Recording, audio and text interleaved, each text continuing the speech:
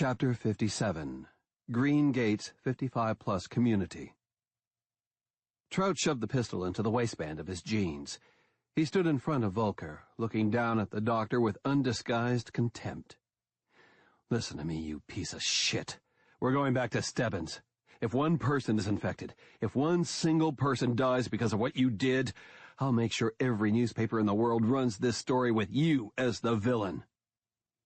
Volker leaned back from Trout's intensity, but there was some defiance in his blue eyes. "You were there to report on a man being killed by pumping poison into his veins, Mr. Trout. You profit from such stories. The public loves to read of such things. Should I believe that you're naive enough to think that we are not all monsters, each in our own way? Save that crap for a jury, asshole. Or is it that you're so arrogant," Volker continued, "that you believe that your moral worldview supersedes all others? Can you tell me that you would not have executed Homer Gibbon, or even tortured him a little, knowing what you know, the horrors he inflicted on women and children? Yeah, sure. I might have even enjoyed waterboarding the fucker," snarled Trout. "That's not the point. I wouldn't have risked using radioactive water to do it, though. There's revenge, and there's primal satisfaction, and then there's risking the health and well-being of others just to satisfy your own bloodlust. Don't try to put me on the same playing field as you, Volker. As far as I see it, with the destructive potential of what you shot in Gibbon, you are every bit as bad as Gibbon. You're every inch the monster he is." Trout's blood roared in his ears. Volker shook his head and turned away. "I hope you rot in hell." Then he turned and ran for the door. Goat lingered a moment longer, staring at Volker, but unable to express the horrors that screamed in his head. He spat on the floor in front of the doctor, then followed Trout. The Explorer roared down the lane, burning through the rainwater to leave skid marks on the asphalt. Trout and Goat both had their cell phones out, punching numbers as fast as they could. In the wreck of a Stebbins County police cruiser, lost under a seat amid a jumble of spent shell casings, Des Fox's cell phone began ringing. The ringtone was from a Dwight Yoakam tune. The phone rang 4 times and then went to voicemail. Des's message was, "You got the machine, leave a message and a number. If I don't call back, your message wasn't interesting." When Trout heard the call go to voicemail, his heart juddered in his chest. "Come on, Des, come on." At the beep, he said, "Des, I need you to call me back right away." He paused, trying to word a message that she wouldn't immediately delete. "I got a reliable tip that someone infected with a dangerous disease is in town. Call me now." He clicked off and tried JT. Straight to voicemail. He left a similar message, hung up, and called Marcia. The phone rang 3 times, 4, and then she answered. "Marcia." "Oh, Christ, Billy," she said. Her voice was weak, and she was breathing too fast and too hard. It sounded like she was having sex. "Billy, God." "Marcia, what's wrong? What's going on there?" "Billy, I tried calling 911. They didn't answer." "Marcia!" "It hurts, Billy. Oh, my God. It hurts so bad. I can't stop the bleeding." The line abruptly went dead. Trout screamed into the phone. Nothing. He redialed and got nothing. No voicemail, not even a ring. "What was that?"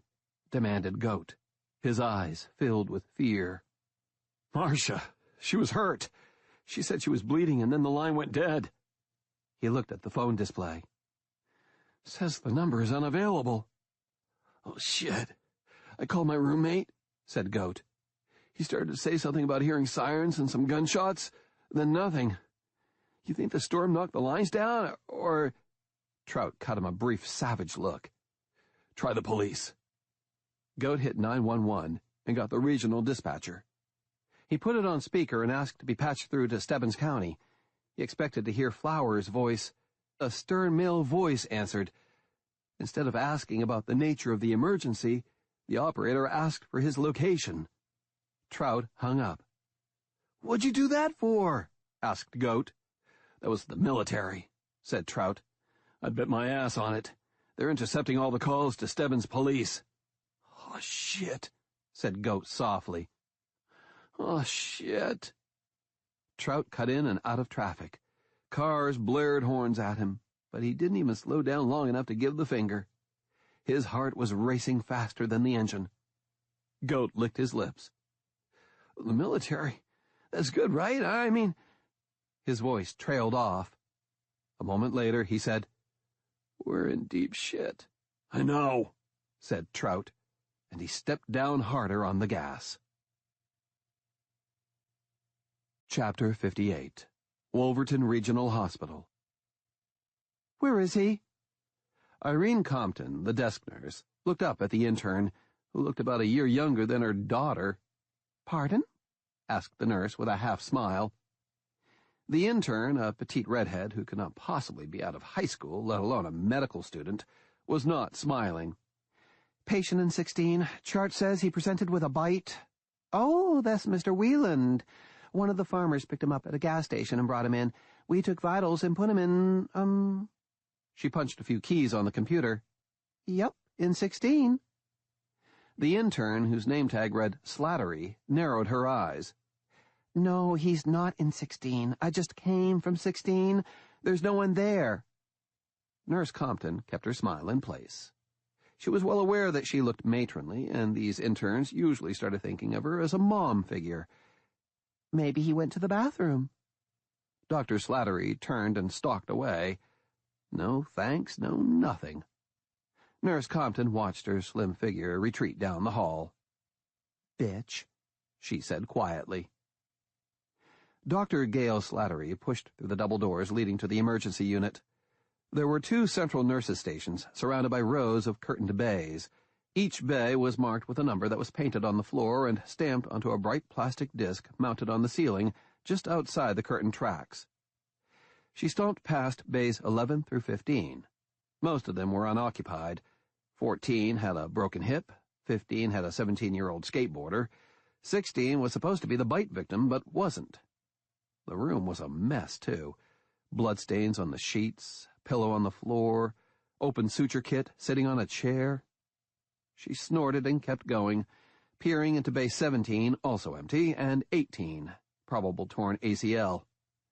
The last bay, 19, was next to the bathroom. The patient in 19 was one that Slattery had already seen, Mona Green, a geriatric with chest pains. Woman was 93, a smoker, and had a history of angina, emphysema, and congestive heart failure dating back to the Clinton presidency. And it was a wonder she was alive, let alone able to drive herself here about once every 3 months for chest pressure. The curtains were drawn, and Dr. Slattery parted them for a quick peek. She was about to say something, but she froze. Her lips parted. Mrs. Green was there, sure enough, but so was Mr. Wieland. He was bent over the old woman, and for an odd moment, Gil Slattery thought that the man was kissing her, or whispering something in her ear. He wasn't. Dr. Slattery gasped. Mr. Wieland heard the small sound, and his head jerked up, eyes darting toward the part in the curtains. He roved over the curtains, not lingering for even a moment on the narrow part. Those eyes were completely empty. His mouth, however, was full. Red bubbled on his lips and ran in lines down his cheeks and over his chin and splashed on the ivy pattern of the Wolverton Hospital patient gowns. Mr. Wieland's mouth worked, and even across the 12 feet that separated them, Dr. Slattery could hear the sucking, smacking sounds as his teeth chewed on what he had taken from old Mona Green. Dr. Slattery should have backed quietly away. She should have cleared the area and called security. She should have called the police. She did none of those things. Instead, Gale Slattery did the one thing that she should not have done. She screamed. Mr. Wieland's eyes snapped back toward her, and now he did see the narrow part, and the eye that looked through it. His lips curled back from his teeth, and he dropped the remains of the stick-like arm he'd held. With a howl of insatiable hunger, A hunger not at all satisfied by all that he had consumed, Mr. Wieland rushed around the bed straight toward Dr. Slattery. She screamed and screamed. She screamed as long as she could, as long as she was able. Chapter 59. Magic Marty in the Morning, WNOW Radio, Maryland. This is Magic Marty at the mic with new tidbits for travelers. Well, it's official, campers. The cow manure has hit the fan. We got a major storm clamp down over the region. Airports and bus terminals are shut down. Schools are closed, and all non-essential activities have been canceled all across our listening area. And there's still some police activity on Doll Factory Road in Stebbins. And we have unconfirmed reports of an incident at Wolverton Hospital on the Stebbins-Bordentown border. No details yet, except that state police are on the scene. And one more thing, kids. I know the big storms are kind of fun in a haunted house roller coaster ride sort of way, but this is serious business. Folks are out there dealing with this. Police, fire, and rescue units are going to be pushed to the limit, so please, no more of the crank calls about monsters eating people. Aunt Marty likes a good prank as much as the next gal, but come on, guys, now's not the time. Chapter 60. The Forest, Stebbins County, Pennsylvania.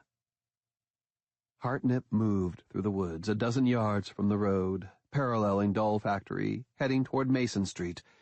He had no control over where his body went, just as he had no idea where it was going.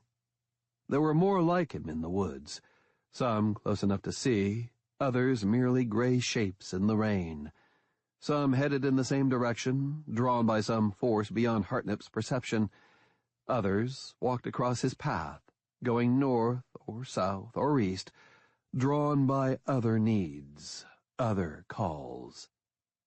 The body around him moved stiffly, and he could still feel it. The hoped-for rigor mortis was upon him now, slowing him, making his limbs move like stilts, but they kept moving. It hurt, too. No human before could ever appreciate the terrible, ceaseless pain of rigor.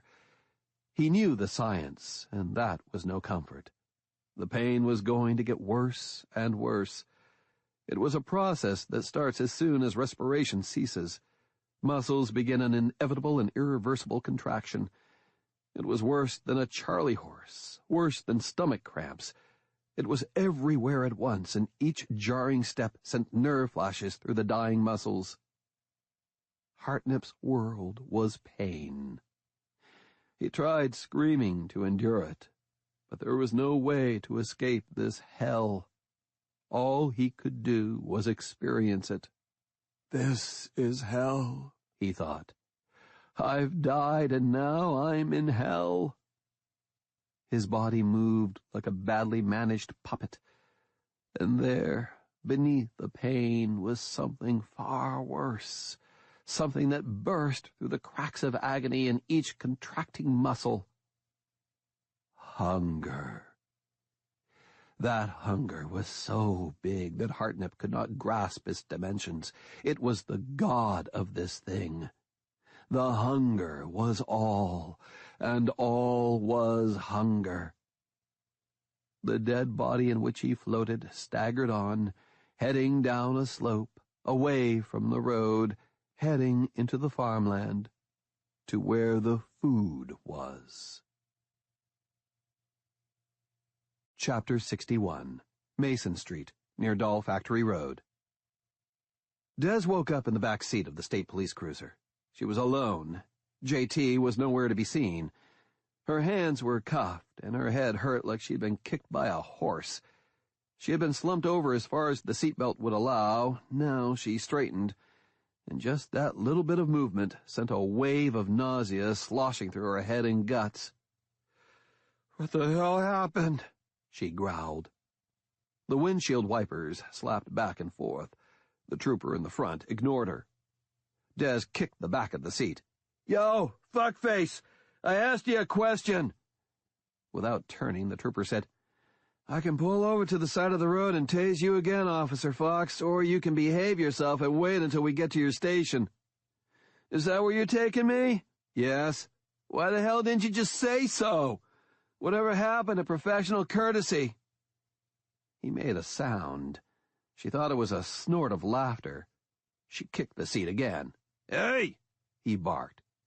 Why did you ass monkeys tase me in the first place? And who hit me in the head?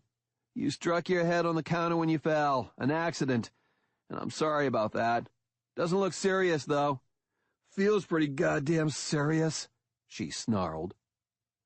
Des considered throwing up on the screen. That would make her stomach feel better and would really piss this guy off. But she didn't. Instead, she asked, What the shit is going on here? You've been arrested, Officer Fox. I'd have thought that was clear. Even to you. What the hell is that supposed to mean? He didn't answer. Des looked at her cuffed wrists. For most prisoners, the chain of the cuffs would be threaded through a D-ring on the floor, but they had given her the smallest slice of courtesy by cuffing her hands in front of her without attaching her to the ring. Even so, the rear doors were reinforced and could not be opened from inside. The wire mesh cage separating front from rear seat was heavy-grade, and she wasn't going to kick her way through it. Des looked out the rain-slick window. They were halfway across the county from the hardware store, just a couple of miles from the center of town. Stebbins was a tiny community on a massive piece of land. The town proper was one traffic light long, 3 blocks in one direction, 2 in the other, and all of it clustered around a Baptist church and the public safety office, which served as the police station, post office, fire station, municipal offices, mayor's office, and various other one-person offices. The next biggest building in town was a Beano's coffee shop, a greasy spoon with aspirations of Starbuckshood. Even on its best days, Stebbins was a ghost town. The only thing that kept Stebbins from drying up and blowing away was some state and federal money from a regional elementary school that occupied the northwest corner of the township, and a slightly smaller regional middle school a few miles away from the town proper, and the county hospital, whose campus shared real estate with Bordentown. They stopped at a crossroads to allow 4 yellow school buses to pass, heading from the middle school toward the shelter of Stebbins' little school. Des craned her neck to look at the buses, at the pale, frightened faces pressed to each window. One of the kids, a little girl with yellow curls, waved to her. Des waved back, needing to lift both hands to do it. Then the buses turned onto Schoolhouse Lane and were gone into the swirling gray wind. "Where's my partner?" Des asked. "You'll see him at the station," said the trooper. "What's going on? We're the friggin' police, or were you too busy looking at my tits to read the wording on my badge? Don't flatter yourself. Fuck you, and answer the question. Why arrest us? You'll have to discuss that with Lieutenant Hardy. How about you stop being a total prick and tell me, what happened back there? Did you stop them?" "Nothing." "Did you fucking stop them?" "Stop whom?" "What the Christ do you mean, stop whom? There were 50 of those things in the middle of the street. You had to have driven right through them." "I think we should get to the station, and you should listen to your Miranda rights before you say anything, Officer Fox. And that is professional courtesy." "What?" "I don't like seeing another cop in cuffs, and I don't know what happened out there or why you did what you did," he said. "But you need to have a lawyer in the room and your rights on record. That's me talking here, cop to cop." Des stared at the back of his head. The impossibility of the day had slid sideways into the surreal, and she sputtered, trying to find a root of logic that would take her back onto firmer ground. She suddenly stiffened. "You didn't even see them, did you?" "See who?" he demanded again. "Christ." Des tried to think it through. J.T. said that they were coming up the road, but he'd been hunkered down behind the pickup truck, and everyone else was in the store. The rain was getting heavy, and it was dark as the devil's asshole out there. Maybe that was it, she thought. Maybe those things lacked the brainpower or imagination to seek out prey unless they saw it or heard it or smelled it. Walking uphill toward an empty road in a downpour, they might not have had anything to go on. So, where did they go? There was forest on both sides of Mason, forest with farmland beyond it. She tried to remember if you could smell the farm animals from Mason. Probably.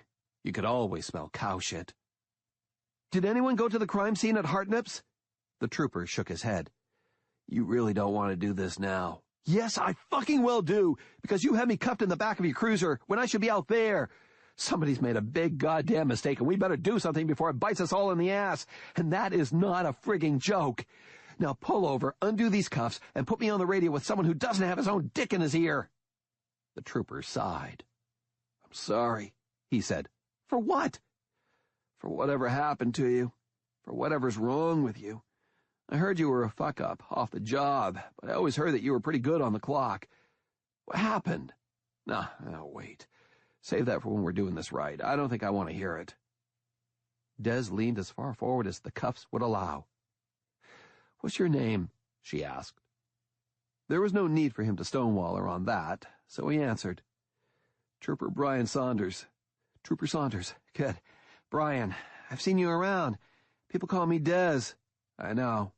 I don't know how or why they think that I'm responsible for anything that's happened today, but I want you to hear me on this. I was protecting the public at all times. I was defending myself at all times. I am not irrational, and I have committed no crimes. Okay? His tone was neither encouraging nor dismissive, merely an acknowledgement that he heard her. There are people out there who are acting irrationally. They're sick, possibly as a result of a chemical agent or some kind of toxin. It might be a disease. I don't know. Whatever it is, it hits hard and it hits fast. I saw it hit one of the locals, a kid named Deviney from Bordentown PD. Deviney went apeshit and attacked fellow officers. We restrained him, and my partner, Sergeant J.T. Hammond, and I transported him to the hospital. This is a matter of record. Check with the hospital. Immediately after that, we received a call from dispatch to return to the Hartnett crime scene. Dispatch said that people were killing each other. Understand that? Killing each other. Whatever this thing is, it must have spread. That dispatch call is also a matter of record. Call the station. Talk to Flower. She's the dispatcher. Let her play the tape. Saunders said nothing. The sound of the windshield wipers seemed unnaturally loud. When my partner and I arrived at the scene, we were attacked by the infected. Some of those infected were police officers, including state troopers. We tried everything, verbal control, beanbag rounds, and then the situation forced us up a rung on the force continuum, so we defended ourselves to the best of our abilities and training. As any cops would. As you would, Brian. Saunders was shaking his head, but he didn't say anything. Brian, Des pleaded. Please, just check. They are checking, said Saunders with exasperation. They did check, and that's not how we're reading the scene. We didn't find any infected. All we found was evidence that 2 officers went batshit and began killing people, killing cops. We found Chief Goss with half his head blown off. Burn marks around the wound looked like the barrel was right against his flesh. His own gun was still in its holster. How would a cop let someone get that close, unless he knew the person? He was infected! What about the hospital? Have your people talked to them, Dr. Sengupta? I don't know anything about that. At least let me talk to— Watch out!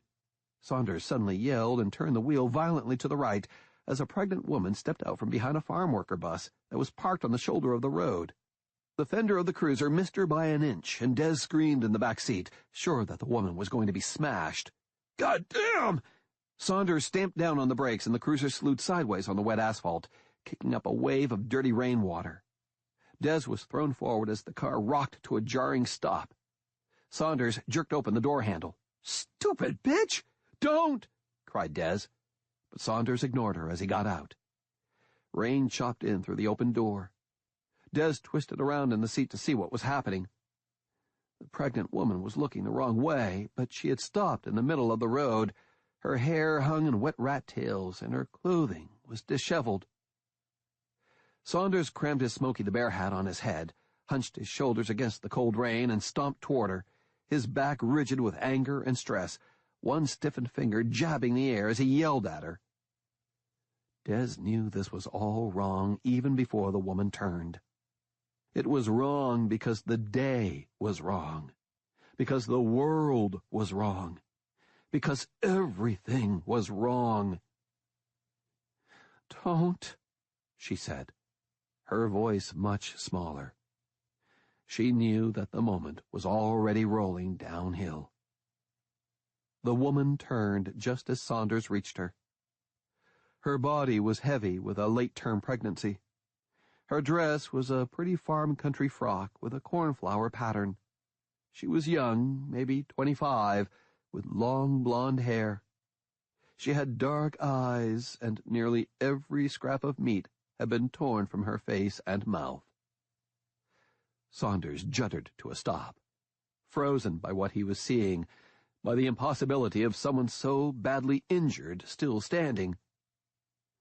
Through the open front driver's door, Des could hear the patter of raindrops on the wide brim of his hat. She heard him begin to say, "Jesus Christ! Lady, are you— Don't!" Des's shriek bounced off the closed windows of the cruiser. And then the woman was on him. She lunged at him with small, pale hands. Her lipless mouth opened wide, and white teeth streaked with black blood snapped forward. Des screamed. A geyser of blood shot 10 feet above Brian Saunders's head. Des screamed and screamed. She kicked the screen. She threw her shoulder against the door. Saunders's legs buckled, and he dropped to his knees as the woman bent over him, her teeth locked on the side of his throat. There was movement on the bus, beside the bus, behind the bus. More of them. A busload of them. They converged on the trooper and dragged him to the asphalt. Des screamed one more time, and then she tried to stop it, realizing far too late what that scream would do. Several of the things looked up from their unspeakable feast, looked in the direction of the scream, looked at her. "Don't," Des whispered softly, as one by one a dozen of the monsters rose from the thrashing body and shambled toward the cruiser. The front driver door was open.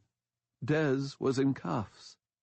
She twisted around and popped the catch on her seatbelt, but there was no way out of that car. She was trapped. No, she was preserved. Meat in a locker. "Don't," Des begged, even though Saunders was long past hearing her. "Don't leave me." They shuffled toward her. There was no need for silence now. Des screamed again and again. Chapter 62. Around Stebbins County. "What scares you?" The waitress working the counter at Murphy's Diner looked up from the coffee she was pouring. This wasn't the first odd question this customer had asked. He was a thriller writer, and he'd been around annoying other customers with questions for the last couple of days. Today, he was the only one crazy enough to brave the storm. "Slow days and bad trippers," she said. The writer smiled. He was a blocky man with white hair and a gray mustache that was at odds with a youthful face. He wore an expensive leather jacket over a sweatshirt that had the emblem for the Northern Illinois Huskies college football team. "Serious question," persisted the writer. He fished in his pocket and laid a business card on the counter and pushed it toward the waitress. The card read Shane Gurrick. The waitress, who wore a white plastic name tag with Sherrill on it, picked up the card and flipped it over. On the back was a full-color picture of his latest novel. "Torn Apart," she read. Then set the card down. "I don't read horror novels." "It's not a horror novel," said Gurrick, as he poured cream into his coffee. "I write thrillers." "What's the difference?" "No monsters." "Then who's tearing who apart?" "Serial killers, mass murderers. No vampires, no werewolves, nothing like that." The waitress made one of those faces that suggested that she wasn't likely to be interested in anything this guy wrote about. At least, not until she saw how well he tipped. If he dropped 20% or better, then she'd be a lot more interested next time. She knew a couple of writers. They were always broke. Only people who tipped words were college students. "You ready to order?" she asked, setting the pot down and pulling her order pad from her apron. "If I do, will you answer the question?" "You taking a poll?" "I'm researching a book. The lead character in my novels is out here from Illinois to participate in a multi-state manhunt for a killer. I'm trying to get a sense of what people are like here. Moods, politics, relationships, personalities. Why not just make it up? He shrugged, blew across his coffee cup, sipped and set it down. Better to draw on real life. Small-town killer, she said. Is that it? Make sure the hicks are properly redneck and uneducated? Gurrick laughed. I grew up in the burbs outside of Chicago. Not exactly big town. And no, I'm not profiling everyone as a redneck. It takes all kinds of people to make a town. There's no one type. He ticked his head toward the street outside. I've met some interesting people so far. Chief Goss, a reporter named Trout, and Billy Trout? You met him? Cheryl managed to smile for that. Without the smile, she looked north of 50 and off the radar for personality vitality, but the smile dropped 15 years from her and chipped away a lot of the gray clay that seemed to have been built around her. You know him? Cheryl gave him the kind of laugh that said that she not only knew Billy Trout, but could tell you stories. He comes in here every now and then, she said, with a wonderfully coquettish slant of her eyes that made Gurrick smile.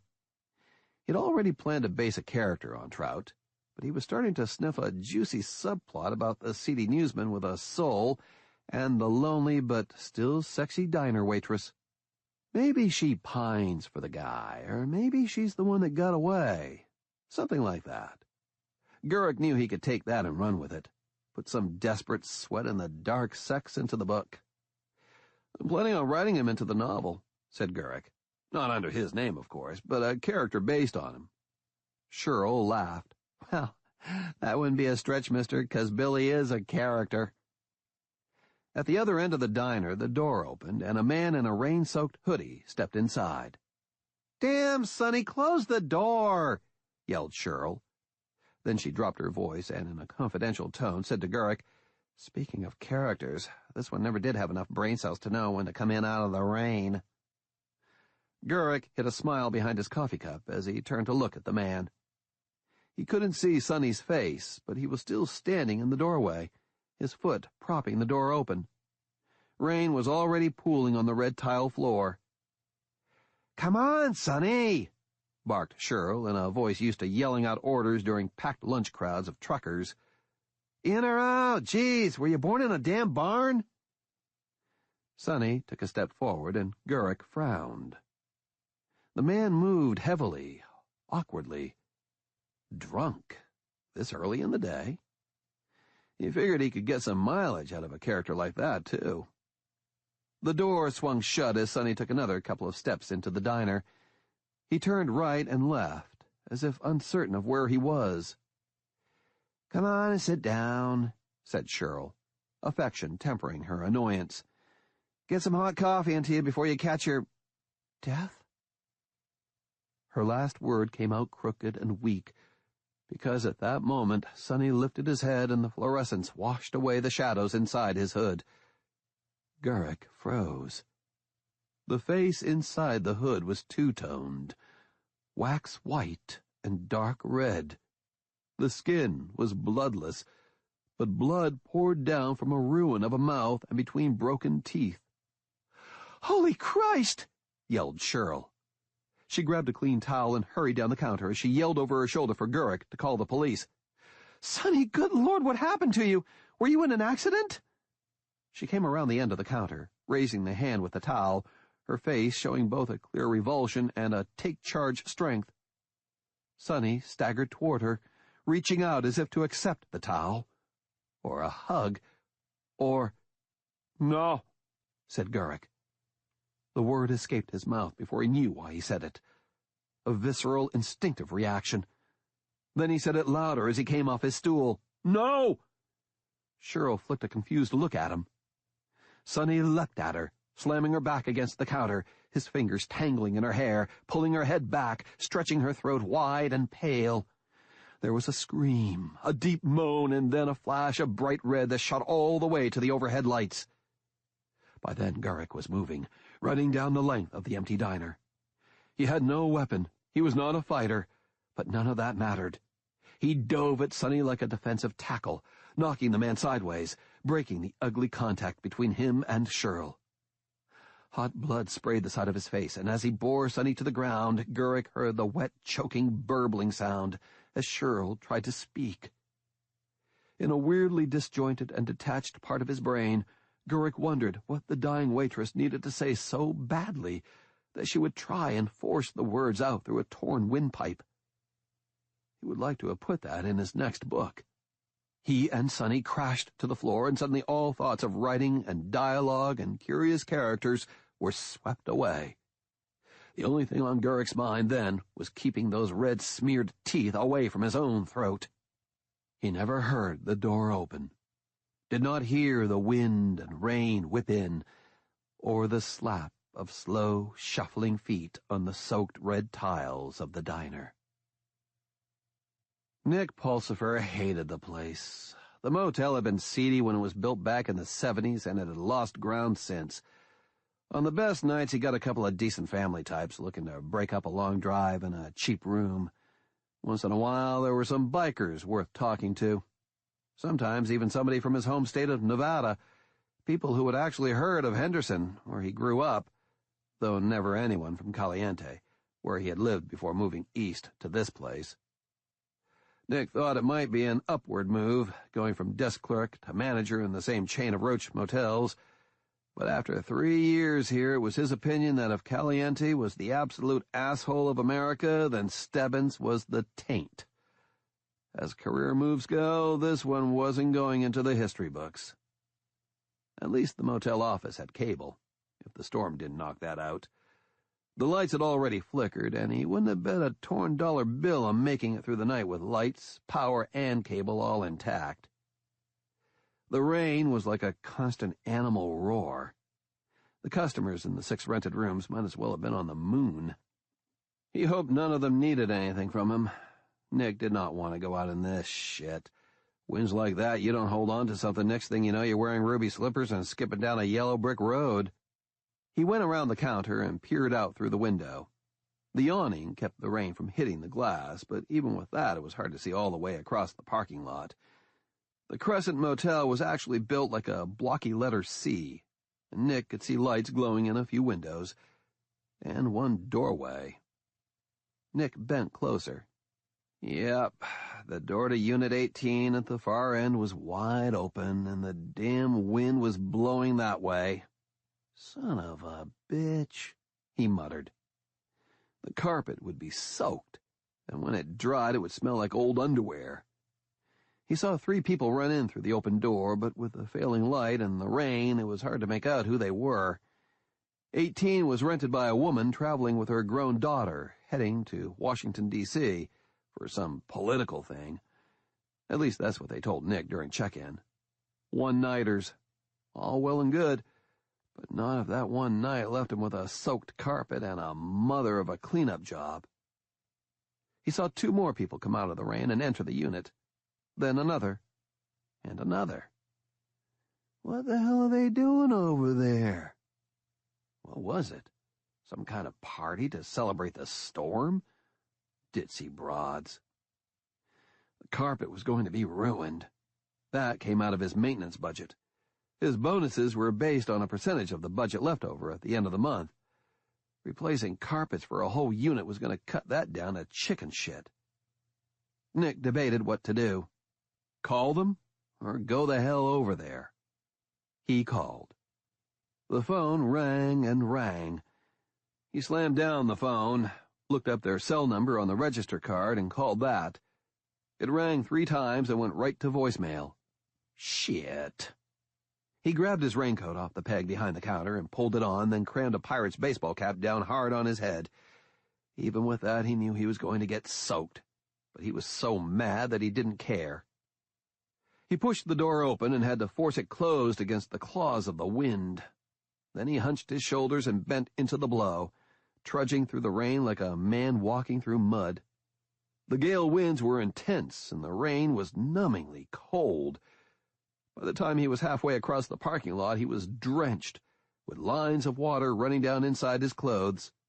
Rain pelted his face with the stinging force of hail, and runoff dripped from the tips of his long chin beard. Through squinted eyes, he could see the crowd of people gathered at the open door, some of them inside Unit 18, some outside. None of them had umbrellas or rain hats. They stood in the rain like they didn't give a shit, and Nick was 20 yards away from them when that fact started to bother him.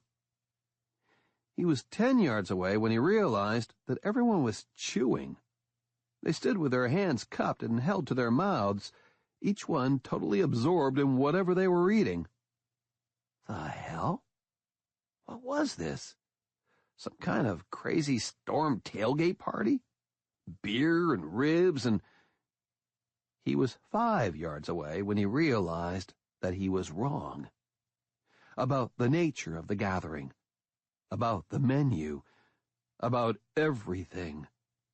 The people closest to him raised their faces from their meals and stared at him with eyes that were far too dark and mouths that were far too red.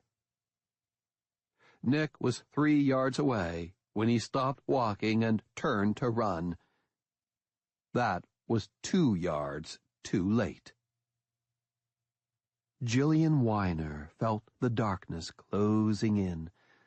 The calm-down drugs were taking her below the level of pain and stress, and soon the big, dark, soft wave of anesthesia would roll over her, and she would go down into a sweet nothingness. She wouldn't feel the scalpel as the doctors went in and removed her appendix. Who needs an appendix anyway? She knew that there would be pain when she woke up, and more pain during the recovery, but for now, it felt like rolling down a hill that was lined with silk and covered with pillows. Sounds were becoming muted, distorted, softened, so that they made little sense other than as background noise. She could hear the doctor and the nurses speaking, and even understand snatches of what they said, but if it made any sense to Jillian, she was too deep to care. "The hell's going on out there? Someone's hurt out in the hall. Oh, my God, my God! Please, oh, sweet Jesus, please don't let it end here!" The screams became the cries of seagulls over a lazy beach. Even when blood splashed her, it was nothing more than salt spray from the summer waves. "It's nice down here," she thought. "So sweet, so soft." Jillian felt hands on her. Nurses? Doctors? Who cared? She couldn't exactly remember what a doctor was, or why she was here. The darkness was flowing around her, filling up the room. The figures that moved around her were painted in tones of mint green and bright red. Then the colors swirled as she went deeper and deeper. She felt the others' hands, the colder hands, on her, but she didn't care. She felt the dull pinch of teeth. That registered as pain, but as far away, on a shelf, over there, somewhere else. As Jillian's eyes closed, as the anesthesia took her all the way down, she had one last glimpse of the room. A doctor with an Indian face and eyes filled with blood, bending toward her stomach. Another pinch, another bite. The anesthesia pulled her under, and she was smiling as Dr. Sengupta, the nurses, and several patients gathered around her gurney and devoured her. Chapter 63. Mason Street, near Doll Factory Road. The dead moved toward the cruiser. Trooper Saunders had stopped screaming by now. Dez's screams died slowly in her throat as she stared through the rain-smeared window at the monsters. Most of them were clustered around the body, but the rest were coming her way. Oh God, oh God, oh God, oh God. There was no way out. The rain was getting heavier by the moment, obscuring the window, making it hard to see what they were doing. "Shit!" Des breathed, and immediately slid down off the seat, crammed herself into the footwell, and tried to disappear. The rain was so loud, she could not even hear the moans of the dead. "Please, please, please!" Then she heard the driver's door creak against its hinge. She dared not look. Above her, around her, there were soft sounds, hands touching, bodies bumping without force against the skin of the cruiser. Des held her breath. "They can't see me down here. Not through the rain on the windows." The thin hiss of fingernails on wet glass and dripping metal. "They can't smell me. The rain stings of earth and manure and ozone." The vehicle rocked as something entered it. "Please, God, they don't know I'm here." The rain was so loud, it drowned everything out. Des willed it to drown her out. The air began to burn in her lungs. "JT, where are you?" Outside there was a whooshing sound as another vehicle drove by, and then a change in sound as it slowed. "Hey!" called a voice. "Are you— Oh, Jesus Christ!" The scream of tires, turning, burning as the on the blacktop evaporated and the rubber smoked. A higher shriek as the tires found purchase, the roar of the engine as the car accelerated away. Then nothing but the rain. So much, so heavy. It fell and fell. A steady thunder on the roof and the rear windshield. Cold and wet breeze coming in through the open door. But beneath the rain, nothing. Des had to let the breath out. It was a fireball behind her sternum. She let it out open-mouthed, slow, forcing her throat open wide. No stricture, no sound. Exhale it all out. Hold. Wait. Inhale. Silent. God, don't let them hear me. She waited for the dead limp hands to start beating on the glass. She turned her head an inch and peered up, wanting to see and terrified to see the worm-white fingers poke through the grill. Waited. Watched. Des breathed as silent as a ghost while she waited for the dead to come for her, to take her, to devour her. She didn't have her gun. Saunders had taken it. If they got to her, if they infected her, there was not going to be a way out. No exit strategy. No fast ride on the night train. She would die and be consumed and— God, please don't let me be a monster. God, please. Please. Please. Mommy, please. Daddy.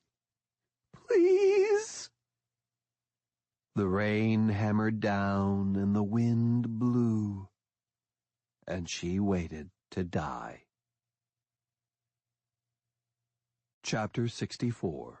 Magic Marty in the Morning, WNOW Radio, Maryland. This is Magic Marty at the mic, and we are in a world of hurt out there. The storm is parked over Stebbins County, and we're seeing torrential rains and gale-force winds. Small and moderate streams are flooding, and we're getting reports of road washouts. Telephone and cell lines are taking a beating from the storm, which seems to have knocked out communication with local police and fire. That's the bad news, and I wish I had some good news to throw at you campers. If you can hear my voice, then get to high ground, lock your doors, and we'll ride this out together. Chapter 65. Conroy's Acres. Selma Conroy said nothing as Homer Gibbon paced back and forth across the dining room floor. He was agitated, his eyes jumpy, his fingers twitching. Every step was an awkward lurch as he fought the increasing stiffness in his muscles. "He lied to me," Homer snarled. "He lied to me! To me!" He turned and swept his arm across the table, knocking dishes and stacks of magazines and a week's worth of mail onto the floor with a crash. Homer slammed his fists down on the tabletop and leaned on them, shaking his head slowly back and forth. "I thought he understood." Selma said nothing. Magazines and unpaid bills littered the floor around her like fallen leaves. Homer stopped moving and looked down at his hands. They were caked with blood. They were cold hands, pale and dead. That's what Volker had told him. "You are a dead, damned thing." The doctor's words down the phone line, venomous and filled with betrayal, not the voice of the red mouth at all. He held his right hand up to his eye, studying it. The flesh did not look right. Even apart from the scratches and blood, it looked wrong, on a deeper, more troubling level. Wrong. His skin moved, like the way flesh crawls when it contracts in the cold, or when there is so much fear the skin wants to retreat from it.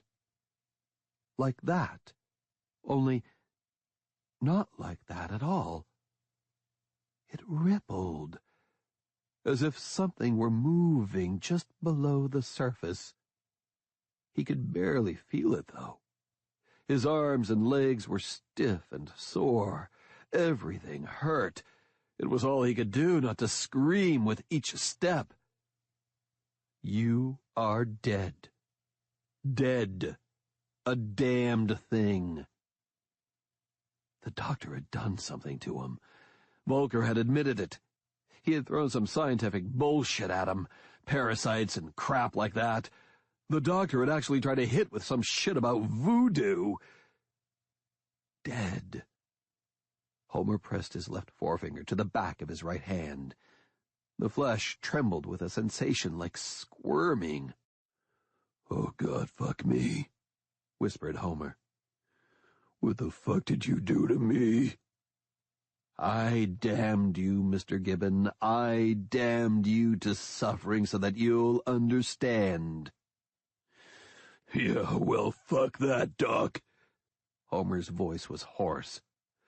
"I already know. I've known all my life. The black eye shows me everything. The red mouth tells me everything I need to know.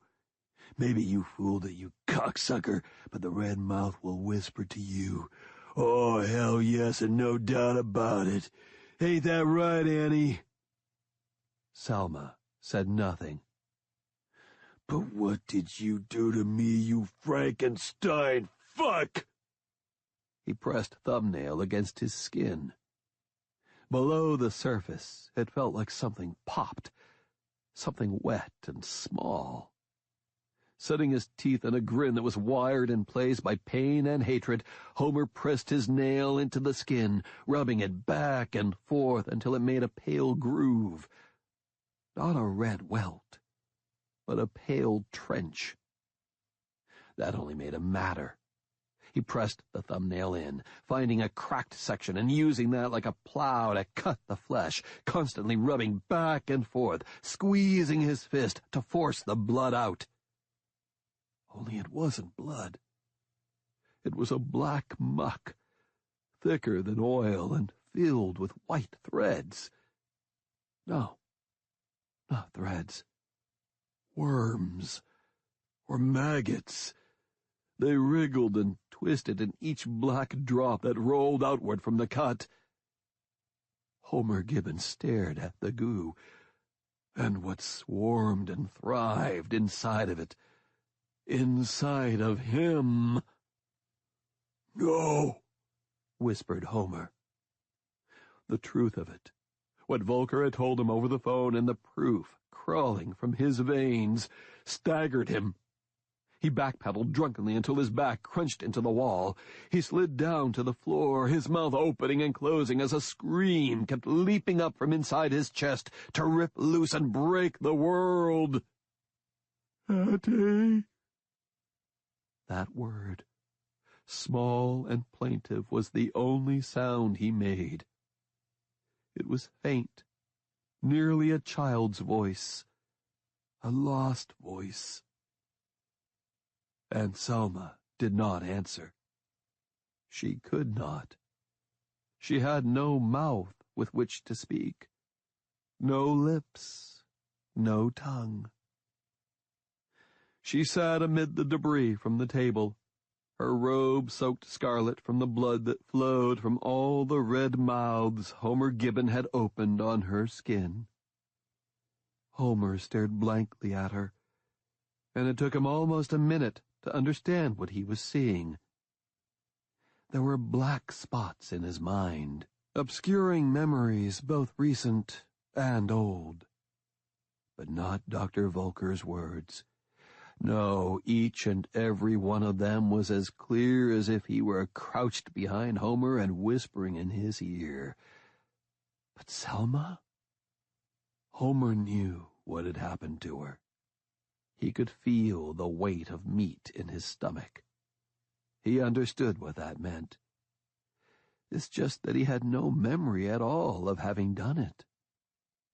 Homer had not wanted to do this. Not to Selma, not to her. He sat and stared and tried to weep. He strained to force out a single tear. "Come on, you fucker!" he yelled, as if Volker was right there in the room. "Give me that much. Let me still be human enough for that." He felt a tingle at the corner of his eye, and with great relief he touched his fingers there, needing to see the ordinary glistening wetness of that tear. The world began spinning around him. The drop of liquid on his fingertips was as black as the black eye. Tiny worms wriggled in it. Homer Gibbon screamed, and this time the scream was real, full and charged with all of the power of his hate and rage. He screamed and screamed. He jumped to his feet and raged through the house, tearing it apart. Be damned to the pain in his muscles. He took that pain and fed it in like fuel to his fury. He shattered windows and threw chairs across the rooms. His hands swept pictures from the walls, and his feet kicked side tables to kindling. He overturned the sofa and slashed at the curtains with fingernails and teeth, and then with knives from the kitchen. And then he stopped dead in his tracks. Aunt Selma stood in the doorway to the dining room. Her face was a death mask of exposed bone and empty eye sockets. Her clothes hung in stained tatters, exposing wrinkled, bloodless skin. Some of her fingers were broken and bitten. "Auntie?" Selma raised her hands toward him and moaned. A deep, aching moan of blind and unbearable hunger. Homer stared at her, watching as she shuffled toward him. Even from 10 feet away he could see the black goo leaking from between the exposed teeth, and inside the goo, the worms. It was then, in a grand leap of understanding, that everything Volker had told him about Project Lucifer, the coupe poudre and the parasites, coalesced into a shared body of knowledge with the things the black eye had witnessed all of Homer's life, and which the red mouth whispered incessantly in his ears. Homer looked at the ripped skin on Aunt Selma and touched his own mouth, making intuitive leaps, making connections. Over the years, in the service of the red mouth, Homer had used every kind of tool. Knives, saws, drills, pliers, hatchets, clubs, forks, and even dentist tools. Each of them had opened red mouths in the people whom he sacrificed to his inner gods. But now he ran his fingers over his teeth, feeling each one. shape and size and sharpness. Ordinary teeth. But not really. Not anymore. He could feel the worms wriggling beneath the flesh of his gums and within the meat of his tongue and the walls of his mouth. "Yes," whispered the red mouth. There was a soft thump from the cellar and a low moan, and Homer knew that the church lady was trying to climb the stairs. He knew that without having to look. It all made sense now. Everything was clear. The state had captured him and chained him. Dr. Volker had tried to transform him into the living embodiment of suffering, but a higher, grander purpose was at work in Homer's life, and now he understood the purpose of that power. Like a grub that turns into a wasp, it was all about transformation. Just as Aunt Selma had transformed from living meat to a servant of the Red Mouth, Homer Gibbon understood that he was no longer Homer Gibbon. He was the Red Mouth. "God," he said aloud, meaning himself. He felt the hunger inside. In the same instant, he felt all doubt and confusion decay and die. He opened the door and let Aunt Selma stagger out into the rain. Then he looked through the debris until he found the keys to the church lady's car. With them in hand, he stepped out onto the porch, smiling, filled with purpose. He remembered a snatch of an old poem that one of the older cons in Rockview used to repeat. Standing on the top step, he said it aloud. "This is how the world ends," he whispered to the rain. "This is how the world ends," he said to the wind. "This is how the world ends," he shouted to the storm, not with a bang, but a bite. Part 3. The Dead Land. No one who, like me, conjures up the most evil of those half-tamed demons that inhabit the human breast and seeks to wrestle with them can expect to come through the struggle unscathed. Sigmund Freud. Dora, an analysis of a case of hysteria. Chapter 66. Magic Marty in the Morning. WNOW Radio, Maryland. This is Magic Marty at the mic, and we've been informed that Pennsylvania Governor Harbison is going to make an announcement. Okay, we're going live to the state capitol in Harrisburg. My fellow citizens of the Commonwealth of Pennsylvania, said the governor in a deep, somber voice. As of 7 p.m. tonight, I am declaring a state of emergency for Stebbins County and a state of high alert for the following counties: Beaver, Allegheny, Washington, Greene, Armstrong, Indiana, Westmoreland, Fayette, Somerset, and Cambria. We have been offered, and I have accepted, assistance from the federal government and FEMA. I have mobilized the National Guard to shore up flood-affected areas and to assist with evacuations and other rescue operations. A pause. However, the storm is not our only concern. With police, rescue, and fire departments taxed to their limits, we have been receiving a number of accounts of looting and violence. So far, most of this has been concentrated in Stebbins County, which is also being hit hardest by the storm. For that reason, I have authorized the National Guard to place Stebbins under temporary martial law. A curfew has been imposed, and guardsmen will work with local law enforcement to restore order. It is a sad thing when a corrupt few take advantage of the many, especially during a time of crisis. We saw similar acts of cowardly opportunism during Hurricane Katrina and in the wake of the earthquakes in Haiti. However, I am convinced, and will remain convinced that the overwhelming majority of the people of this glorious Commonwealth are working shoulder to shoulder with their neighbors to save lives, protect property, and do what is necessary for everyone to survive. The many will not be tainted by the heinous acts of the few, and I can promise that order will be restored in a timely and efficient manner. If you are in one of the affected areas, please follow the instructions provided by the police, emergency agencies, and the news services. Stay at home, stay safe, and pray for those in peril. Together we will weather this crisis and see our way to the other end of this storm. Thank you, and God bless the people of the Commonwealth of Pennsylvania. Chapter 67. Mason Street, near Doll Factory Road. She was a huddled ball down in the footwell of the back seat, her entire body clutched as tightly as a fist. The state police cruiser was still and cold. Outside, the wind was a tireless, howling monster. Des had no idea how long she lay there. 30 minutes? More? Probably more.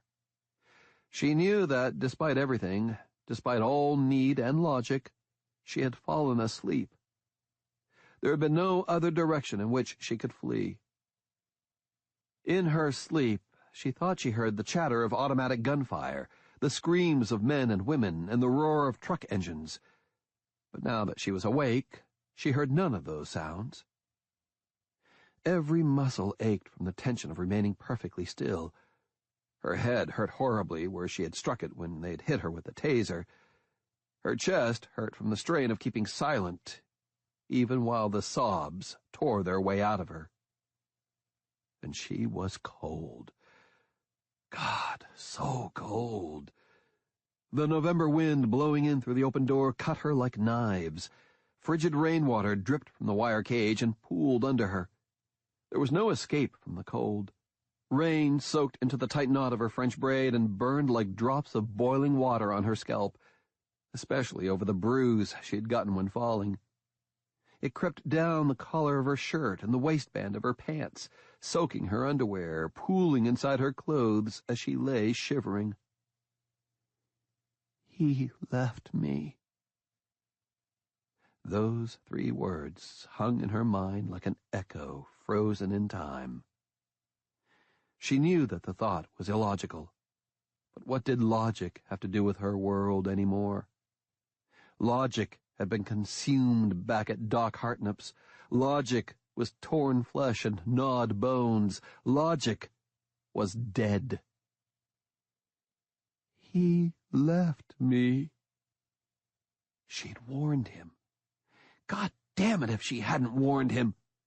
She told him not to get out of the car. He hadn't listened. They never do. That was a lesson Des had learned when she had begged her daddy, begged him on her knees as she clung to his legs not to go when they wanted to send him to Kuwait. She had soaked the knees of his pants with her tears, and Daddy had been forced to peel her off of him. He'd been so frustrated that he'd yelled at her, told her to grow up. Des had known that it was wrong for him to go. There were monsters out there in the darkness. There always were, hiding in the shadows, right beyond the corner of your eye, waiting to take you. Daddy had gone anyway. On the last day, on that terrible morning at the airport, he had tried to make it all right with her. He had knelt down and stroked her blonde hair and kissed her nose. He'd said, "Don't worry, Pumpkin, you know I'll come back for you."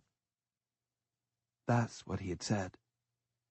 Not come back to you. Come back for you. Then he left. 6 weeks later, he was gone forever. His helicopter blown out of the Arabian skies by a rocket-propelled grenade fired by someone in his own platoon.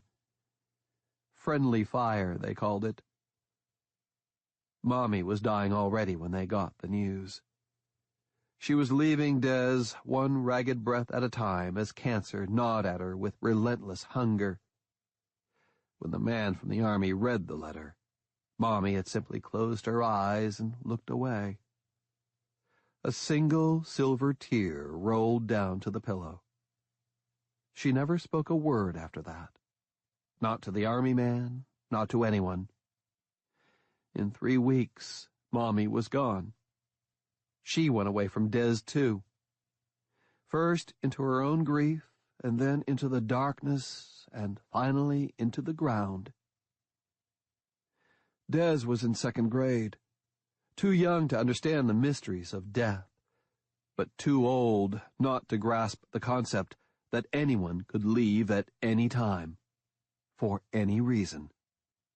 Daddy had proved that. So had Mommy. So had everyone. Even this trooper, this young guy named Saunders, left her, alone, in the cold rain, with the monsters. So, why not sleep? Why not fall into the deepest, darkest hole that opened up in her mind? It was so much safer down there because you're all alone. No one can leave you when you're all alone.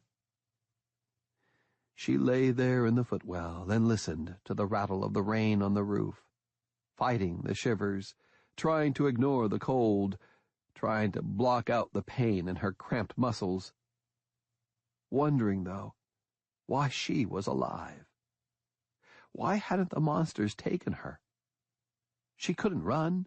She was cuffed, battered, helpless, meat in a fridge for those fuckers. Des listened for the sound of moans threaded into the wind and the rain. Listened. She heard absolutely nothing except the storm. Why? She lay there, waiting, aching, needing for J.T. to come.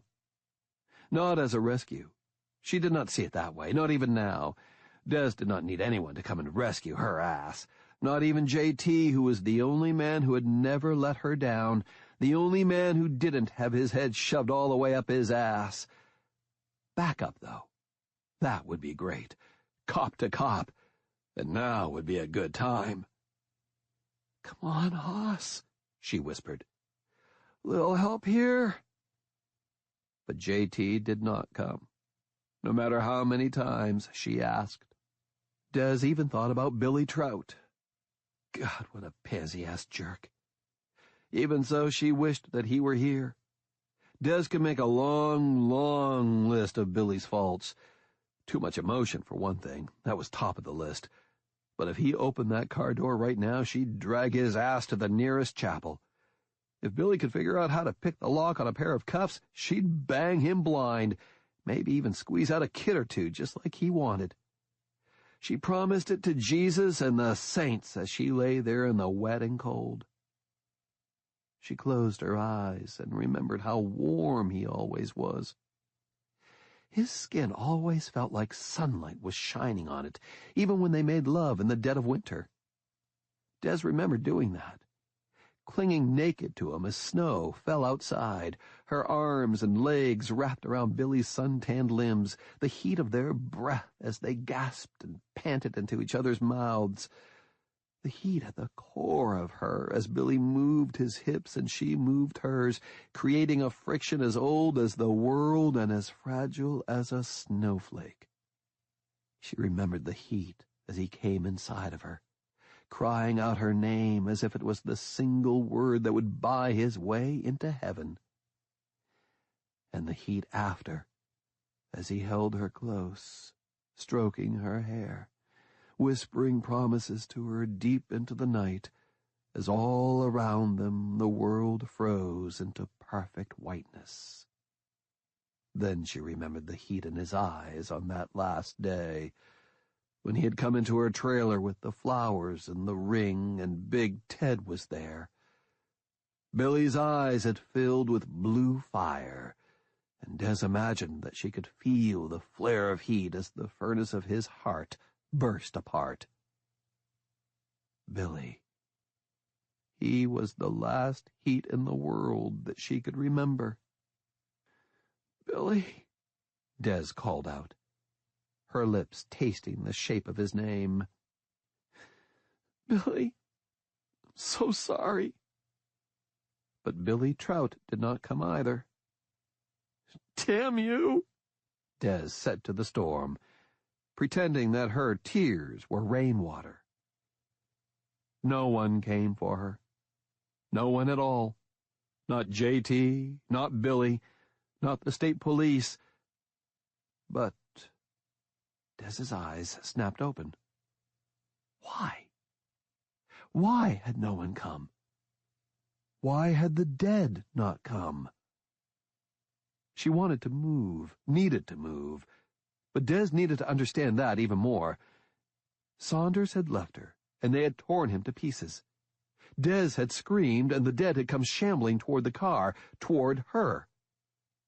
Only they hadn't done that. The front door of the car was wide open. Des took the risk. She knew before she moved that it was the most dangerous thing she had ever done. The most foolish, which was saying a lot. She straightened her left leg. The muscles began to cry out in a long, slow voice of pain as she flexed her thigh and straightened her knee.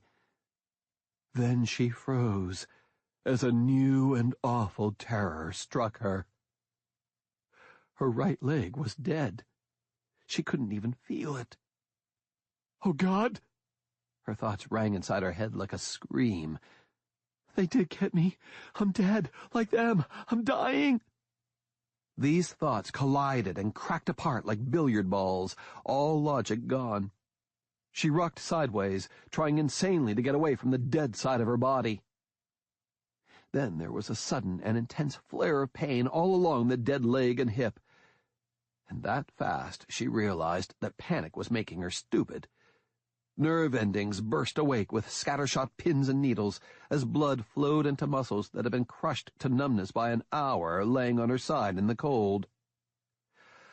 "You stupid bitch," she told herself, keeping her voice almost silent, but loading it with enough scorn and venom to strip the bluing off a gun barrel. "You stupid pussy-ass fucking idiot!" Scorn was a good lash for Des. It made her angry, and for her, anger was the only thing that could outfight fear. Anger was an old friend, an ally since she was in the 2nd grade. It made her want to hurt something, herself, or the first thing she could find that would scream. Even so, she moved cautiously, slowly, unfolding her cramped limbs, even smiling with the rictus grin athletes often wear during physical therapy, loving the pain, hating the weakness, forcing strength back into the body, at the same time listening for changes in the ambient noise, listening for the moans. Nothing. She sat up. It took 5 minutes. Her wrists were bruised and raw from the cuffs, but she thanked God that Saunders had been compassionate enough not to have cuffed her behind her back. That would be a death sentence. In front, there was at least a chance. She could not see out of the window. She was too short, and the window was fogged with condensation. That meant that she had to get up onto the bench seat. "Come on, you lazy cow!" She reached up and threaded her fingers through the mesh of the wire cage that separated the front seat from the back. Her fingers ached from the cold, but Des fed that pain to the furnace of anger that she was stoking in the center of her chest. She set her teeth and pulled, pushing with both legs.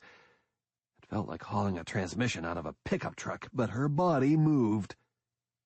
Then she was on the seat. She immediately lay back down, stretching herself on the seat as she listened for moans, listened for anything that might be reacting to the noise of her movement. The wind and the rain did not change in pitch or tone. Des slowly sat up again. She leaned and tried to look out through the open driver's door, but the angle was bad. All she could see was a bit of blacktop and tiny waves of runoff cascading toward the shoulder. She shimmied over to the left-hand rear window and used her sleeve to wipe away the condensation. Everything outside was still a blur, the shapes smeared by the constant rainfall. Even so, those shapes were constants, unmoving. What had happened to the damn dead? It didn't make sense. Until it did.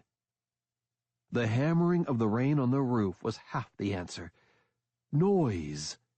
And the smell of the rain, charged with ozone and rich with earthy odors from the flowing mud, was the other half. The dead could not hear or see her. Not in that downpour. Not hidden in the back of the cruiser. Not through those same smeared windows. Well, fuck me blind, Des said out loud. She grinned. A real grin this time. Then she looked down at the footwell, at where she had been, at what she had been down there. Small, broken, weak, abandoned. Her head abruptly rose and snapped around like a spaniel, her eyes focused to the east, as if she could see through car and storm and buildings all the way to the elementary school. Where the kids were. Where the old folks had been taken. Were they trapped there? Abandoned by parents who could not get through the storm to pick them up. Or by parents who had encountered some other problem, like Saunders had.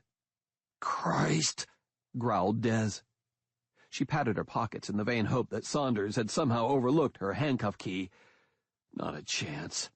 Damn! The cage was heavy-gauge wire, and she was never going to kick that out of its frame. The doors had no handles inside. But the windows... Des sneered at the glass. She had knocked in her fair share of car windows in her time, with her baton and the end of her flashlight, with a standing kick more than once, and even with the head of Rufus Sturco after Des had busted him for beating his wife with an electrical cord. Side windows weren't that tough. Safety glass was made to shatter under the right kind of impact. The problem was going to be one of angle and resistance. She couldn't stand up, and that was the best angle, and lying down meant that there was nothing to really brace against. This was going to have to be all muscle and speed, snapping speed. She turned and lay down on the seat and scooched down so that she could place her heels on the window with her knees bent. Then she wrapped her cupped hands in the nylon seatbelt strap, took a deep breath, and kicked. Her heels hit the glass and rebounded, and Des knee-punched herself in the mouth, smashing her lower lip against her teeth. She tasted blood as pain flared along the inside of her lip. The glass remained unbroken. "Motherfucker!" she snarled. Her anger stoked all the way up to white-hot rage, and she kicked out again, and again, and again. There was a sharp crystalline pop, and then her heels shot through the disintegrating window out into the rain. However, the jagged teeth of the window raked her ankles and calves. Des jerked her legs back into the car, her chest heaving in anger and pain. Hot blood trickled down the back of each calf, but cold rain slanted through the window, driven by stiff wind. She froze and listened once more to the sound of the storm. Still no moans, no scuffling feet on the wet blacktop. Des leaned forward and cautiously stuck her head out the window, looked left and right. The bus was still there, but that was it. None of them, not even the remains of Saunders. Had they totally consumed him, flesh, bone, and clothes? No, that was stupid. He was one of them now. Des knew that for sure. The way you know bad things when the shit is really coming down around you. Saunders was out there somewhere, half torn apart but walking, hunting for food. Her stomach did a sickening spin. "Stop mooning around, you cow!" screeched Des. "Get out of the car! Get out! Get out!" Des reached her hands through the shattered window and fumbled for the door handle, found it, hooked her cold fingers in it, clumsied it up, and felt the lock pop open, She shoved the door with her knee, and then she was out of the car, moving as fast as she could, and then dropping into a low crouch, studying the road. Nothing moved but the wind-blown rain. Des crept sideways down the car to the open driver's door, found the trunk release, jerked it. Then she duck-walked to the back of the car, making maximum use of cover, peered around, and saw that the coast was still clear. She straightened and pushed the trunk hood all the way up, and smiled. Her hat was there, as was her gun belt, her Glock, and her ring of keys. Des grabbed for the keys, fumbled the small cuff key out, and worked it into the lock. When they clicked open, she turned and threw them as far away as she could, her face twisted into a mask of disgust. Then she wrapped the belt around her hips and cinched it tight. She had used up her pepper spray on Andy. Didn't matter. The shit didn't work on those dead sons of bitches anyway. She dropped the magazine in her Glock. 9 bullets left, and 1 in the chamber. That was the bad news. The good news was the shotgun attached by aluminum clips to the underside of the trunk lid. It had beanbag rounds, though. Good for knocking them down. No good at all for killing them. The keys to the cruiser were... where? She went back to the driver's side, but the ignition slot was empty.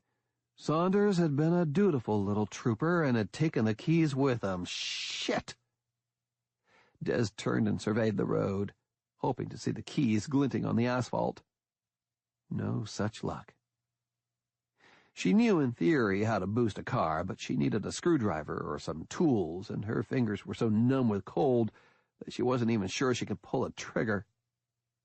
Des looked around, considering her options. Her car was parked at the station, 4 blocks from here, but her car keys were in her briefcase in her own cruiser, and that was back at Turks's, miles away. And if the Stadies thought she was a mad psycho killer, if the actual truth of what was happening hadn't yet come to bite them on the ass, then going to the station was a quick way to get arrested again. Des knew that she wouldn't let that happen, even if it meant kneecapping a couple of troopers. Would she kill one of them if she had to? She weighed the shotgun in her hand. Beanbag rounds might be a way to muscle through them. Or just to avoid that whole can of worms and figure something else out. She looked up the road. The elementary school was 2 miles from here, a long, cold run in this rain. Her trailer home was the same distance, but off to the southwest. It was way out of her way, but she could feel the old place pulling at her. There was a locked trunk in her bedroom.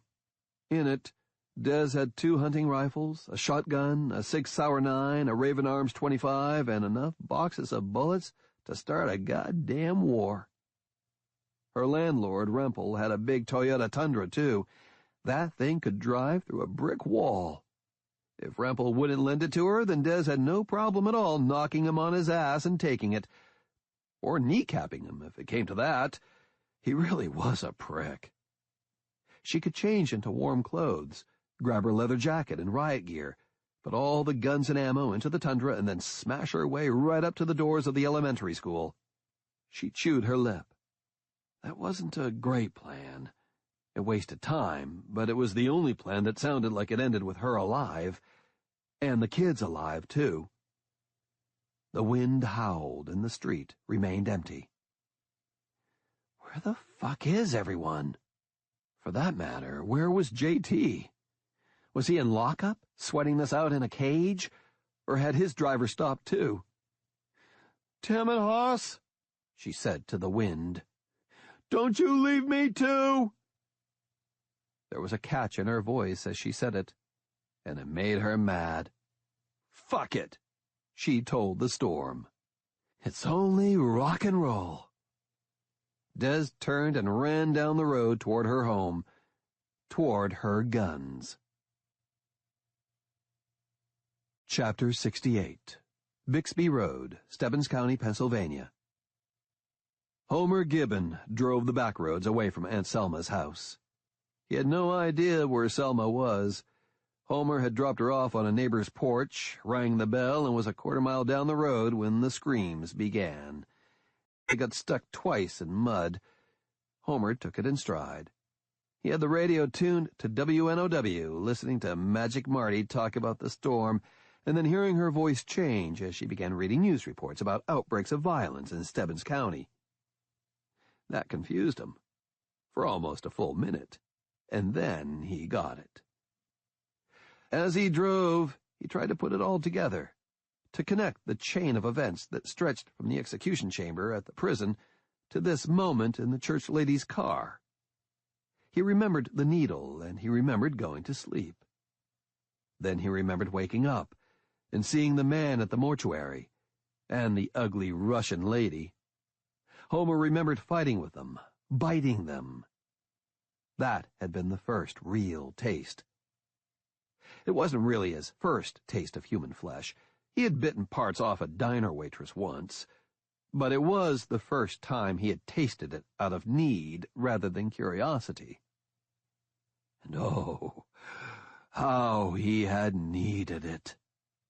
Waking up in that bag, that fucking body bag, had been awful.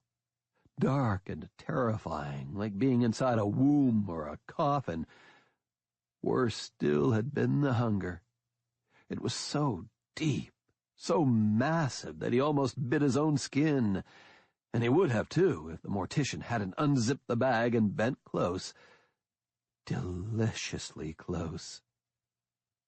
He wondered if the mortician and the Russian lady had come back, like Aunt Selma and the church lady. Yes, he decided, they had.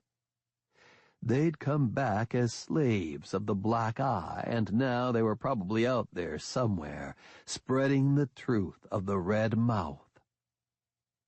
That was... He fished for a word that was grand enough, glorious enough. That was perfect. It was delicious, and it was fun. He hit the button to roll the window down, leaned his head out of the cube as the rain stung him, and screamed at the storm, "Fuck you, Volker!"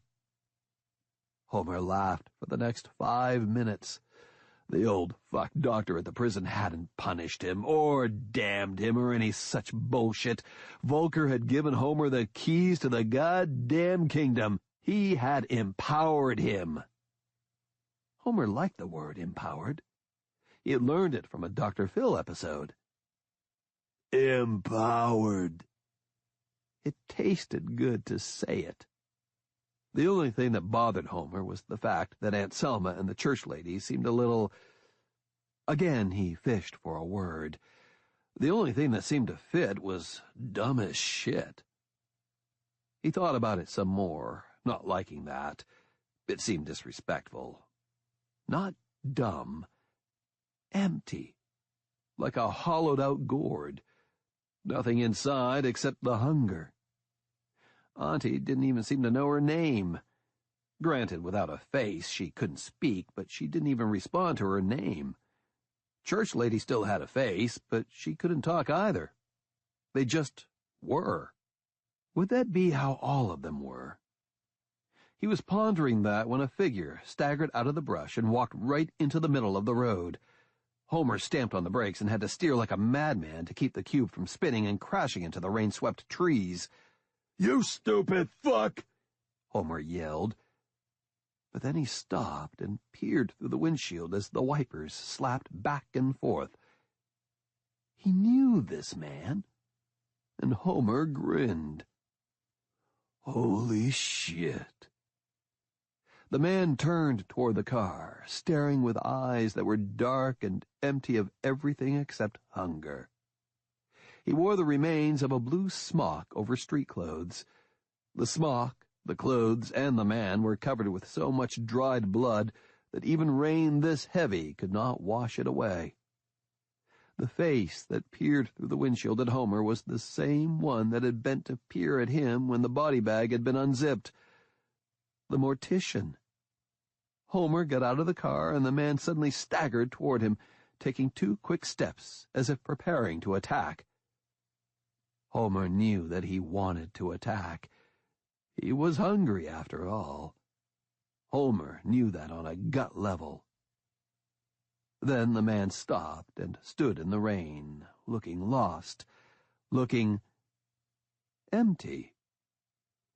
"Guess I'm not your Happy Meal, sport," said Homer. The dead mortician lifted his head at the sound of Homer's voice, and the barest shadow of perplexity flicked across his dead features. Then he turned and began staggering in the same direction he'd been going before Homer stopped. On the other side of the road was a farm field, and beyond that, a farmhouse.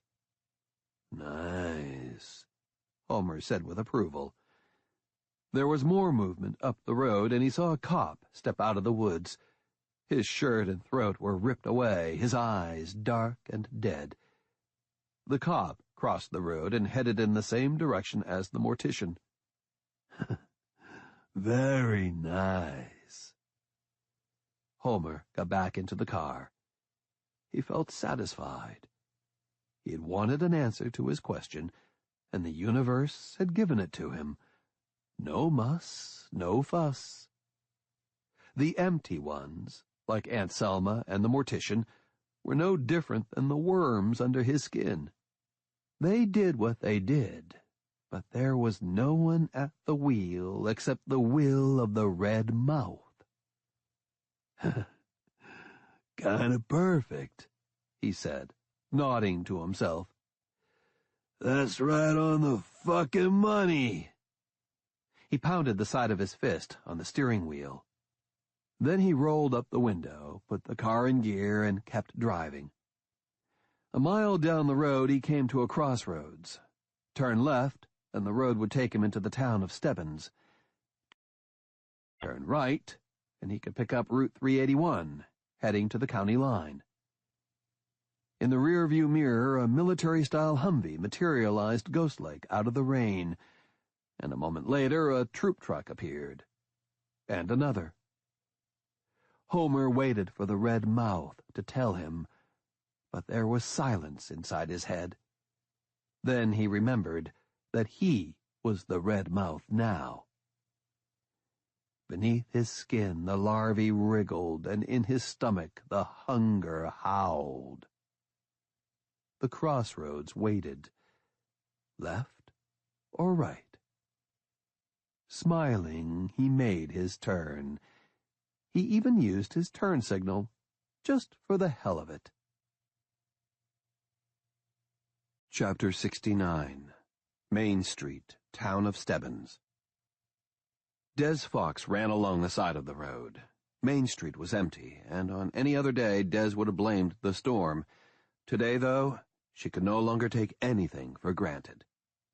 The downpour reduced visibility to a dozen yards. Everything beyond that was a confusion of gray. Threatening shapes seemed to materialize out of nowhere, and Des suddenly tensed, bringing the shotgun up, fingers slipping inside the trigger guard, only to take 2 more steps to reveal them as mailboxes, a stand of cornstalks left over from Halloween, a sheet metal cutout of a smiling car salesman outside of Dollar Bill's used cars. Nothing. None of them. A mile and a half from her trailer park, she found 3 dead bodies lying in the middle of the road. 2 men and a woman. Civilians. Each of the bodies had been virtually torn to pieces by automatic gunfire, multiple head wounds. The ground was littered with brass, 5.56 by 45mm NATO rounds, M16s.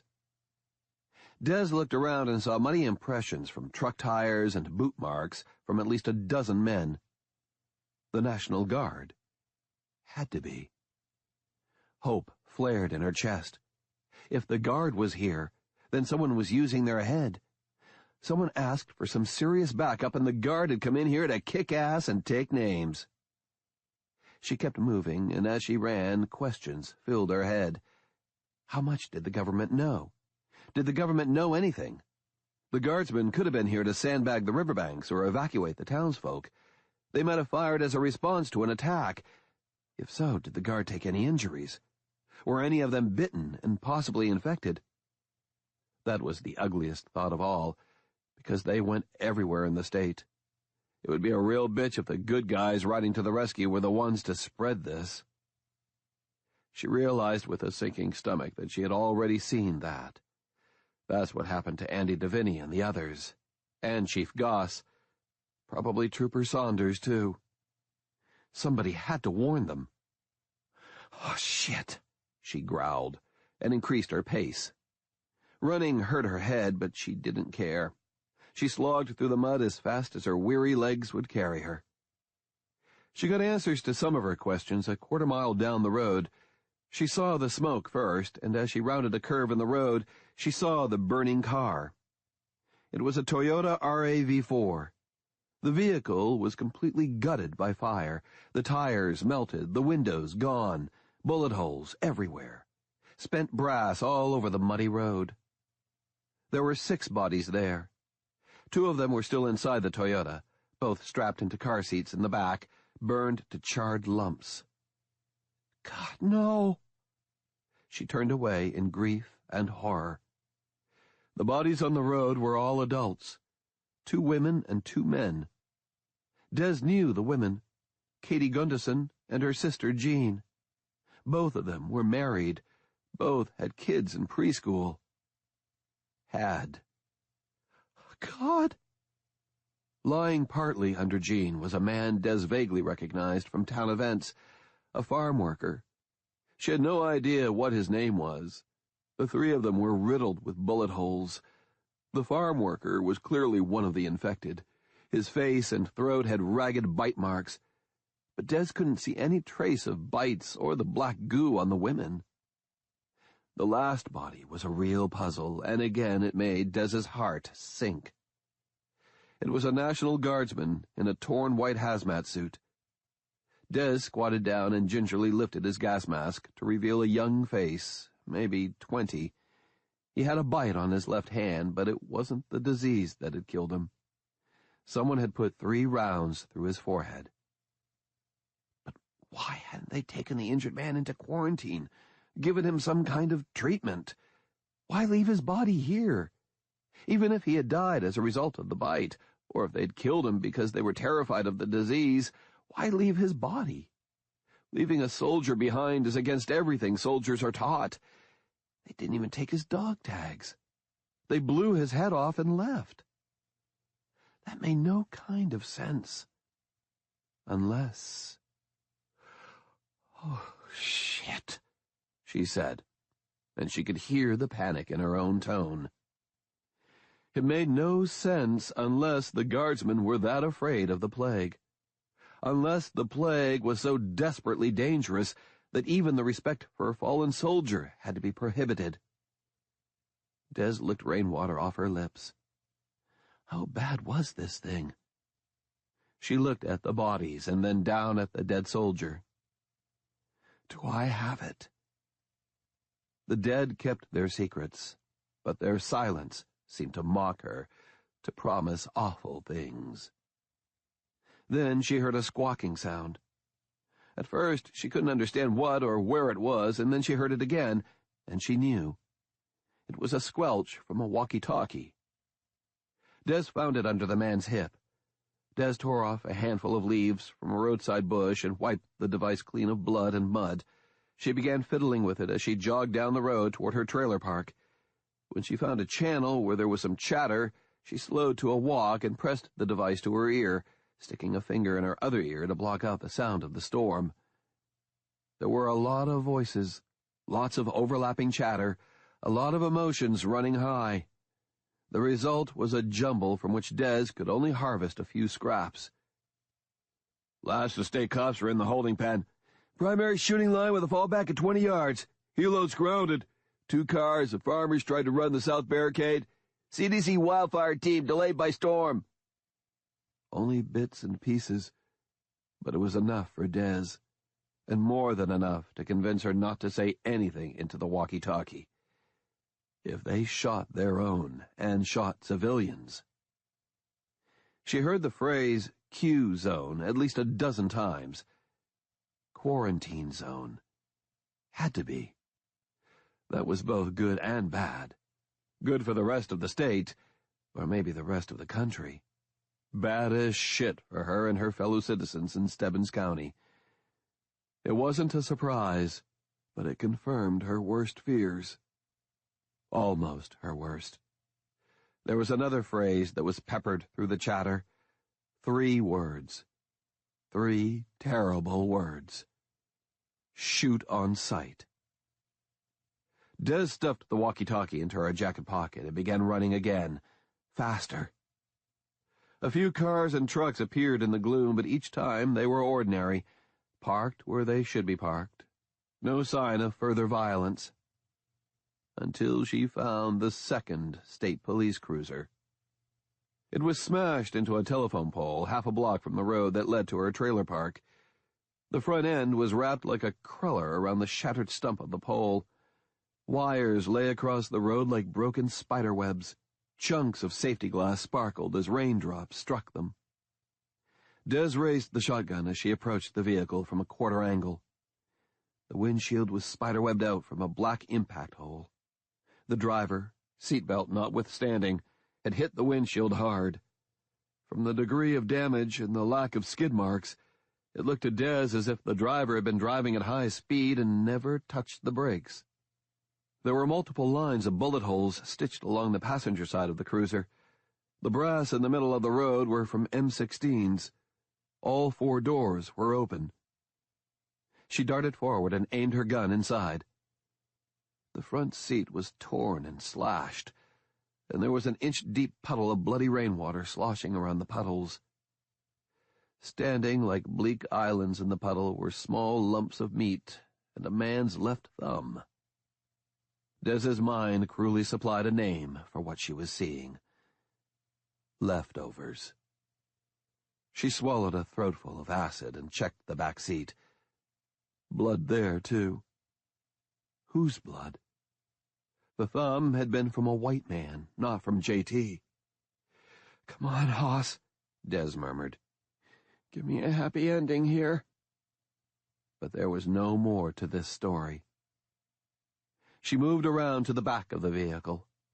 The trunk hood was bent and had popped out of the lock. The shotgun was gone. She tried on a smile, hoping that J.T. had been the one to cowboy up and blast his way out of there. The back seat was bloody, though. "No," she breathed, and hearing the word drove a spike of doubt and fear into her heart. "Come on, no." The rain was so loud that she never heard the wet footsteps behind her, but suddenly icy fingers clamped around her arms and dragged her backward. Chapter 70. Stebbins County Line. Billy Trout suddenly swerved the Explorer off the road and pulled behind a billboard for a year-round Christmas store. "What'd you do that for?" demanded Goat. "Look," Trout said, pointing. Goat peered through the storm. 100 yards ahead, almost invisible in the relentless rain, a line of military vehicles was barreling along Hank Davis Pike, the road that cut across the county line and went directly into Stebbins. There were at least a dozen troop trucks and 2 Humvees with top-mounted machine guns. They were bucketing along, and when they hit the crossroads, they didn't even slow down, burning straight through the red light. Only the last vehicle slowed to a stop, sloping through mud onto the shoulder. Immediately, soldiers piled out and began removing sawhorse barriers from the back of the truck. They erected them across the road that led into town. The guards were dressed in rain ponchos, but their M16s were visible on slings. The soldiers were dressed in white hazmat suits. "Oh, man," said Goat. "This shit must be totally out of the box." "Yeah," murmured Trout dryly. "God, this story has to get out. Damn. I wish the phones worked. Fucking storm. Screw the storm, Billy.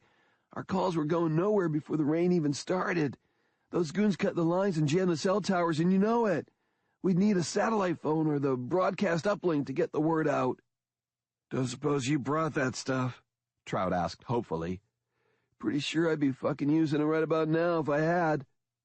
Goat stared at the guardsman down the road. "We're screwed, Billy. We'll never get in." Maybe. Let me think. Trout turned and looked the way they'd come, and then looked farther up the road, chewing his lip in thought. Okay, they've got this road blocked, and there are 4 other significant roads that lead to town.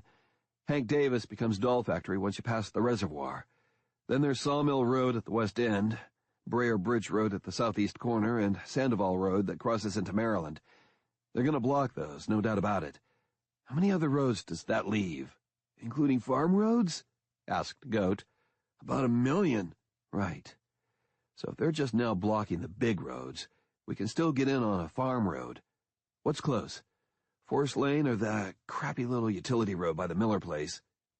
Goat looked uncertain. Wait, man, let's think this through. Why exactly are we trying to get into town?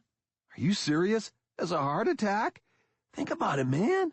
Doc Volker infected a psycho-serial killer with a bunch of parasites that are probably going to make him even more of a murderous whack job than he already was, and which are likely to spread like wildfire. He said that the infected would be, what's the word he used?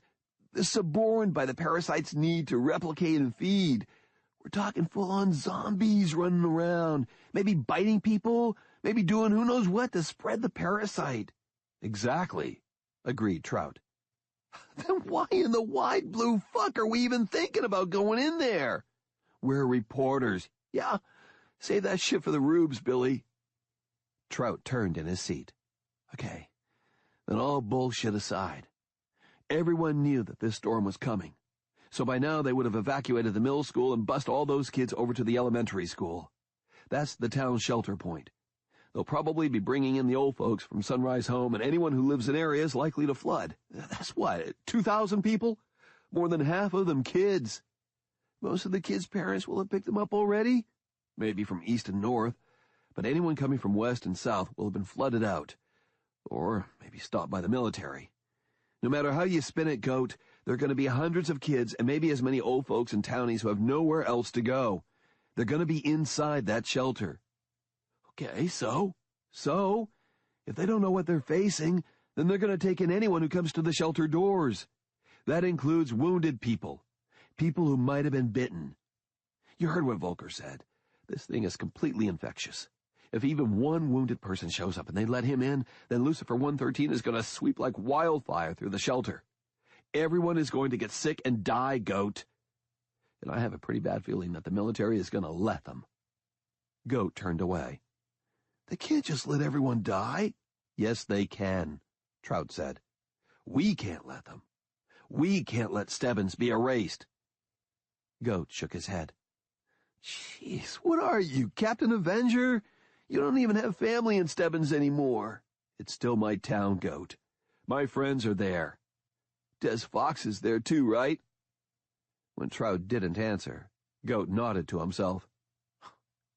You're going to get yourself eaten by zombies or gunned down by the National Guard over some chick who wouldn't piss on you if you were on fire. Trout said nothing.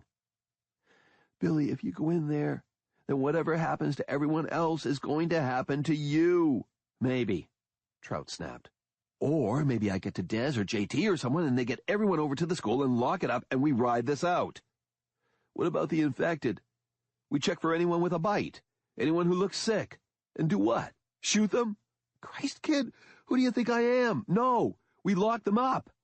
There's plenty of rooms in the school. We take all the infected, anyone who even might be infected, and lock them up until this settles down. Then the feds can figure out a way to help them and rescue us. Goat stared at him for a long time. Damn, I wish I had your optimism. I'd blow my entire paycheck on scratch-off tickets. He shook his head. Look, you can play Captain Avenger, but count me out. Don't worry, Goat. I'm not saying you should come with me. In fact, I'd rather you didn't. I want you to get out of here. Hitch a ride to Bordentown or someplace. Get someplace where you're safe. Goat narrowed his eyes. Why? Because you're going to take this stuff with you. He fished Volker's flash drives and his own small recorder out of his pockets. If things go bad, then make sure the truth comes out. Goat made no move to get out. Billy, this is nuts. Yeah, well, we left sane and normal behind the first time Volker said zombie. Look, said Goat, taking the evidence from Trout. "Do this for me, okay? Before you do anything else, go to the station and get that little portable satellite uplink we use for field reports. It's at my office. There's an old sat phone, too. The Army can cut off the phones and the net, but they're not going to knock down a satellite." "I can contact you with that?" Trout asked. "Sure." Goat explained how the device worked. "You can reach me on Skype. The sat phone will give you audio but no video, so we can at least talk. Use it to let me know when you're going to upload a video file. Get one of my small digital cameras. Shoot everything. The zombies, the soldiers, dead people in the streets, kids hiding in the school, anything that will make news. Hell, it's all news." "Good," said Trout. "That's exactly what we need. We have to get the news out." Goat looked out the window, nodding toward the rain-swept fields. "Bordentown's about 4 miles that way." He glanced at his heavy satchel with the cameras and laptop. It was going to be a bastard of a slog through the mud, but he merely sighed. Then he turned back to Trout. "Tell me something, Billy. If you were in charge of the military for this shit, what would you do? Would you, I don't know, nuke the whole place?" Trout gave him a cynical laugh. "No, but I guess I'd build a big freaking wall around Stebbins. But no, I wouldn't nuke the whole friggin' place, and I don't think they will either. That's good. They'll probably drop a couple of fuel air bombs," Trout continued. "Incinerate the whole place. Less risk, more efficient." Goat stared at him. "Jesus Christ, Billy. You're building a case for the military to kill every man, woman, and child in town. In the town you're about to return to. That's insane." "What Volker did was insane," said Trout. "What the CIA did in allowing Lucifer 113 into the country was insane. Burning this place down to save the entire country, maybe the whole world, it's harsh, but it's practical. No, don't look at me like that. I'm not saying they should. I think they will." "Oh, man." Goat held out his hand. "Take care of yourself, Billy. You too, kid. See you on the other side." Goat shook his head as he got out. He stood in the wind, rainwater running in lines down his face as the explorer pulled back onto the road. Then he set his shoulders against the cold and began walking as fast as the storm and mud would permit. Chapter 71. Main Street. Des shrieked as the cold hands pulled her backward. Then she stepped back harder than the pull, jammed one foot flat on the ground, and used the leverage to spin her body as hard as she could. As she turned, she whipped the shotgun stock at head level, smashing the hardwood into the cheekbone of a tall man in mechanic's coveralls, shattering the bones in his face and sending shockwaves up Dez's arms. The man staggered back, and for a horrible second, Des thought that she had just hit an infected survivor, but then he caught his balance and turned back to face her. One eye was half closed. The other stared at her from a red pit from which all of the flesh had been torn away. The rest of his face hung in tatters. A crooked little laugh of relief escaped her throat. It was only one of the dead. Or a ghoul. More laughter bubbled out of her throat as she raised the gun and fired. She thought it was loaded with beanbag rounds, but a load of double-up buckshot blew off the top of the creature's head. It crumpled awkwardly to the wet ground. "Yeah, fucking A!" she cried aloud. "Booyah! Kill 'em all, motherfucker!" Des stood over the fallen ghoul, feet wide and knees braced, chest heaving. The shotgun clutched so hard that her knuckles were white as bones. She could feel the fastenings that held her sanity in place, popping one by one. Part of her even wanted to go crazy, running batshit nuts through the street, shooting everything that moved until she fired all her guns dry, then running straight into a crowd of them, kicking, punching, biting, going down dirty and mean and in style. A warrior's death, like a lion pulled down by jackals. It was every drill instructor's dream, to die in combat, wading through a sea of your enemy's blood as they choked on yours. She recognized the man. Fred Warts, corn farmer whose spread ran alongside the trailer park. As she watched, a piece of Fred's skull fell away with a plop. It was a grotesque sight, but Des suddenly laughed out loud, and the laugh rose and rose until it was a piercing shriek like a gull's cry, and then the laugh disintegrated into a sob that almost brought her to her knees. "Stop it!" screamed her inner voice. "Stop, stop, stop, stop, stop!" The sobs fractured and fell apart into a choking cough. No more laughter boiled out of her. "Fuck you!" The words were so loud they burned her throat, but the storm swallowed them whole, eating each echo before it could roll back to her. It hurt her that this was Fred. She'd had beers with him, sitting in lawn chairs outside of her trailer, talking football and Monday morning quarterbacking the war in Afghanistan. It was so wrong that she had simply killed him, even though she knew that he was already dead. How could that matter on a day like this? What mattered was that this was a guy she knew, a drinking buddy, a friend. Now he was gone, just as Trooper Saunders was gone, and Chief Goss, and Sheldon Higdon, and Doc Hartnett, and all the others. Everyone she knew was dying. Everyone she knew was leaving her. Everyone. Her stomach bubbled, and Des turned away and vomited into the mud. Then she heard something in the storm behind the waving sheets of rain. Moans. Not just one voice. Many. So many. She stared into the rain with mad eyes. "Come on, you pussies." Des jammed the shotgun stock against her shoulder and fired into the wind. Again and again. She turned and fired, turned and fired. The buckshot was wasted on the storm, but she didn't care. "Come on, you... Her words disintegrated into sobs, and Des sagged to her knees. She shook her head as the moans floated toward her through the rain. "I can't," she blubbered as tears and snot mixed with rainwater on her face. "I can't do this." Not with J.T. gone. Probably Billy, too. The bastard.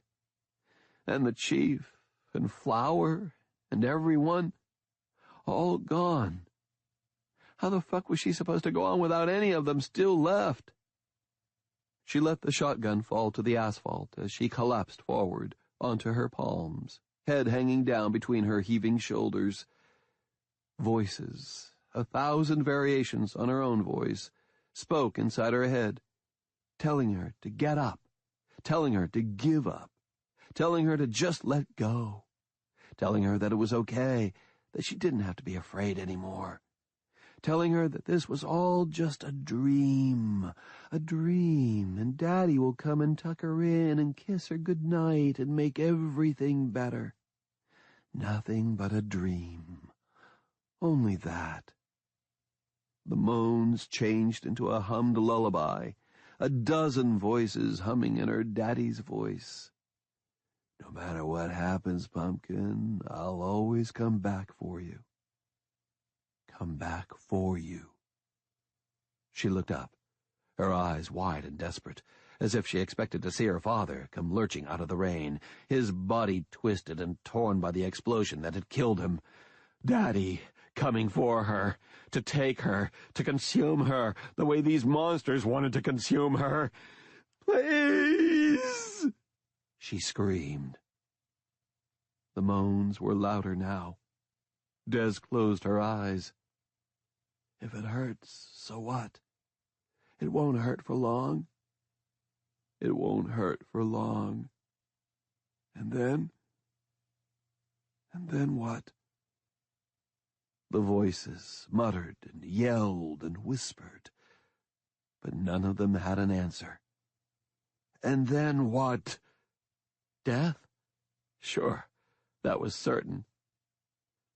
And then what? Des heard a sound, a soft scuff, and she raised her head an inch, opening her eyes to a squint, as if afraid of a bright light.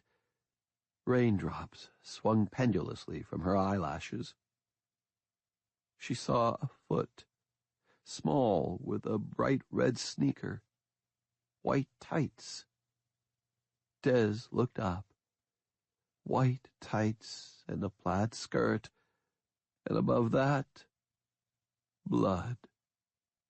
The face that came out of the rain could have been her own, years and years ago. Big blue eyes, corn-yellow hair, round cheeks, a pretty little girl. A little girl. The little girl reached out her hands, a soft and plaintive gesture. A child wanting warmth, craving the safety of strong arms to hold her and keep her safe from the boogeyman. The little girl could have been her, only it wasn't. "Please," whispered the little girl. That's what Des's mind tried to tell her. That's the lie her inner need created. Please. But it was a lie, and Des knew it. Some fragment of her still understood that much. The voices in her head yelled the lie, but some deeper part of Des was whispering back, no. The little girl had not spoken at all. She could not. All she could do was moan. An empty plea to satisfy a hunger that was vast and endless. Des looked into the little girl's eyes. She had seen the eyes of the other ghouls, Chief Goss, others. In their eyes, all she had seen was nothing. But here, for a fragment of a moment, Des thought she caught the flicker of something else. It was as if she looked through the grimy glass of a haunted house and saw the pale, pleading face of a ghost. In the second before the thing lunged at her, Des saw the shadow of the little girl screaming at her from the endless darkness. It was the single most terrible moment of her entire life. Worse than the lingering death of her mother as cancer carved her down to a skeletal parody of who she had been. Worse than the imagined ghost of her father who comes shambling into her bedroom months after he had been buried in a sealed coffin. Worse than all the intervening years of drinking to shut down her mind and fucking to try to feel something. Worse than all of the things that had happened today. The screaming face of the little girl, trapped inside the mindless thing that had been her, was worse than anything. Worse even than all the voices screaming inside Desdemona Fox's head. So, Des screamed too. And with a movement as fluid and fast as if she had been practicing her whole life for this single moment, Des drew her Glock and pointed and fired straight and true and blew out the lights in the haunted house. The little girl pitched backward and fell onto the asphalt. Des crawled over to her and looked down into the dark eyes. She bent close, staring.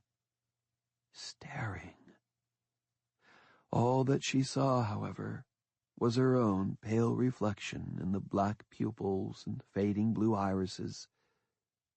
The ghost was gone. The screams in Des's head stopped, just like that, blown to silence by the blast of her gun, falling empty on the ground like spent brass. Des Fox raised her head. There were other moans in the storm, coming closer. Slow shapes with dark bodies and pale faces were emerging from the shadows of the downpour. Des lingered for one moment longer, looking at the victim of the small murder she had committed. However, Des offered no apology. This was not her crime. She had saved this little girl.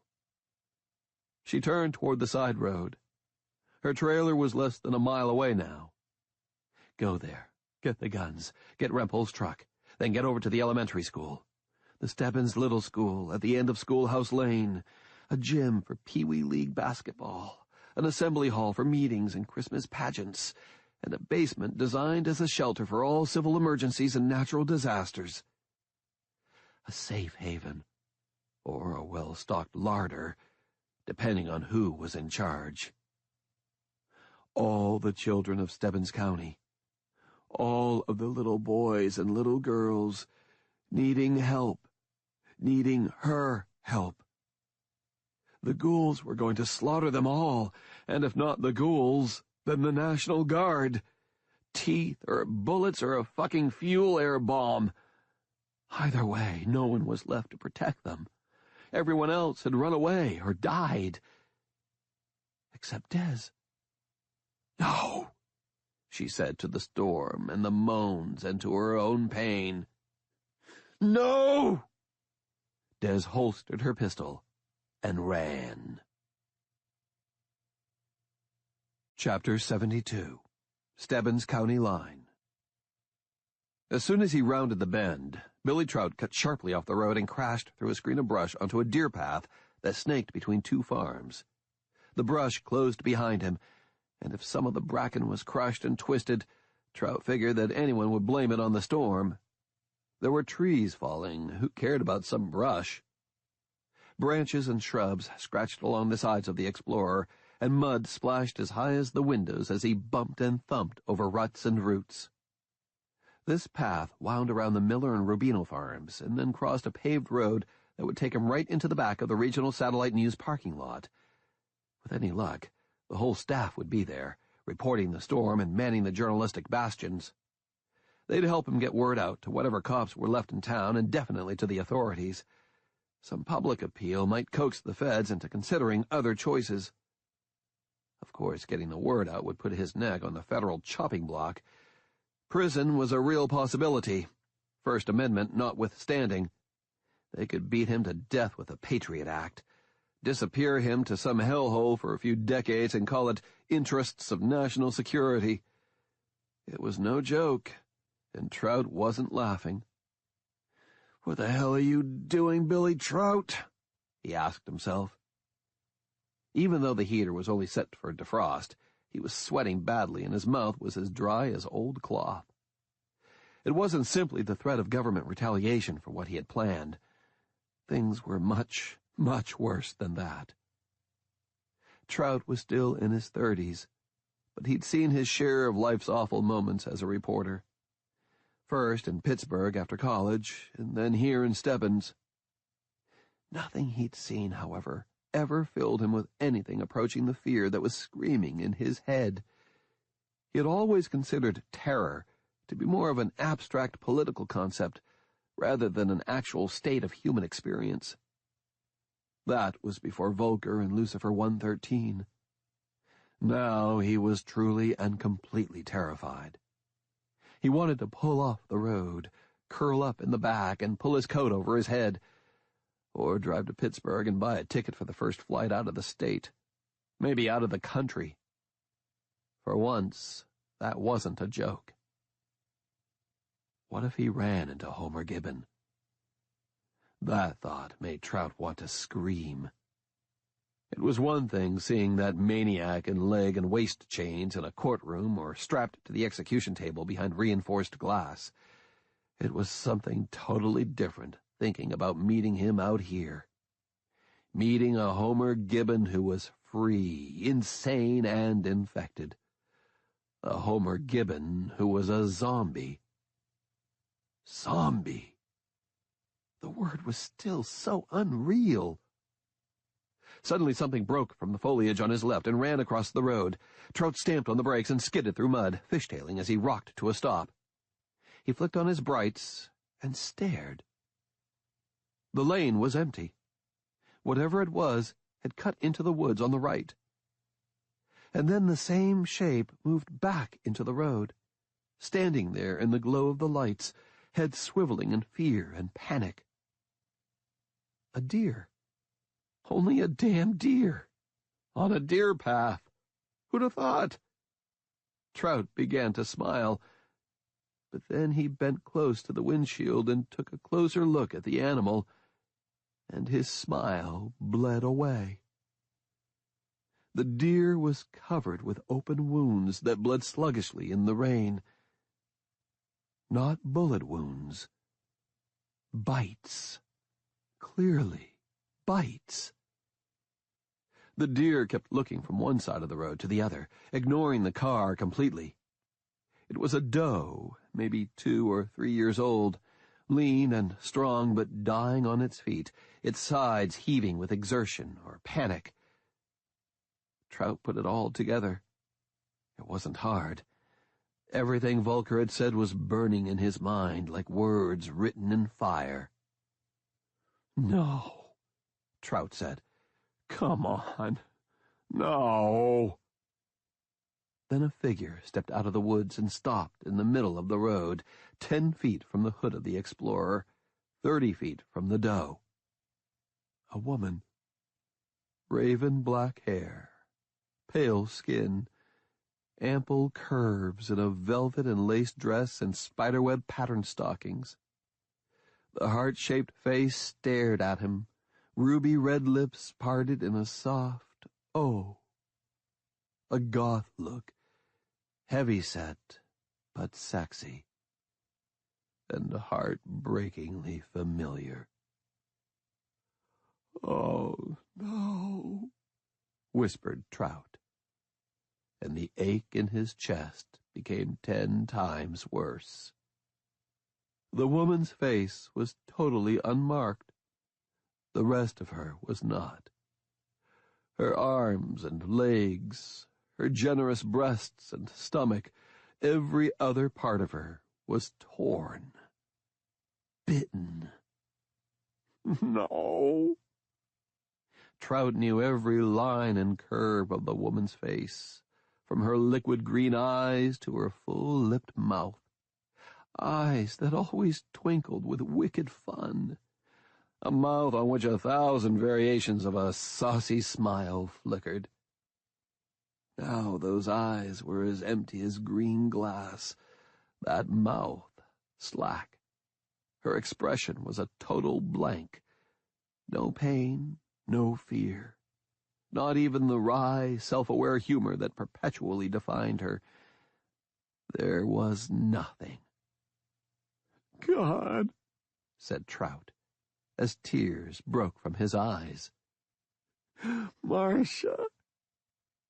Another figure stepped out into the lane, a young man in mechanic's coveralls and a baseball cap twisted sideways on his head. A stranger. His lower face and throat had been savaged, and even with the rain, the whole front of his coveralls was dark with blood. He shambled into the path, turned awkwardly toward the headlights for a moment, and then wheeled around toward the deer. Without hesitation, he lunged at the animal, but the deer pelted away down the road, uttering the strangest cry Trout had ever heard a deer make. The mechanic lurched after her. Marcia, however, stood her ground, her head tilting first to one side and then the other, as if she were trying to see past the high beams. But as she did that, her expression maintained its bland vacuity.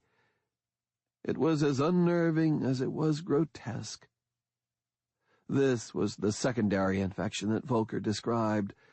Bodies totally enslaved to the parasites, hosts without conscious control. But where was the consciousness? Volker had intended for Gibbon to retain consciousness while in the grave, unable to move but able to feel and experience. Was that what he was seeing here? Was Marcia trapped in there? It was the most horrible thing Trout could imagine. Her body hijacked by mindless insects that functioned on a purely instinctive level, and her mind. Marcia's beautiful, clever, cheeky, delicious mind, trapped and unable to control what the parasite made her body do. Like a ghost haunting a house that once belonged to it in life. He wished he'd killed Volker. God, he wished he had taken that gun and beat that fucking maniac to death with it. Or better yet, he wished he'd made Volker come with him, so he could see firsthand what horrors he'd wrought. Then he'd kick the son of a bitch out into the rain and let Marcia have her way with him. He gagged and almost vomited on the dashboard. Marcia was a monster. An actual monster. Trout knew that if he stepped out of the car, she would attack him. Or rather, her body would. Marcia would have no control over it. She would have no choice. She would have to watch her body commit murder and cannibalism. Jesus Christ, Trout said. How widespread was this? How many people had been infected? Where was Des? That thought ignited like a flare in his mind. Where the hell was Desdemona Fox? Was she alive or dead? And if she was dead, what kind of dead was she? Tears brimmed in his eyes again. He had the pistol, but Trout had no idea how to use it. He'd never fired a gun in his life. Even if he knew how, he was sure he couldn't bring himself to use it on Marcia or Des. Maybe on himself, though. That thought was whispered constantly in the back of his mind. If Des was infected, if she was truly lost to him forever, then he would use Volker's gun and give her peace, and then he would join her. If he could not have her in life, then he would follow her into death. Tears ran down his face, and he wiped his eyes on his sleeve. Screw this. Des was probably already as dead as Marcia. Maybe everyone in town was. Say goodnight, folks, and thanks for coming. So long. Marcia took a small step toward the explorer. Marcia, Trout said softly. I'm so sorry. She took another step. Trout tried flicking the lights at her. Her lips curled in a brief snarl, but then settled back to rubbery slackness. Trout took his foot gingerly off the brake, allowing the engine idle to move the SUV forward a few feet. Marcia did not move. He stepped down on the brake pedal. Come on, Marcia. Please, Trout said, sniffing at the tears. Cut me a break here. The pistol was on the seat beside him. Even a bonehead like him could suck on the barrel and pull the trigger. He thought about Goat and what they had planned to do about this. There were hundreds of kids at the shelter, maybe more. If they'd gotten there when the storm started, then there was a good chance they were still alive, still safe within the blocky walls of the elementary school. And Des was out there somewhere. Fuck! He yelled it. Outside, Marcia heard him and took a more definite step toward the car. Inside, a clock was ticking in Billy Trout's head.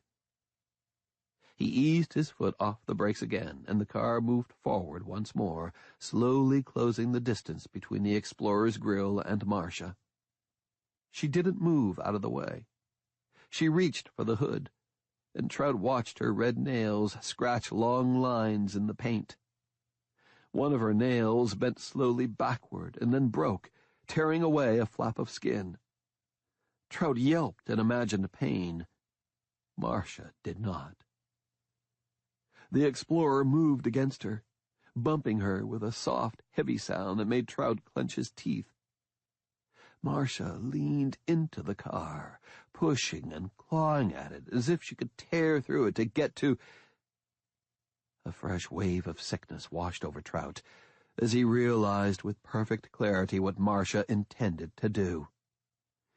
It was something he had known all along, but not quite accepted. Until now. "Please," he begged. He hit the horn. She clawed at the hood. He tapped the brakes to try and jolt her away. The lane was far too narrow to go around, and there was no side road. But she would not, could not, be deterred. She knew that he was in there, and she wanted him. Even though her eyes were dead, her mouth worked constantly, snapping at the air. "Please," he said again. But even as he said so, he touched the gas. Just a tap, but it made the Explorer surge 5 feet forward. Marcia was flattened against the grill and hood for a moment, her feet sliding in the mud. Then she slipped. Just a few inches, her weight pulling her down as her feet lost their support. Trout touched the gas again. Just a whisper of extra power. The Explorer lurched forward again, and Marcia slipped farther down. "I'm sorry," Trout said. And then a sob broke in his chest as he pressed down on the gas, driving the car forward and watching Marcia slide slowly backward off the hood and sink down, inch by inch, in front of the car. In front and under. Her arms were stretched forward, nails scratching and scrabbling at the wet metal. Rain pounded her, dancing along the white skin of her hands and arms. Another few feet forward. Another few inches down. She was disappearing in horrible slow motion, sinking into the mud as the weight and mass of the Explorer pushed her down. Trout stared into her empty green eyes as they peered at him over the very edge of the hood, and then they were gone as she slid down.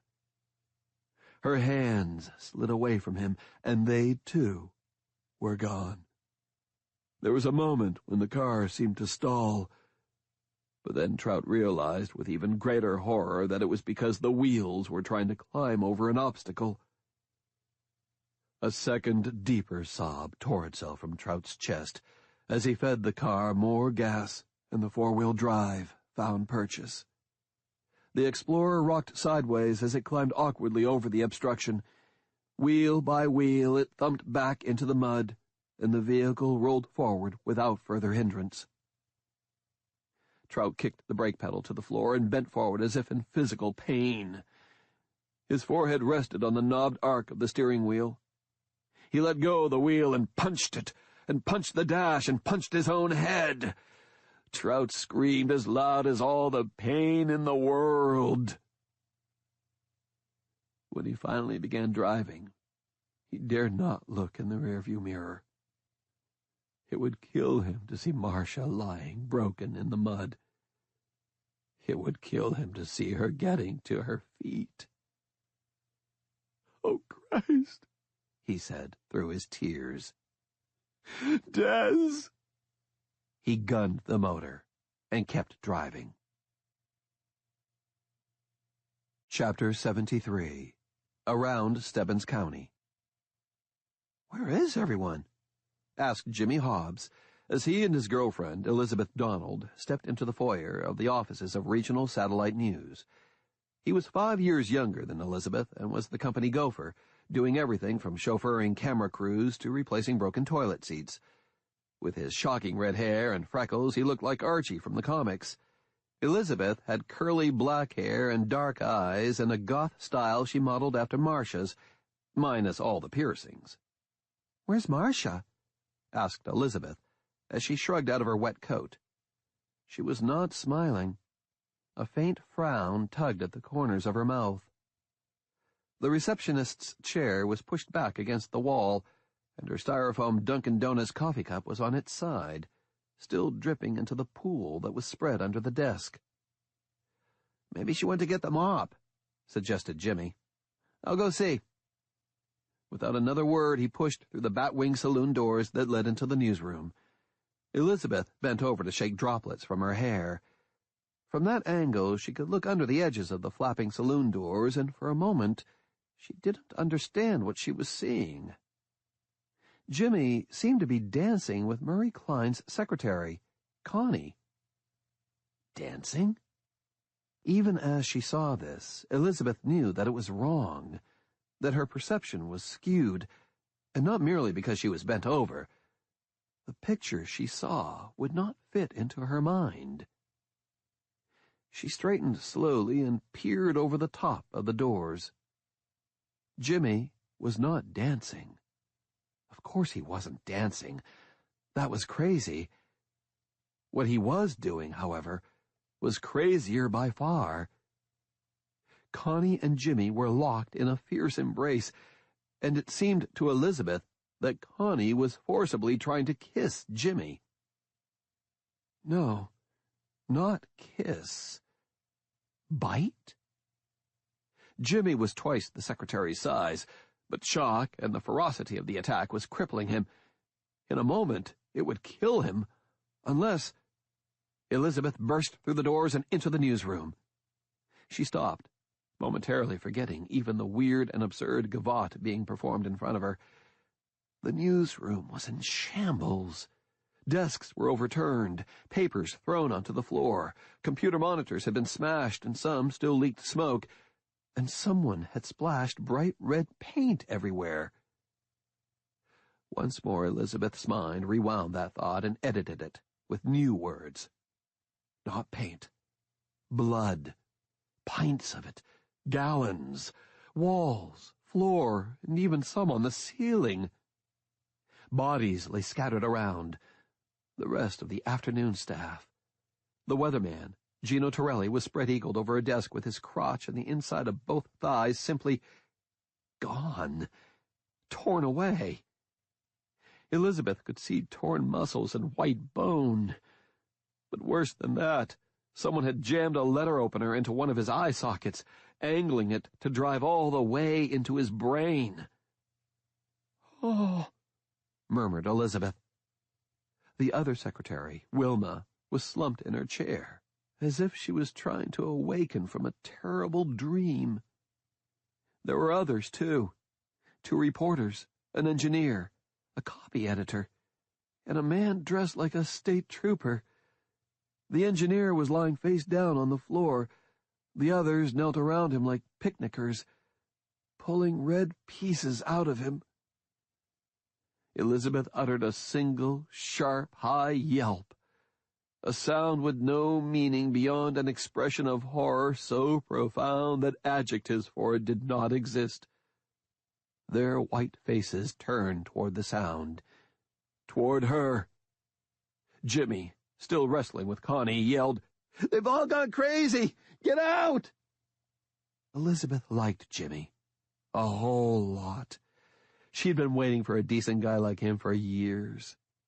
And, irrational as it may have been, she felt her disgust and horror suddenly drain away to be replaced with a towering indignation. She did not know what kind of madness was unfurling around her, but she was goddamn well not going to let anyone take Jimmy away from her. With a growl that was as inarticulate as her yelp, but filled with much greater purpose, Elizabeth strode over to the wrangling couple, grabbed Connie by the back of the hair, and yanked her away from Jimmy with such ferocity that Connie's feet momentarily left the ground. The smaller woman lost her grip on Jimmy and landed with her heels in a puddle of blood. Possibly her own blood. Elizabeth didn't care. She spun Connie around and belted her across the face with every ounce of strength she possessed. Connie's head whipped to one side, and she staggered several steps away. The things that were crouched around the engineer dropped the pieces of meat they held and began to get to their feet. Which is when Elizabeth's brief rage slammed into the wall of reality. "Oh, fuck," she said. "What the hell's going on?" demanded Jimmy. His eyes were glazed, and sweetheart though he might be, he was clearly not capable of handling this. "Get out, Jimmy!" Elizabeth bellowed. "Run!" He stared at her, clearly unwilling to leave her. But then the state trooper spat a mouthful of black mucus at Jimmy, who backpedaled to avoid it.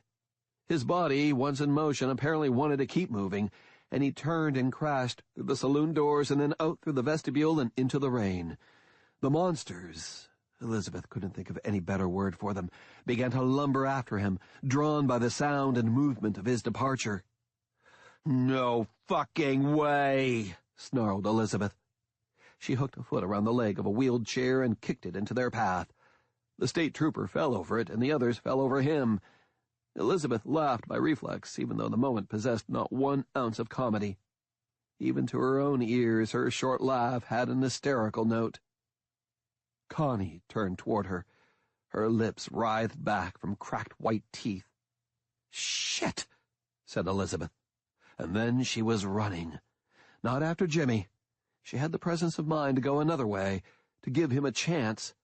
Instead, she shoved Connie out of the way and ran between her and the other monsters, barreled down the corridor, past the editing rooms, and hit the crash bar on the back door with both hands. She ran into the rain and darkness. Behind her, she heard the crash bar strike again and again as the monsters followed her outside. Elizabeth was not a fast runner, and the monsters seemed awkward and slow, but every time she looked back, they were closer. She realized with even greater horror that a few of them could move fast. Not as fast as Jimmy, but faster than her. "I'm gonna die. Jesus God, I'm gonna die." As she ran, she knew with complete certainty that she was right about that. But it wasn't the dead who killed her. She cut across the parking lot and out into the street, and never saw the National Guard troop truck that came bucketing down Main Street. "What the hell was that?" yelped Corporal Nick Wyckoff as he fought to control the troop truck after the impact. Sergeant Teddy Polk was in the passenger seat. He cranked down the window and craned his head to look down the road. "Nice one, Nick. You got one of those fuckers." His voice was cocky, but his eyes were filled with terror. Wyckoff licked his lips. "Are you sure? You sure it was one of the infected?" "Has to be," said Polk. Despite the cold, he was sweating inside the hazmat hood. "You heard what the captain told us. Everyone in this damn town is already dead." "Dead," echoed Wyckoff. He crossed himself and touched the metal of Mary beneath his clothes. The truck raced along a side road, kicking up plumes of mud behind it. A figure suddenly appeared in the headlights, running along the shoulder of the road. "Christ, there's another one," said Wyckoff. In the pale glow of the dashboard, the sergeant looked 10 years old. "Get her," urged Polk. "Are you nuts? Hey, the captain said that we can't let any of them get out of here." "I know, Teddy, but she's just a— Run her the fuck down, Nick." However, when the driver swerved to clip the figure, it was gone, vanished into the woods beside the road. Wyckoff did not stop. He kicked down on the gas and headed toward the center of town. As the truck's taillights dwindled into the distance, the figure stepped out of the woods. She was panting, drenched, bedraggled, and furious. She held her Glock in a two-handed grip, and her lips were curled back from gritted teeth. "Fuckers," growled Des Fox. Then she lowered her gun, asking herself if she would have fired on them if they had stopped and gotten out of the truck. Could she have drawn down on soldiers who were out here doing their jobs, even if that job was the systematic extermination of everyone in town? Could Des even be sure that she didn't have the plague? She wasn't sick, but she knew that people could carry diseases that didn't make them sick. Typhoid Mary. She touched the walkie-talkie in her jacket pocket. If she called them and tried to explain things to them, would they even listen? At some point, she was going to have to find out. She checked the road for more vehicles, but there was nothing. Des holstered her pistol and kept running. She was almost there. Chapter 74. Regional Satellite News. Billy Trout sat in his Explorer and watched most of the people he knew and worked with at RSN close in around the office gopher, Jimmy, and drag him kicking and screaming into the shelter of a parked news van. Trout almost got out of the car to try to help, but as he reached for the door handle, he could see that Jimmy was already pretty far gone. The actual killing was over quickly. So quickly that it left Trout breathless. They grabbed Jimmy from all sides. The weatherman, Gino, had his teeth buried in Jimmy's cheek. Wilma had both arms wrapped around Jimmy's waist and was tearing at his thigh with bloody teeth. The young man's screams were as high and shrill as a girl's. There wasn't a goddamn thing Trout could do about it. And as he watched, the scene collapsed down into a feeding frenzy more savage than a pack of hyenas around a downed zebra. Trout reeled back from the sight, squeezing his eyes shut and wincing as if he could feel the pain of those bites. How had it spread so far, so fast? His mind kept replaying the image of Marcia falling slowly under the wheels of his Explorer. "Come on, you idiot," growled his inner voice. "You're wasting time." He opened his eyes and studied the building. From where he was parked, he could see in through the open front door, through the glass vestibule, and into the reception area. There was no movement inside. Trout licked his lips. Volker's pistol was a cold weight on his thigh, and Trout touched it with trembling fingers. He expected the solidity of it to comfort him, but it did not. To kill these things, to really kill them, Volker said that you had to destroy the motor cortex or the brainstem. Trout didn't like his chances with a headshot. He'd be lucky to hit the body, let alone a target as small as the motor cortex, not unless he was almost face to face with them. And that thought was unbearable. He got out of the car very carefully. The zombies did not look up from their meal. None of them appeared to notice the dome light come on in the Explorer. The rain was still an effective screen. Even so, every sloshing footfall, every ragged breath seemed insanely loud to him as he crept from the side of his car to the side of the building. It felt so strange to carry a gun, and despite everything, Trout felt vaguely foolish, like a kid playing cops and robbers. He paused at the entrance, looked inside and looked back, and cursed himself. That quick look into the lighted building spoiled his night vision. Taking the pistol in both hands, Trout sidled in through the vestibule and hip-checked the door so that it swung shut. The reception area was empty, and he cautiously crept into the newsroom. Trout bit down on a cry of horror. The station engineer, a gray-haired man named Jock Spooner, lay on the floor. The dead had been at him. The man was like a scarecrow with all the stuffing removed. His arms and legs were spread like a starfish and were strangely intact. But the rest of him, chest, stomach, organs, and meat, had been torn away and eaten. Trout was sure of that. The devastation to the man was appalling. It was dehumanizing on a level that Trout had never witnessed. But it wasn't the worst part of the grisly spectacle. Not by a million miles was it the worst. The man's eyes were open. His mouth was moving. Not trying to speak, trying to bite. Destroyed as he was, the engineer was trying to raise his head and bite. Trout stared down at Jock. "Oh, God, no." Jock's teeth clacked together. His arms and legs were attached by a few strings of meat.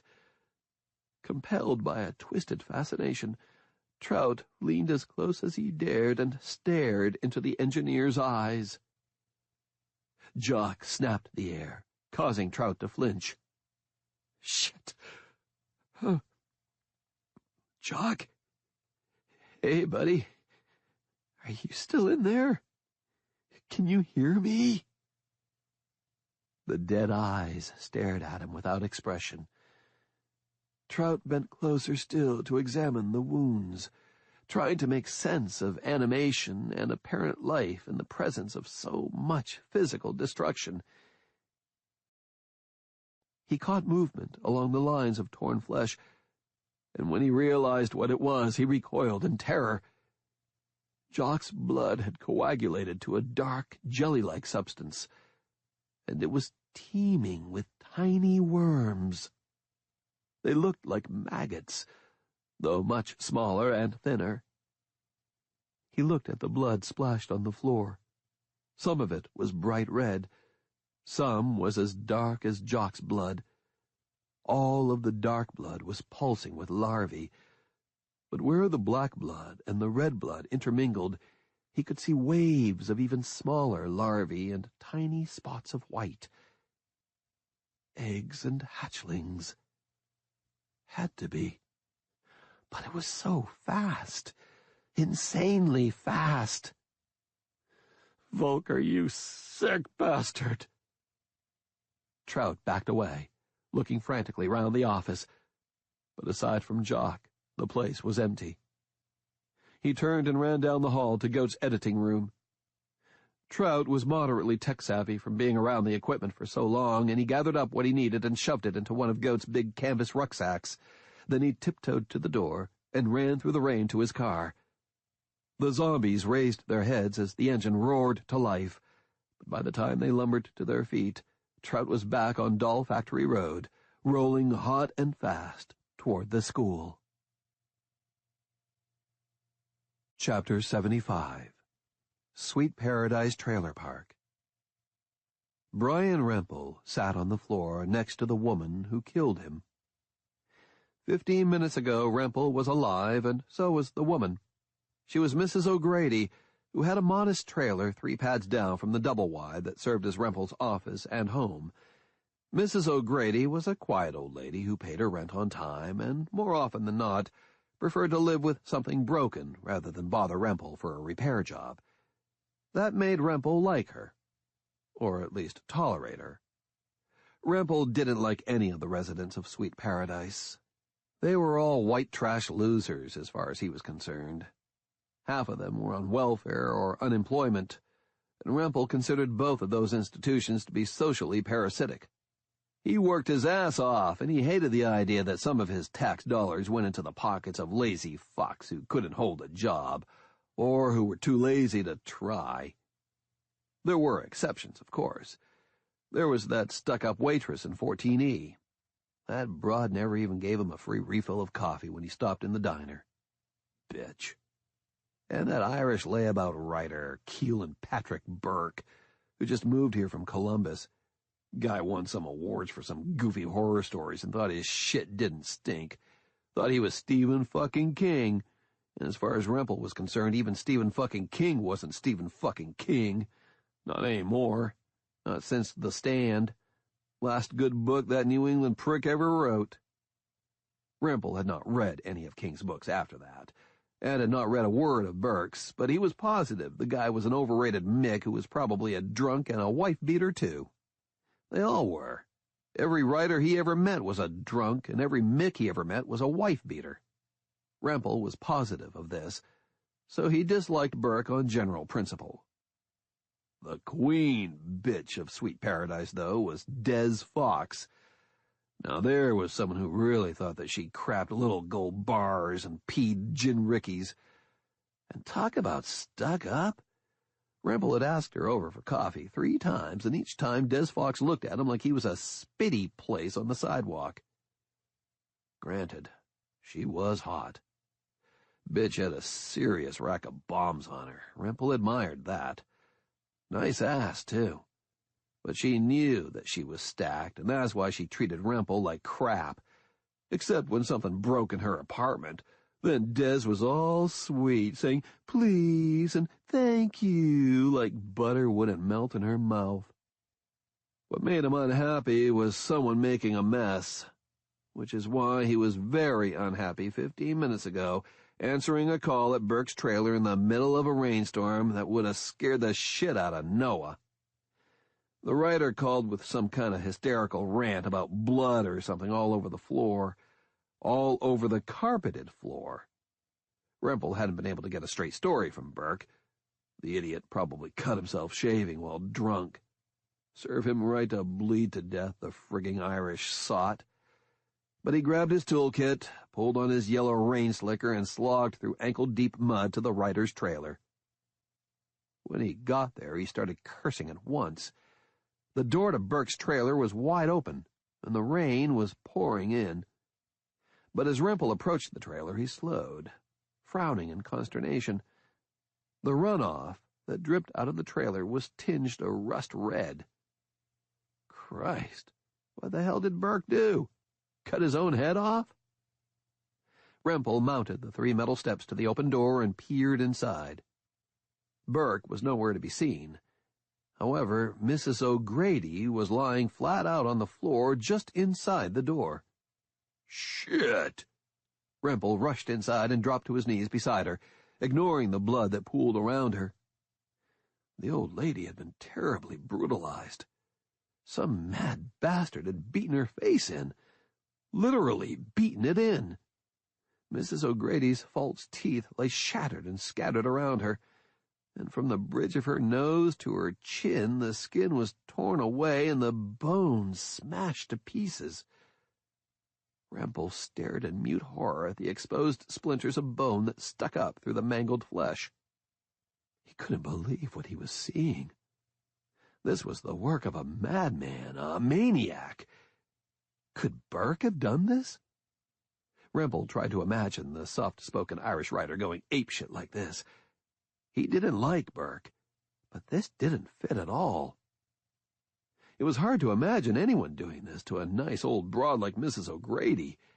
Killing her was bad enough, but disfiguring her was, well, Rempel thought, it was just plain crazy. Rempel got up and moved cautiously through the trailer. No sign of Burke. No sign of a mad killer either. He pulled his cell phone out of his pocket and punched 911.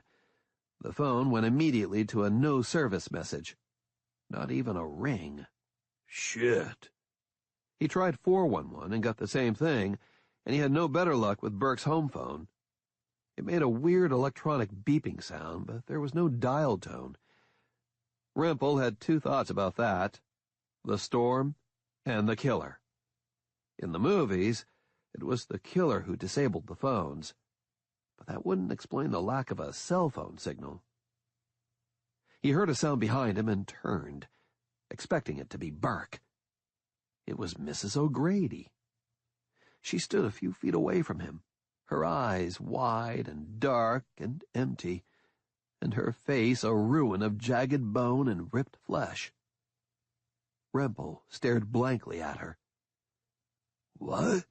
he asked. She answered with a bite. Not with her old false teeth, they were destroyed, but with a new set of teeth, formed by the jagged bones of her exposed jaws. It was a disjointed, improbable weapon, and he should have been able to block her, evade her, sweep her aside. Rempel was easily twice her size. Mrs. O'Grady wasn't even particularly fast. It was all about shock, all about impossibility. Rempel stared in shock 1 second too long. Which is how so many in Stebbins died that night. And it was why so many of the dying spoke the same last word, a single syllable, spoken with fear and wonder. "No!" Des slowed to a cautious walk as she approached the trailer park. Even from 100 feet, she could tell that the wave of the infection had already reached here and swept through it. 2 of the trailers were burning. Doors were open. Cars stood idling and empty. There was no blood, not in this rain, but she saw the glint of shotgun shells on the ground. Des wasn't sure how to react to this. On one hand, the violence seemed to have rolled around her rather than over her. On the other, she felt like she was losing what little grasp she had on exactly what was happening. How long had she been asleep in the back of the cruiser? It was full dark, and she didn't think it was an early dusk caused by the storm. This was night, the dead of night, she thought, and shivered at her own joke. She moved into the park. The closest trailers were dark, except for Rempel's, but he wasn't home. She wasn't sure if she was happy or disappointed that he wasn't the main course in a monster feast. A moment later, the implications of that thought hit her. It wasn't another bad joke. She really had been disappointed that Rempel wasn't dead, and that was really bad thinking. I'm losing it. As she continued deeper into the trailer park, she tried to knock down that observation, but it dodged every blow. God, how far gone am I? How do I even know if I'm crazy or just in shock? At the corner of Rempel's trailer, she paused. Her own double-wide was 60 feet across open ground. No cover, except for some flower gardens that had withered in the cold and were now beaten flat by the rain. She was about to sprint for it when she saw a figure come walking out from between her trailer and her neighbor's. It was a teenager. One of the Murphy twins from the F section of the park. He was dressed in jeans and a white sweatshirt. No shoes or coat. Even from 20 yards, Des could tell that he was dead. The realization drove a knife into her heart. The twins were 13. Still kids. She raised her pistol and aimed. The distance was far too great for an accurate shot, but she suddenly found herself running forward, the gun leading the way, her feet making the quick, small steps she was taught in the military. Large steps jolt and jerk the body, spoiling aim. Small steps roll the body forward, keeping the gun level. She ran toward the boy, and as he turned toward her and began to reach, Des fired a single shot from 8 feet away. It took the boy in the forehead, blowing an apple-sized chunk out of the back of his head as the impact snapped the child's neck. Even with the roar of the rain muffling the blast, the gunshot seemed too loud. It would draw them. She knew that for a fact, which meant that she had just blown a hole in her own future. "Hurry, you bitch!" She ran to her trailer, jammed the key in the lock, opened the door, jumped in, and shut and locked the door behind her. Byron Rempel sat on the floor, dead but newly awake, inert because there was no prey to follow, when Desdemona Fox ran past the open doorway. The sight of her, the smell of her, the living reality of her triggered a response in the parasitic hive mind that now ruled his body. It was not a thought, merely a reaction, an impulse to follow, to attack, to feed, and to transfer larvae to a new host, to another host, one of many. Rempel and Mrs. O'Grady struggled to their feet and shuffled slowly out of the trailer, following the scent of fresh meat. Other figures emerged from trailers all along the path the running woman had taken. Chapter 76. Sweet Paradise Trailer Park. The trailer was dark. There was no backup generator, no emergency lights. Des unclipped her flashlight and used its beam to find the stove. It was gas, so she lit all 4 burners. The light filled the kitchen and dining room. She fished in the cabinets until she found a box of candles. She didn't have any of the thick, girly girl scented candles. All she had were thin-colored candles left over from JT's birthday, so she lit those and carried a fistful of them into her bedroom. Since she couldn't hold them all and do what she had to do, she grabbed her metal trash can and dropped the candles on the balled-up tissues, used makeup sponges, torn-up bills, and a card from Billy Trout that she had thrown away unopened. The tissues caught right away, and then the rest, throwing bright yellow light into the room. Des set the can down on the bedroom carpet, fished in her pocket for her keys, and fumbled the right one into the lock. The Yale clicked open, and Des lifted the lid. It was all there. Handguns in wooden boxes, shotguns, hunting rifles with scopes, stacked boxes of bullets, knives, everything. For the first time in hours, Des Fox smiled. And then the dead began banging their pale fists against the walls and windows of her trailer. Chapter 77.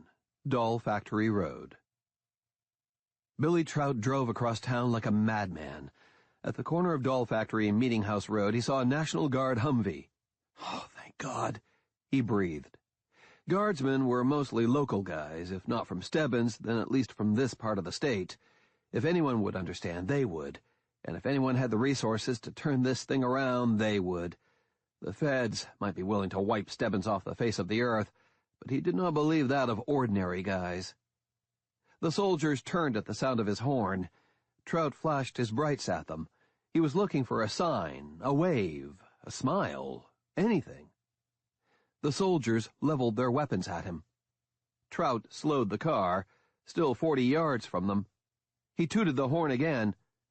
There was a 2-second pause as the guardsmen bent their heads together to consult. Trout began to smile.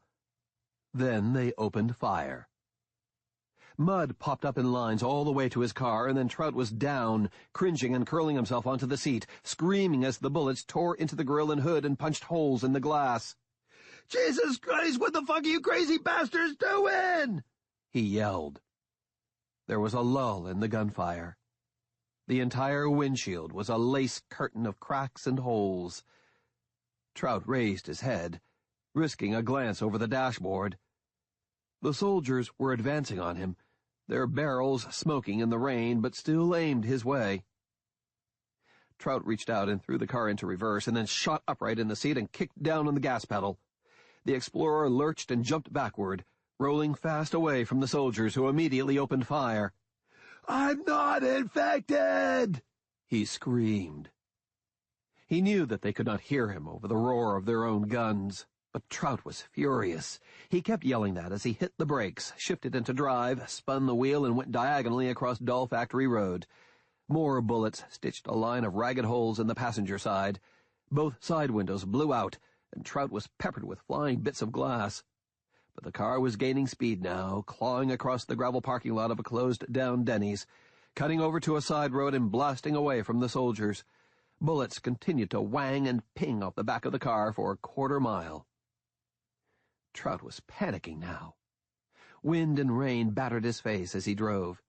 He kept thinking, they didn't care if I was infected or not. They didn't care. God Almighty, they don't care. Chapter 78. The Situation Room, Washington, D.C. The President of the United States sat in his big leather swivel chair, fingers steepled, brow knitted, staring at the satellite map of Stebbins County. Phones rang all around the crisis room as his staff worked to implement the wildfire protocols. Above the main screen were several smaller screens, one of which was a Doppler radar display of the storm. The National Weather Service was giving a 50-50 chance that the storm could veer northeast or continue to stall over Stebbins County. If the latter happened, the computer models estimated that it might be as much as 6 hours before helicopters could fly. 6 hours during which ground visibility was compromised. Another screen showed men working in a raging storm to load thermobaric devices onto a row of parked Apache gunships. The President's mouth was dry, and he sipped water. There were a lot of people in the Situation Room, and it took effort to keep his emotions off his face as he studied the weapons being installed. Thermobaric devices. Fuel air bombs. Massive cluster bombs that explode in 2 stages, the first of which creates a cloud of explosive material which is then ignited. As a general had once told him, "Mr. President, this is the most powerful non-nuclear weapon currently in existence. It is, I can assure you, the very definition of hell on earth." Those words had been said with pride by an officer fighting the endless war in Afghanistan. Now, however, he picked up a file from the table and opened it, The top page was a printout of the estimated rate of infection if Lucifer 113 could not be contained within Stebbins County.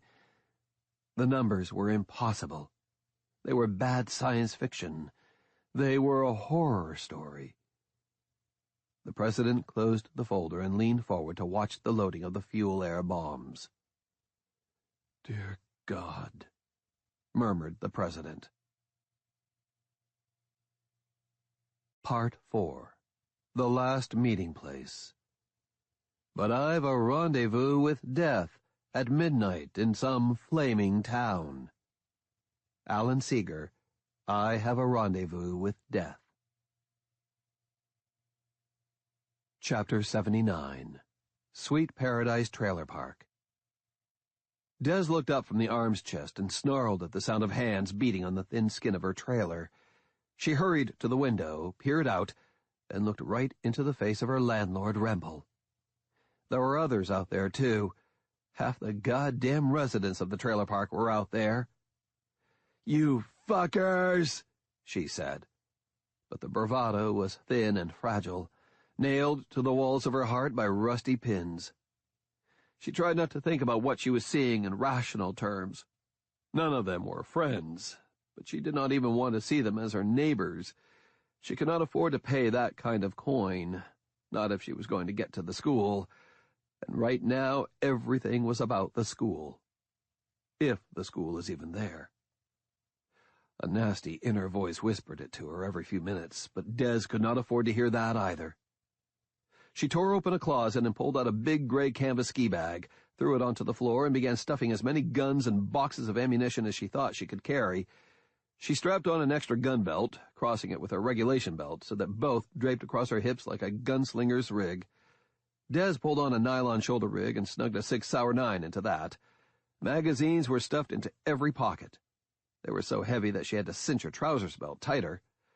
The last thing she pulled on was a heavy leather biker jacket Billy Trout had given her for Christmas 2 years ago. She pinched the thick leather.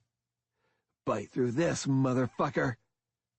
As she slung the bag over her shoulder, Des caught sight of herself in the floor-length mirror that hung from clips on the bedroom door. She looked like a character from a video game. One of those improbably busty, impossibly well-armed super chicks who could do acrobatics and hit the kill zone even while firing guns from both hands during a cartwheel. "You look fucking ridiculous," she told herself. Her reflection grinned back at her. Des picked up a Daewoo USAS-12 automatic shotgun, slapped in a 10-round magazine, faced the door, and drew a deep breath.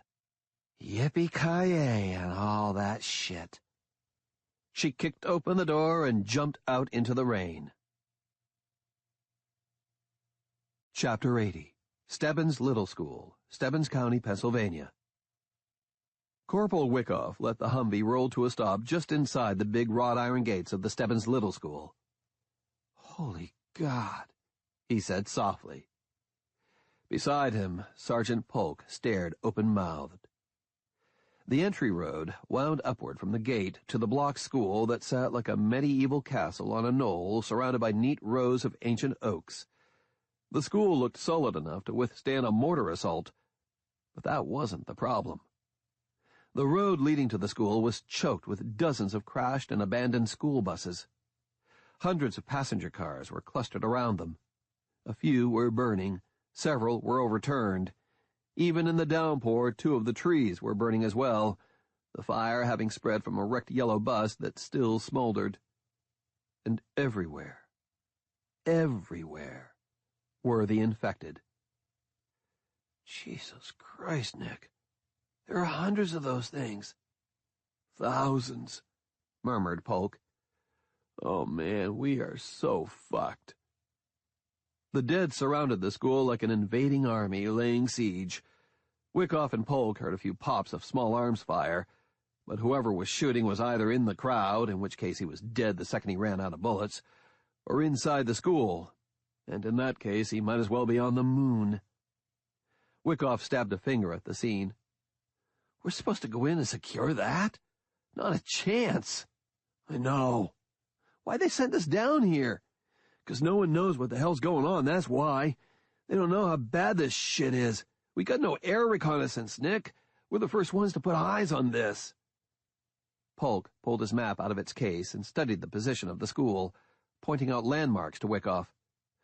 "Okay, here's the school and here's us. We have 2 squads, so we're sure as shit not going in there. Beyond the school is some forest land, what looks like a stream that feeds into a series of ponds, part of a golf course, and then the Maryland state line.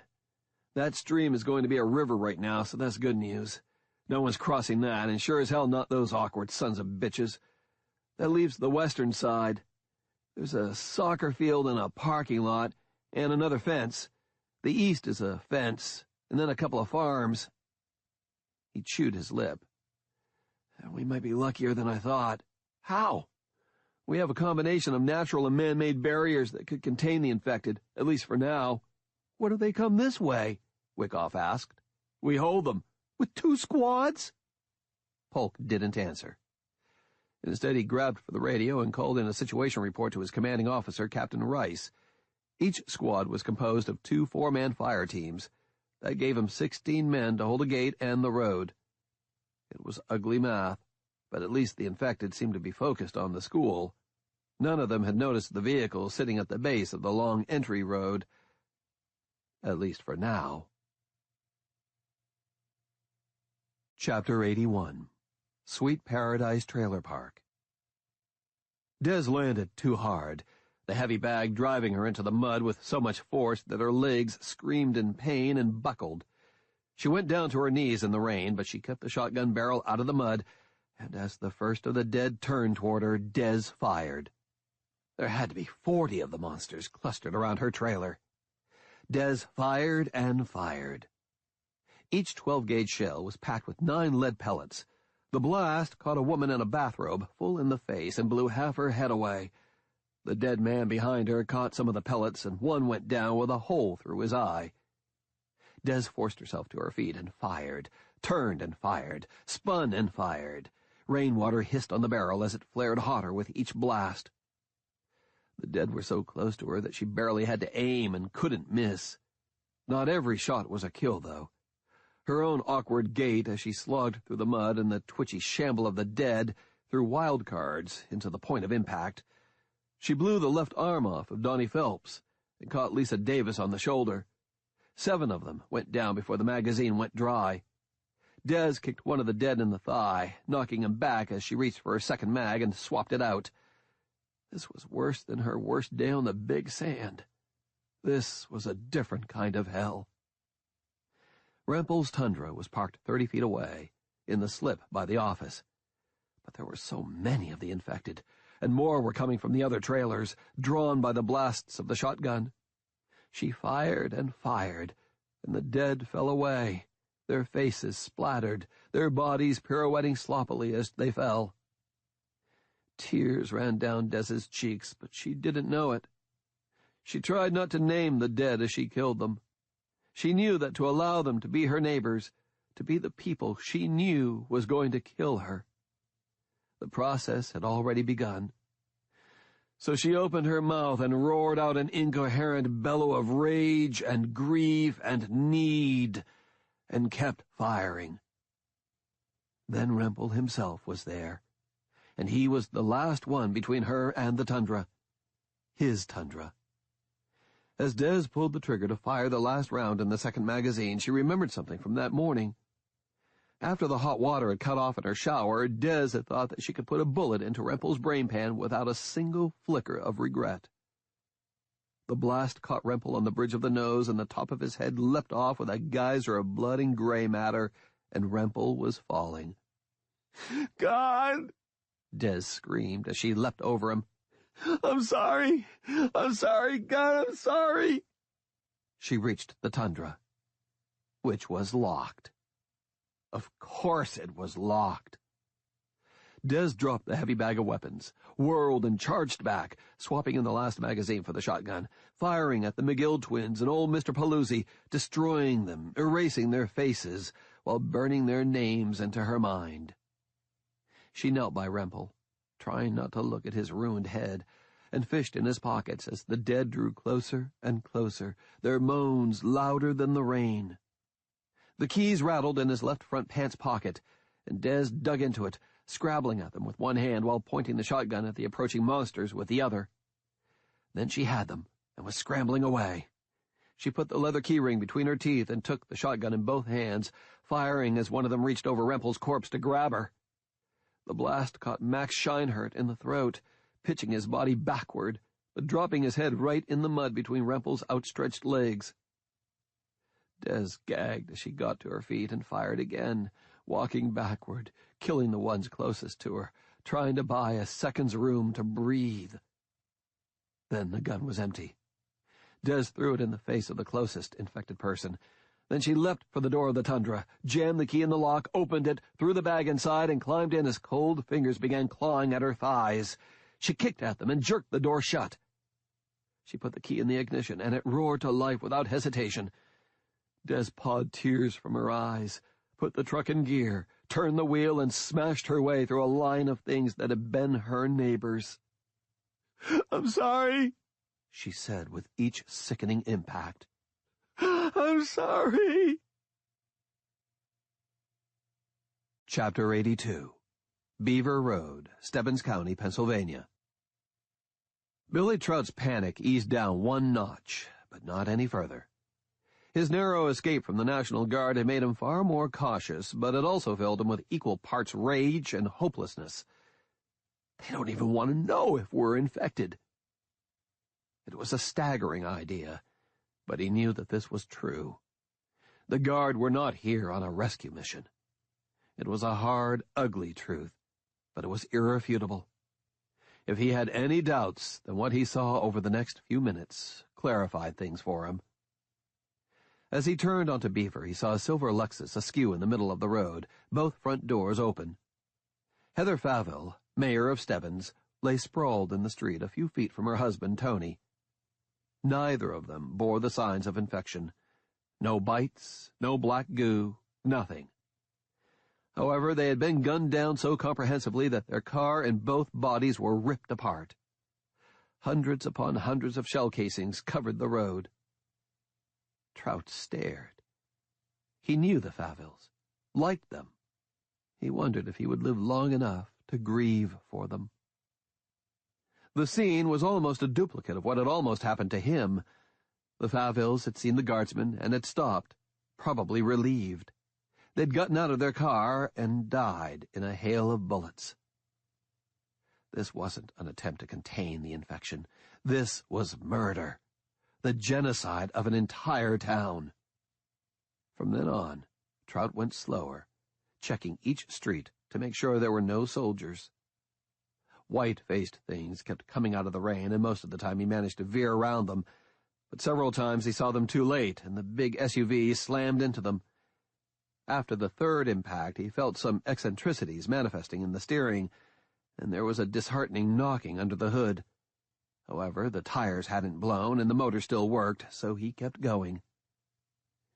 There were so many of them on the streets, though. Block after block he saw the infected staggering toward the sound of his engine. He did not see a single living person. Not one. That tore at his throat. This thing was spreading so fast, even with the rain. It was far worse even than Volker had suggested, and he prayed that the National Guard barricades would hold. That thought felt weird in his head. On one hand, he hated the soldiers for what they were doing, and on the other hand, he was glad they were there. He had his doubts, though, about whether the soldiers could adequately monitor and defend the perimeter of the entire town. After all, he had been able to sneak into Stebbins without detection. That thought conjured a flicker of horrific memory. Marcia, sliding inch by inch beneath the Explorer's wheels. God. He was almost to the center of town when he heard more gunfire. Trout slammed on the brakes and the SUV skidded 40 feet into a sideways stop. He cranked down the window and stared at the scene unfolding before him in the big parking lot around Wolverton Hospital. A mass of about 100 of the infected, most of them wearing lab coats, surgical scrubs, and pajamas, was lumbering its way toward a pair of National Guard Humvees. Soldiers stood atop each vehicle, alien in their white hazmat suits, and fired pedestal-mounted machine guns at the crowd.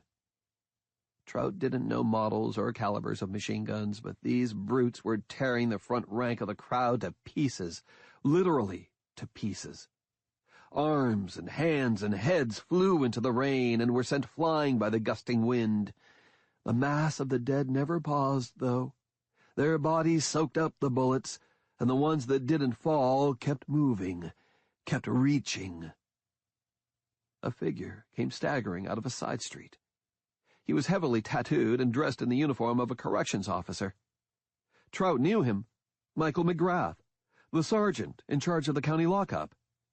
McGrath staggered jerkily toward the soldiers, a pistol in one hand and the other raised. He called out to them in a voice that was completely human, and with horror Trout knew what was about to happen. He'd once done a story on this man. McGrath always walked like that. He had spastic cerebral palsy, and yet was able to maintain his job as a tough corrections officer. The soldiers did not know this.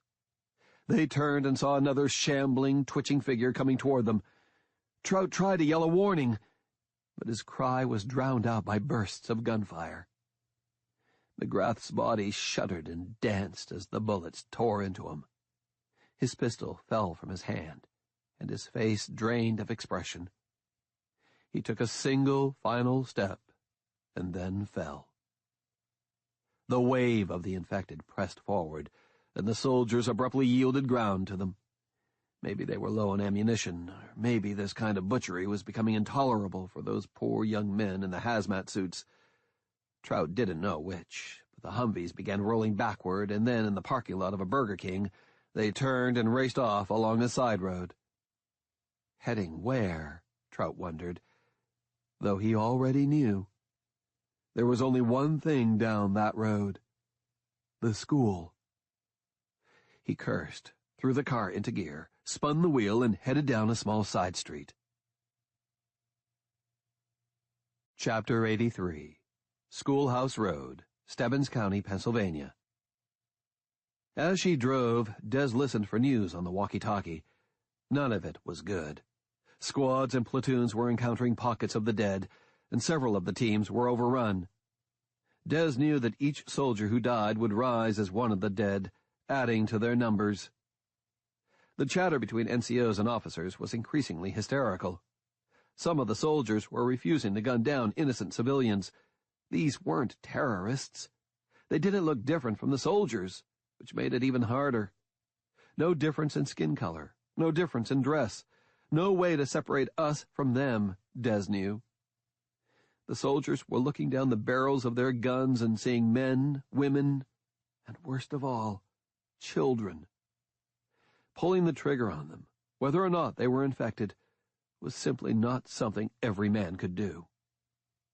The officers were alternating between trying to sound inspirational with a lot of God and country stuff and using flat-out threats. Des knew that it was all breaking down. The only chance to maintain control was to pull everyone back to the perimeter, the Q zone. Pull back and wait for the rain to end so they could bring in helicopters. It was so much easier to kill from 500 feet in the air. Hellfire missiles and Sidewinders didn't have hearts that could break. Des was tempted to cut in and say something on the radio, to beg them to protect the school. But some of what she heard made her doubt that civilian protection was any part of the operational plan. She heard the phrase, contain and sterilize, several times, and that sent chills down her spine. She busted through some backyard fencing and drove completely off the street grid, angling toward the school. Schoolhouse Lane was the only road that went to the school, but not the only way to get there. Des broke through a white picket fence and was on the 9th hole of the Stebbins Country Club. The grass was still green despite the cold, but the Tundra's wheels tore apart the perfectly maintained lawn. Fuck it. She agreed with Mark Twain that golf was a good walk spoiled. Over the next rise, she could see the upper floor of the school. There were columns of smoke rising to meet the black storm clouds, visible only by reflected firelight. But they were in front of the school, and as she bounced over the hill she saw trees, buses, and cars on fire. The school was untouched. She rolled to a stop and considered what to do. Schoolhouse Lane, in that part of the fence line, was completely blocked by National Guard vehicles. It was hard to see through the rain to tell what they were doing, but it looked like they were erecting a sandbag barrier. Muzzle flashes were continual, and in their glow she could see the thousands of dead in the school compound. Dez's heart sank. So many? There were fewer than 8,000 people in the whole county, and it looked like at least half of them were down there. Then she realized that it wasn't just the county folk, but kids from neighboring counties who were bussed in to attend the regional schools, and the families of those kids who had come to the shelter to fetch their children. Lambs to a slaughter. There was an army of the dead inside the gate, and an army of the living outside. And her. The only possible way in was to smash through the side gate. The upside was that she'd get to the school and maybe help save whoever was still alive inside. The downside was that she'd open a door for the dead to escape. Not that there weren't plenty of the bastards out here, but... Even while she was debating it, she began rolling down the hill toward the gate. At first, she let the car coast, picking up speed through gravity. And as she did this, she picked up the walkie-talkie and keyed the send button. She had listened long enough to pick up the key names. "Break! Break! Break! This is Officer Desdemona Fox, Stebbins PD, calling for Lieutenant Colonel Macklin Dietrich. I know you're on the line, sir. Please verify that you can hear me. Over." There was a confusion of voices, and Des repeated her call. And again. Finally, Dietrich's gruff voice responded. "Who is this?" "Already told you that, sir. Officer Fox, Stebbins PD. "This is a military line, and—" "Excuse me, sir, but cut the shit. Far as I know, I'm the last surviving police officer in Stebbins, and I am going to enter the Stebbins Little School to look for and protect survivors." "The hell you are, officer." "Pardon, sir, but the hell I'm not," she barked. "There are a couple of 100 kids in there." "Everyone in that compound is compromised, Officer Fox. You need to report to a checkpoint and get shot? No, thanks, sir. Besides, I see muzzle flashes coming from the second floor of the school. Those dead sons of bitches can't shoot a gun, so someone's alive in there." "Officer Fox, I am ordering you to stand down." "Sir, I'm calling to inform you, not to ask permission, and to tell you to secure the hole in the west gate." "What hole?" Des answered with a rebel yell as she gunned the engine and sent the Tundra smashing through the wrought iron at 70 miles an hour. The windshield cracked, metal crumpled, and glass flew into the air and was whipped away by the wind. The engine coughed but did not die, and Des fed it gas all the way across the lawn and up the far hill. There was a new crackle of gunfire, and she looked in the rearview mirror to see a Humvee with a top-mounted .50 caliber come racing along the fence line. The gunner was firing in her direction, though the range was too great and more than half the bullets hit the fence. "Trying to get my attention," she thought. "Okay, dickheads, you have it. Now let's play." She gunned the engine and raced across the parking lot, swerving only enough to avoid smashing into living dead who staggered toward the sound of her roaring engine. Des recognized faces and could put names to a few of them. Behind her, the Army Humvee was inside the fence now and continuing to fire.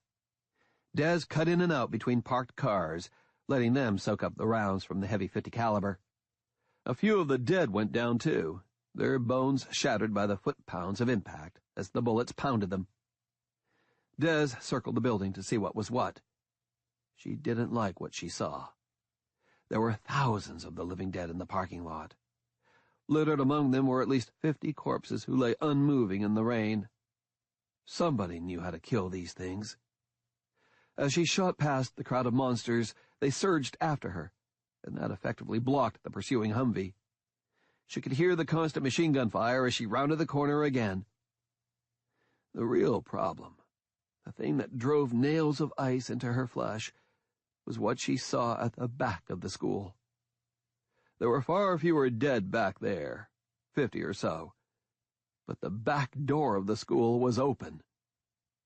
As Des watched, 2 zombies shuffled inside. "You bastards!" she yelled, and angled toward the door, then suddenly thought better of it, and cut left in a tight circle, coming up behind a parked school bus and stopping. The engine idled roughly, the sound like the throaty growl of a wrestler waiting for the next round. She looked from the knot of dead milling near the back door to the corner of the building. Come on, come on. The Humvee roared around the side of the school and then slowed as the driver tried to spot the Tundra. From where she sat, Des was sure she could see them, but they would have a hard time spotting her. The dead near the back of the building turned toward the Humvee, which was 50 yards closer to the building than Des's Tundra was, and they began moving toward the soldiers. A few moved at a loping run, the rest tottered on clumsy legs. The soldiers immediately began firing at the living dead.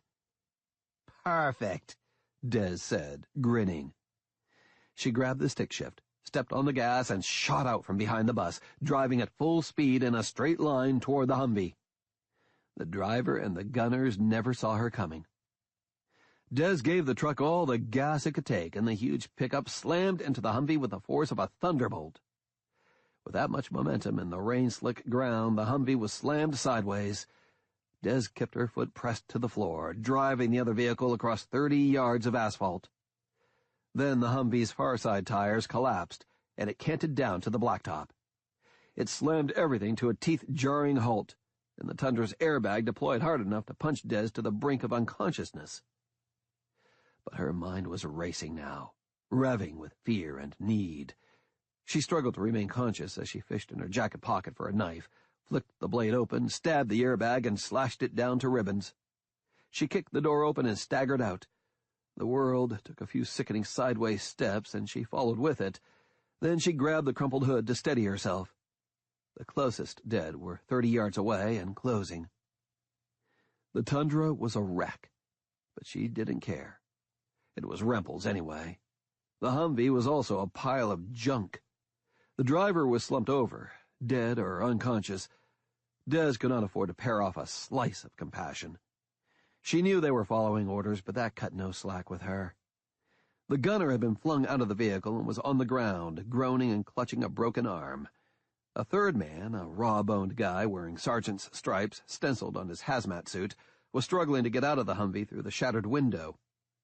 Des ran around to his side, grabbed him by the neck, and hauled him out. He thumped down on the ground and looked up at her face from behind the plastic mask of the biohazard suit.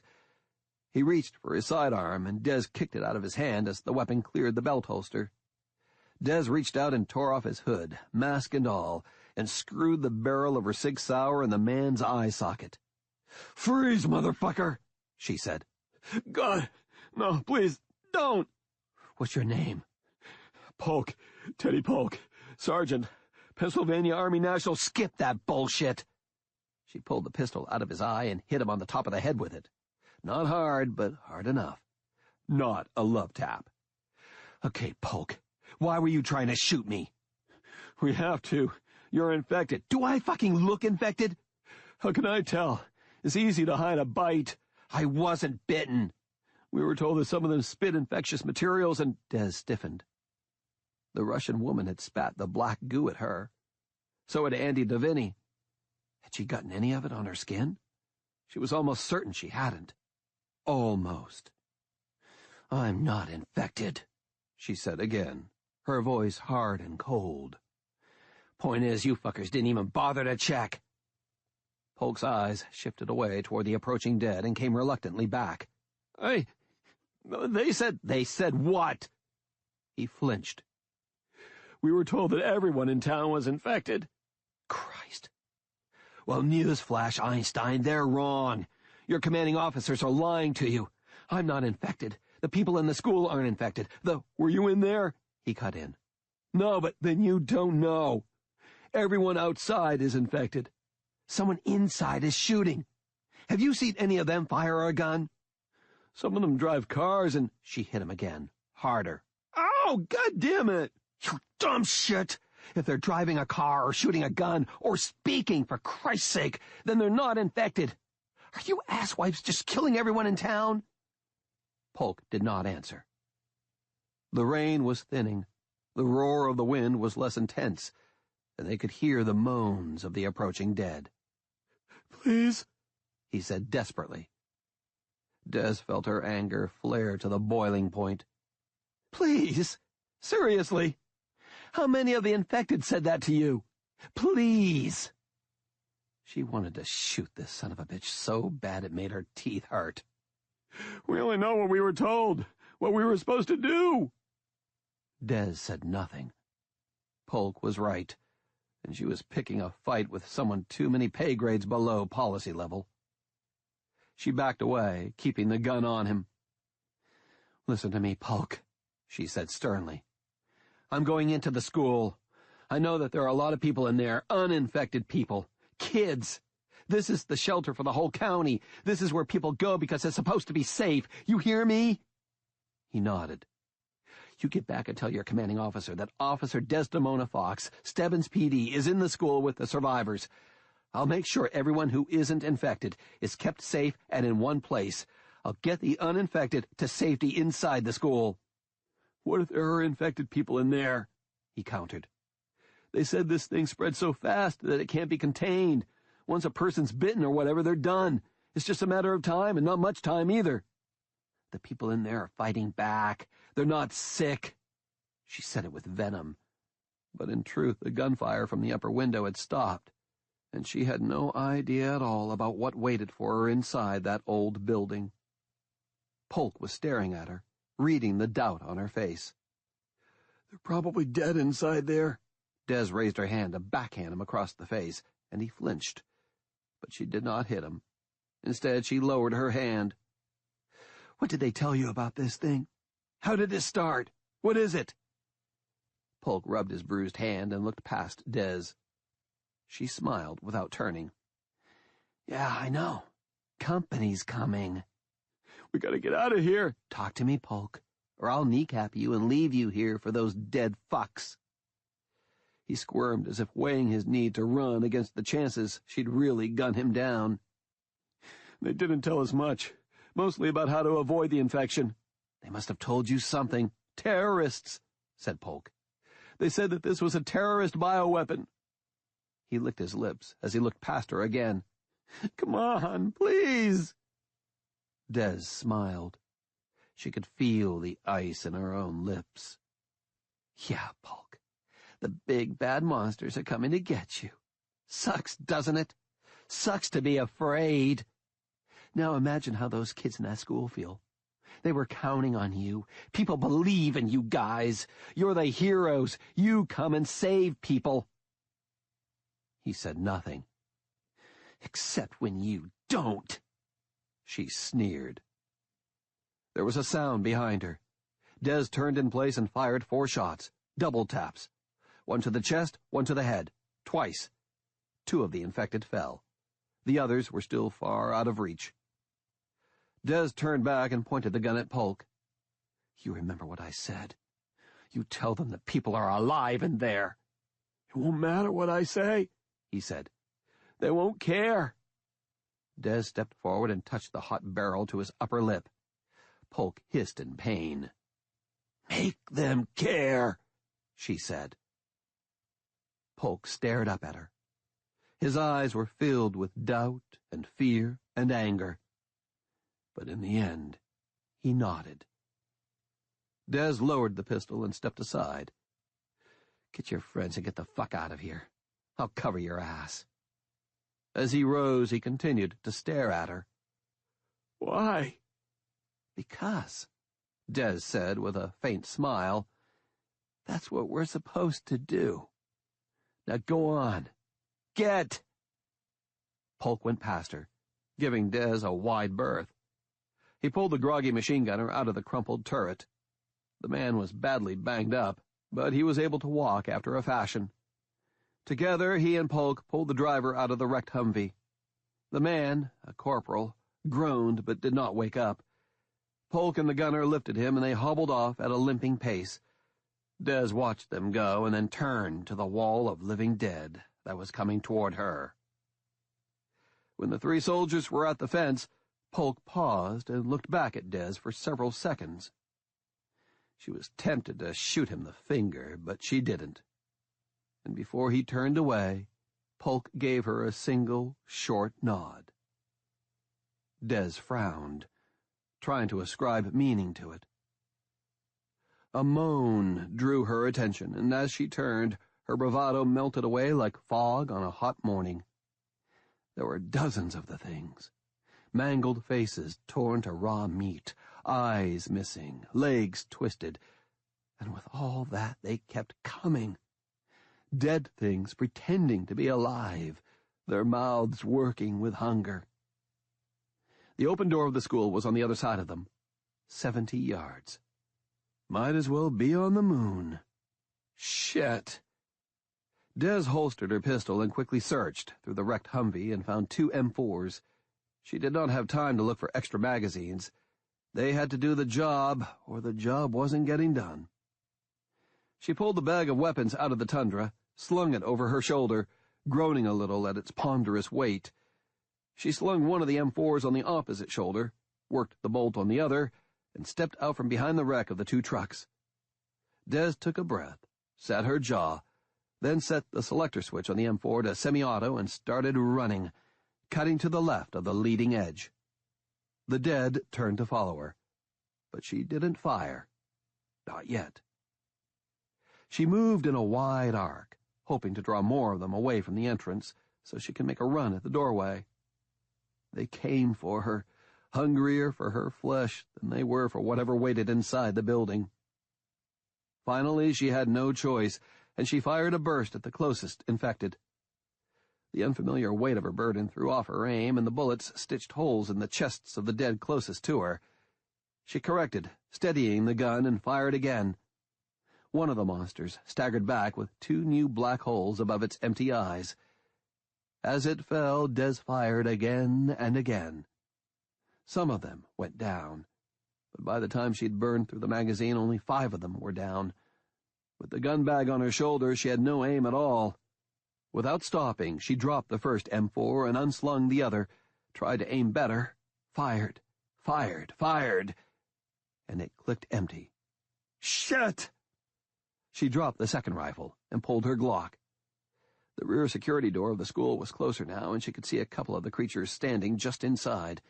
She fired at them, dropping one but wasting 3 rounds on the brick doorframe, trying to hit the other. The angle was all wrong. She ran into the rain, toward the school, sloshing through the muddy grass, firing at everything that moved.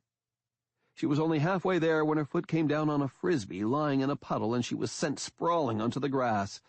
The big bag of guns came off and went sliding away into the darkness. She kept her grip on the SIG, but the barrel punched 3 inches into the mud, totally clogging it.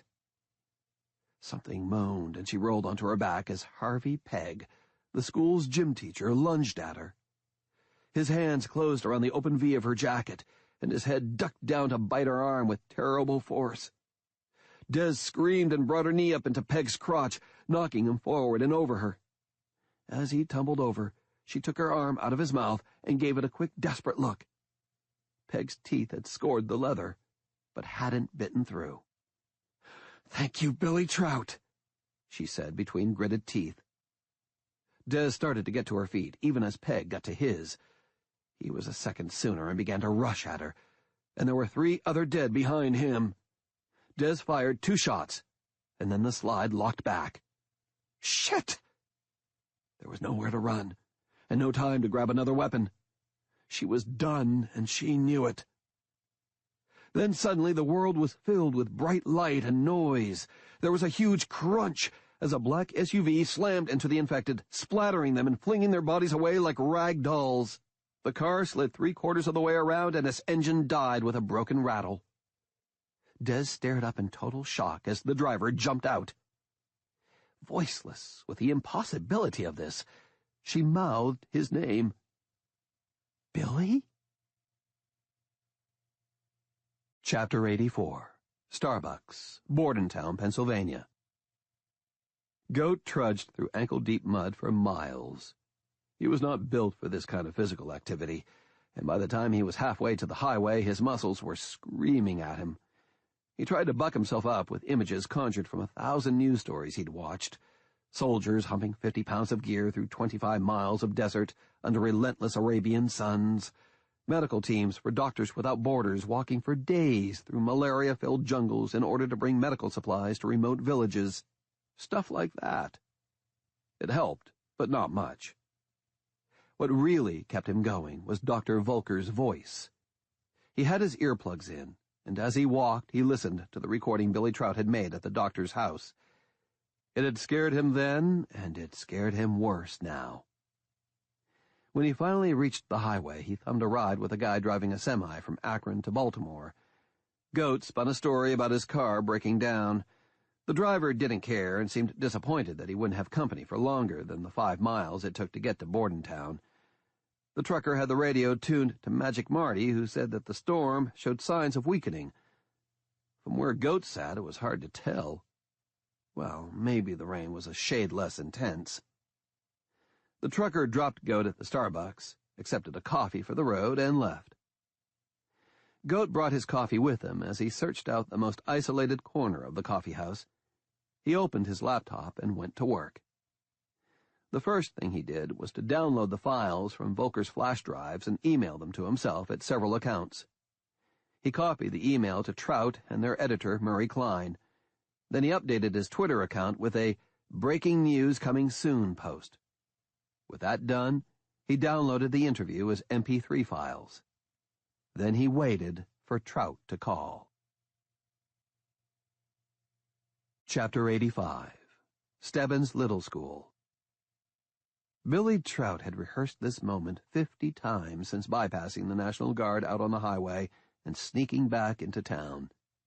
Not this exact moment. In none of his fantasies did he imagine that he'd swoop in and rescue Des Fox, but the moment where they'd meet again. In most of his scenarios, Des's mouth would soften from the angry stiffness it wore since the last time they'd broken up.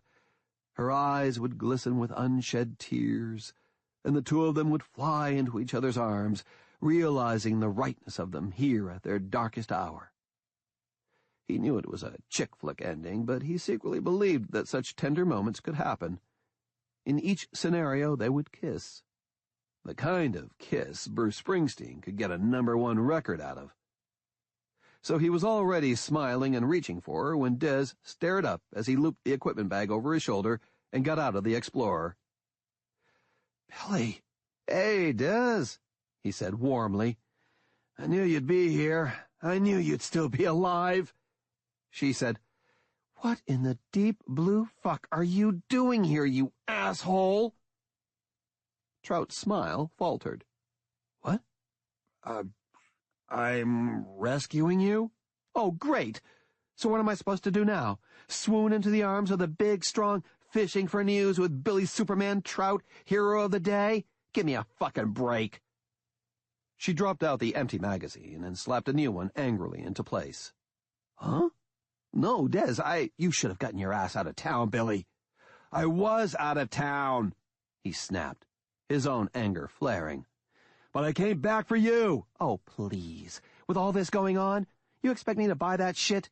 You came back for a Pulitzer and a ticket out of this shithole. The only thing you care about is your next byline." "You know that's not true, Des." He shook his head in disgust. "Where's JT?" "He left me, just like the others." "Left you? You mean he was infected?" Her eyes shifted away from his. "I don't know what happened to him. He just left." "Just like that? No mitigating circumstances?" "No, not just like that, okay? They arrested us and put us in separate cruisers. His crashed. My driver got attacked. JT never came back to look for me." "Did you look for him?" "I tried." "You try his house?" "No, there wasn't time." Trout took a step toward her. "Des, JT didn't abandon you. You do know that, right? He left me alone. It always happens. The trooper, too." Trout came closer still. There was a strange light in Des's eyes that he had caught glimpses of before. Now it burned like a torch. "The trooper didn't leave you. He died. He was taken. It was something that was part of his life drama, and its effect on you, scary as it must have been, was a side effect. It had nothing really to do with you. Same goes for JT. You said his car crashed? Either he escaped from the back seat, injuring himself in the process, or he was taken. I don't think that in either case he was thinking, 'Yeah, this will really fuck over Des. This will show her.'" Show me what? That you should be abandoned. That is what people do to you. That's bullshit. I'm not making this shit up. I mean, you left me. Really? This is the conversation you want to have right now? Fine, because God knows we have nothing else pressing. So here's the truth, Des. You left me the first 4 times, and the only reason I bailed that last time was because you were screwing that biker. Maybe I read that wrong, but it seemed to have "fuck off" written pretty clearly on it. She said nothing. God knows this isn't the time for you to try and catch up on 15 years of very heavily needed therapy, Des, but you have some serious issues. You always think people are abandoning you.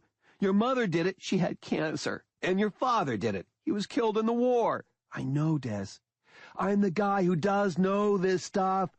Maybe you told JT too, but I doubt there's anyone else you open up to about it. You think I'm crazy? Of course you are. You're crazier than a barn owl on meth, and you damn well know it. Look at your lifestyle. There's nothing about your daily habits that doesn't speak of self-loathing. You drink too much, you'll screw anything with even a high school-level pickup line and a tight ass. You're a bitch of legendary proportions, and you've done just about everything you can, which is saying a lot, to make sure that nobody likes you, and definitely that nobody loves you. What makes it all so cheap and dime store is that it's pretty much textbook stuff. Child abandonment issues, played out with sex, drugs, and rock and roll here in backwoods Stebbins County. Tell me if I'm wrong. Des did not tell him he was wrong. She glared at him for a 2 count, and then she drew her Glock and pointed it at his face. You better run, Billy. Oh, Jesus Christ, Des. Let's not go totally over the edge here. Run! She screamed and fired. The bullet burned through the air an inch from his ear. Trout heard a wet thwack behind him and turned to see a zombie pitch backward with a neat black hole in the center of its pale face. Behind it were a dozen more, and at least 100 of the things were coming around the sides of the building. Oh, shit! Des shoved him hard to one side and fired again and again. Get the duffel bag! Trout looked around and saw the canvas bag on the ground. He ran at it and bent to scoop it up, but it was far heavier than he expected, and the weight jerked him back. He felt sudden pain flare in his lower back. Stop fucking around and get the bag! Des yelled. I'm getting the bag, Officer Hitler! He muttered under his breath as he bent and used his knees to lift the bag. He slung the strap over the same shoulder that was supporting Goat's equipment, hugged the bulky bag to his chest, and looked around. Go wide! Shouted Des, pointing. Trout nodded and went left, cutting a wide line around the closest mass of zombies. The way Des was indicating would take him behind the line of parked faculty cars. There were no dead visible over there. He understood her plan. Run wide around a big obstacle, get the dead to follow, and then cut between the cars and head to the open door. Good plan, except that with every step, pain shot down the back of his left leg. He realized that he must have pulled his sciatic nerve when he grabbed the bag. Well, that's just peachy, he growled, but he kept going, gritting his teeth against the pain. Des was right behind him, walking backward while she fired at the oncoming wall of the dead. Trout kept looking over his shoulder, watching with horror as Des brought them down one at a time. The girl who worked at Mario's Pizzarama, Archie from the Allstate office, the school's vice principal, Melissa Crawford, mother of new twins, and others. Trout knew almost every face, could put a name to almost every one of them. He knew that Des did too, and he knew that this must be killing her, just as it was killing him. The rain was thinning more and more, and Trout could see all the way to the wrought iron fence. The National Guard were there in force, and they had to be able to see what was happening, but they did nothing. Bastards, Trout thought. But his real rage was not directed at them, but at the insect-brained generals and policymakers who were so willing to accept a scorched earth policy rather than find a solution that would save American lives. Trout was moderate enough, even as a liberal, to accept that military power was necessary, and that even some wars needed to be fought. He wasn't a fool. On the other hand, he didn't like the obvious disconnect between the human element and most military theorists and the generals who paid them, Year after year he lost ground to the cynical view that humanity was far less important than either tactical advantage or financial gain. When he heard politicians use the phrase, "in the best interests of the American people," he knew that it was always a profit-based decision. And it wasn't just in war. The cold detachment was evident in the mishandling of Hurricane Katrina, the hesitation to provide financial support for the health needs of the Ground Zero workers, and the apparent abandonment of returning U.S. vets, especially those wounded and requiring expensive medical treatment. Here was another example, one that was biting him in the ass right now. Solving the problem of the Lucifer 113 outbreak would clearly be easier and less of a political nightmare if there were no survivors.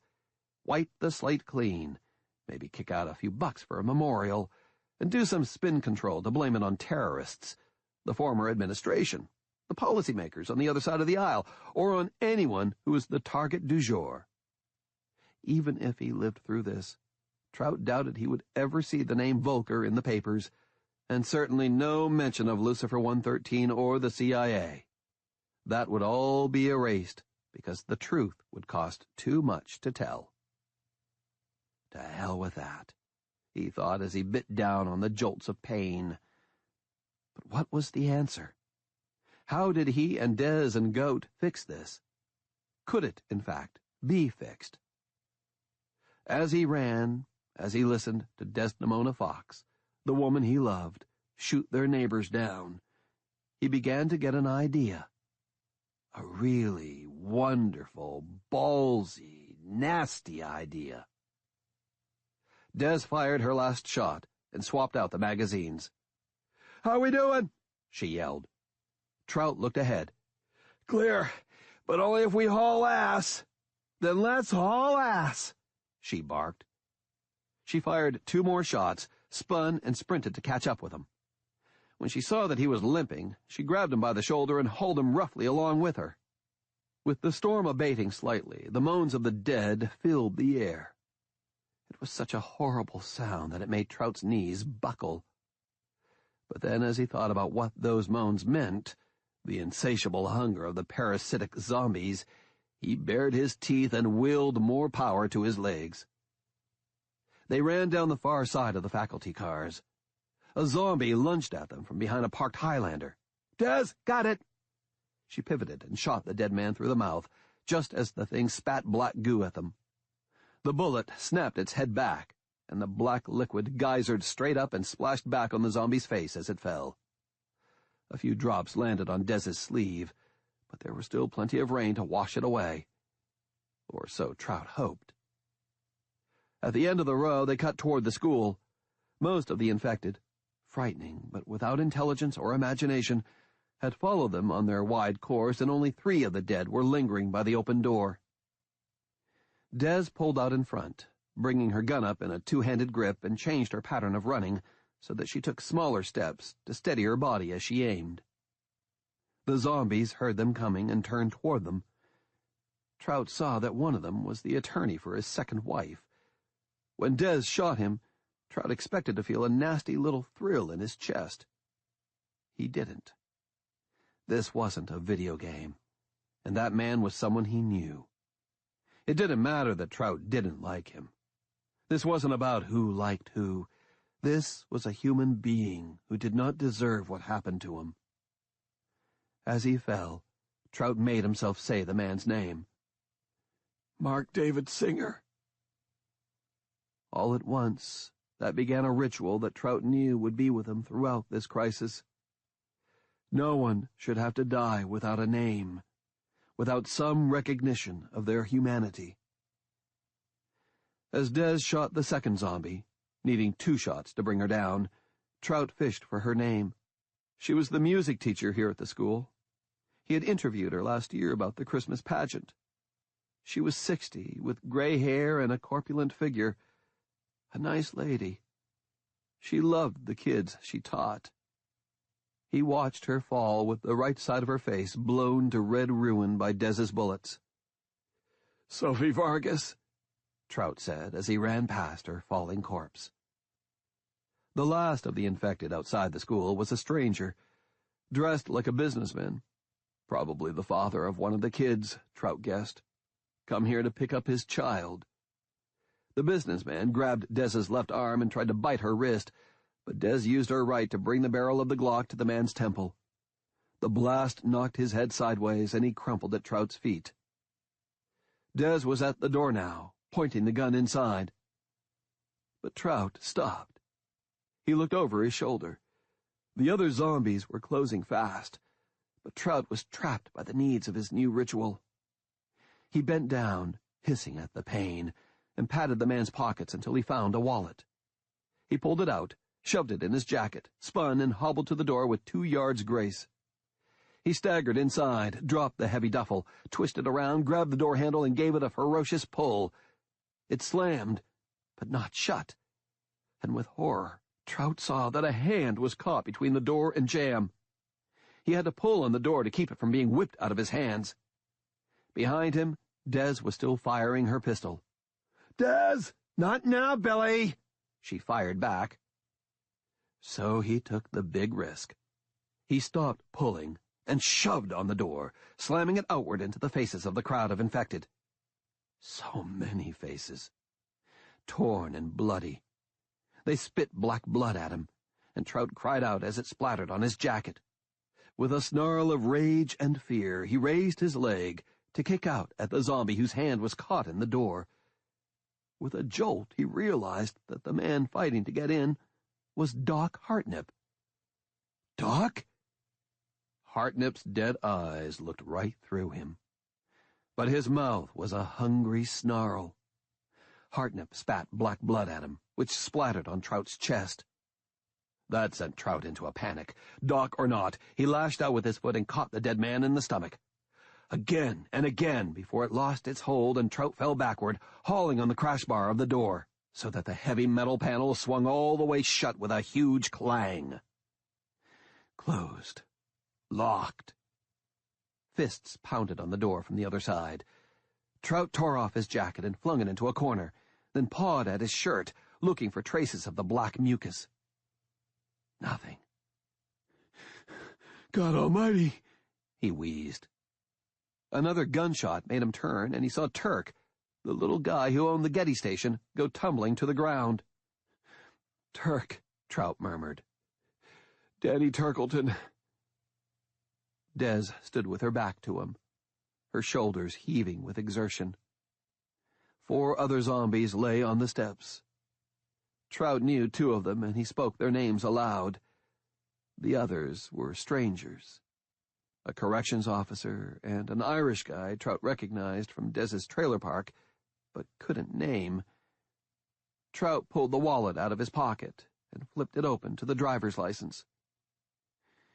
"Keelan Patrick Burke." "What?" Dez asked sharply, then saw what he was looking at. Her expression changed slowly, and Trout could see that she somehow understood what he was doing. She looked down at the bodies around her and nodded. "Did you know them?" Trout asked. She nodded. "All of them." She said their names, and he repeated them. They looked at each other for a fractured moment, the stink of cordite, blood, and human waste in the air, the steady pounding on the door, the bodies sprawled in what, for them, was a second death. "It's all impossible," she said. "You know that, right?" "It's worse than impossible," he said. Dez narrowed her eyes. "What do you mean?" "I know how this started," he said. "And it's a lot worse than you think." A voice spoke from the shadows behind Dez. "Then you better tell us everything, Billy." They turned and stared as a big man came walking out of the shadows. His clothes were torn, and he had makeshift bandages wound around his head and left arm. His face was battered and bruised, and his eyes were haunted by the things they had seen. But for all that, he looked powerful and dangerous, and he had a hunting rifle held in his strong brown hands. "JT!" cried Dez. As Trout watched, She ran to him and wrapped her arms around him and buried her face against his chest and sobbed. Son of a bitch, Trout thought with an inward rueful smile. That's my goddamn scenario. J.T. Hammond gave Des a fierce hug and he kissed her hair. Then Des pushed herself away, glared up at him, and slapped him across the face. "You asshole!" she yelled. "You fucking left me!" And that's my girl, Trout thought, and this time his smile reached his lips. Chapter 86. Outside of Stebbins' little school. He stood as silent as a tombstone. A few of the hollow men pounded on the door, some of them milled around, drawn by trace scents of fresh meat that were tricks of the storm winds. But Doc Hartnett and most of the others stopped moving and stood, staring at the closed door. Hartnett had recognized the two people his body had been chasing, Desdemona Fox, whom he'd known for years, and the reporter, Billy Trout. Even as his hands tried to grab them and tear them apart, his mind tried to communicate with them. He screamed their names. He screamed his own name. He begged them to shoot him. Des Fox had shot so many of the others, and now they lay still and unmoving. Hartnett wondered, hoping, praying, whether they were really and completely dead now. He had seen others gunned down by the police and later by the National Guard, taken down with bullets to the brain. He believed that this was the trick. Any bullet was a magic bullet, as long as it struck the brain. He had to believe that, or there was no God, no hope, and all was red madness forever. Des Fox had not shot him. Each time she fired in his direction, there was another one of the hollow men to take the bullet. Some died, some were with him now, pounding or milling or standing. "Please," he cried within his darkness. "Please." Chapter 87. Stebbins' Little School. J.T. rubbed his face and grinned. "I didn't leave you, kid," he said. "It took about 6 state troopers to keep me from you after you fell." He touched his battered face. "They weren't very nice about it, either. Officious pricks." Wait, hold on," said Trout. "Why were you fighting the state troopers?"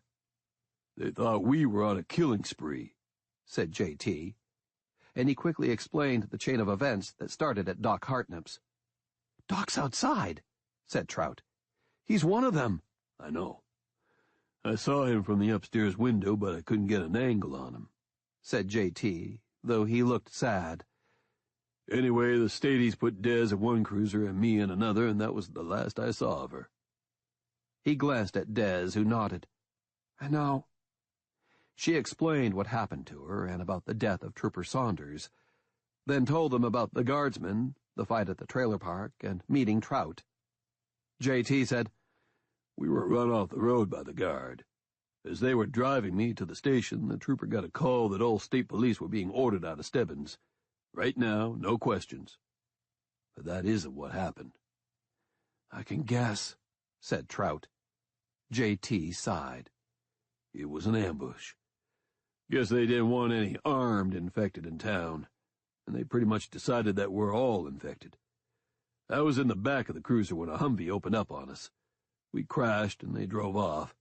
The trooper with me was hit pretty bad. He managed to unlock the back and take off my cuffs, but by then the dead were closing in around us. It was all I could do to get out of there.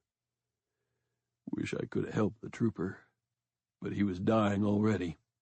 2 rounds, 1 in his chest.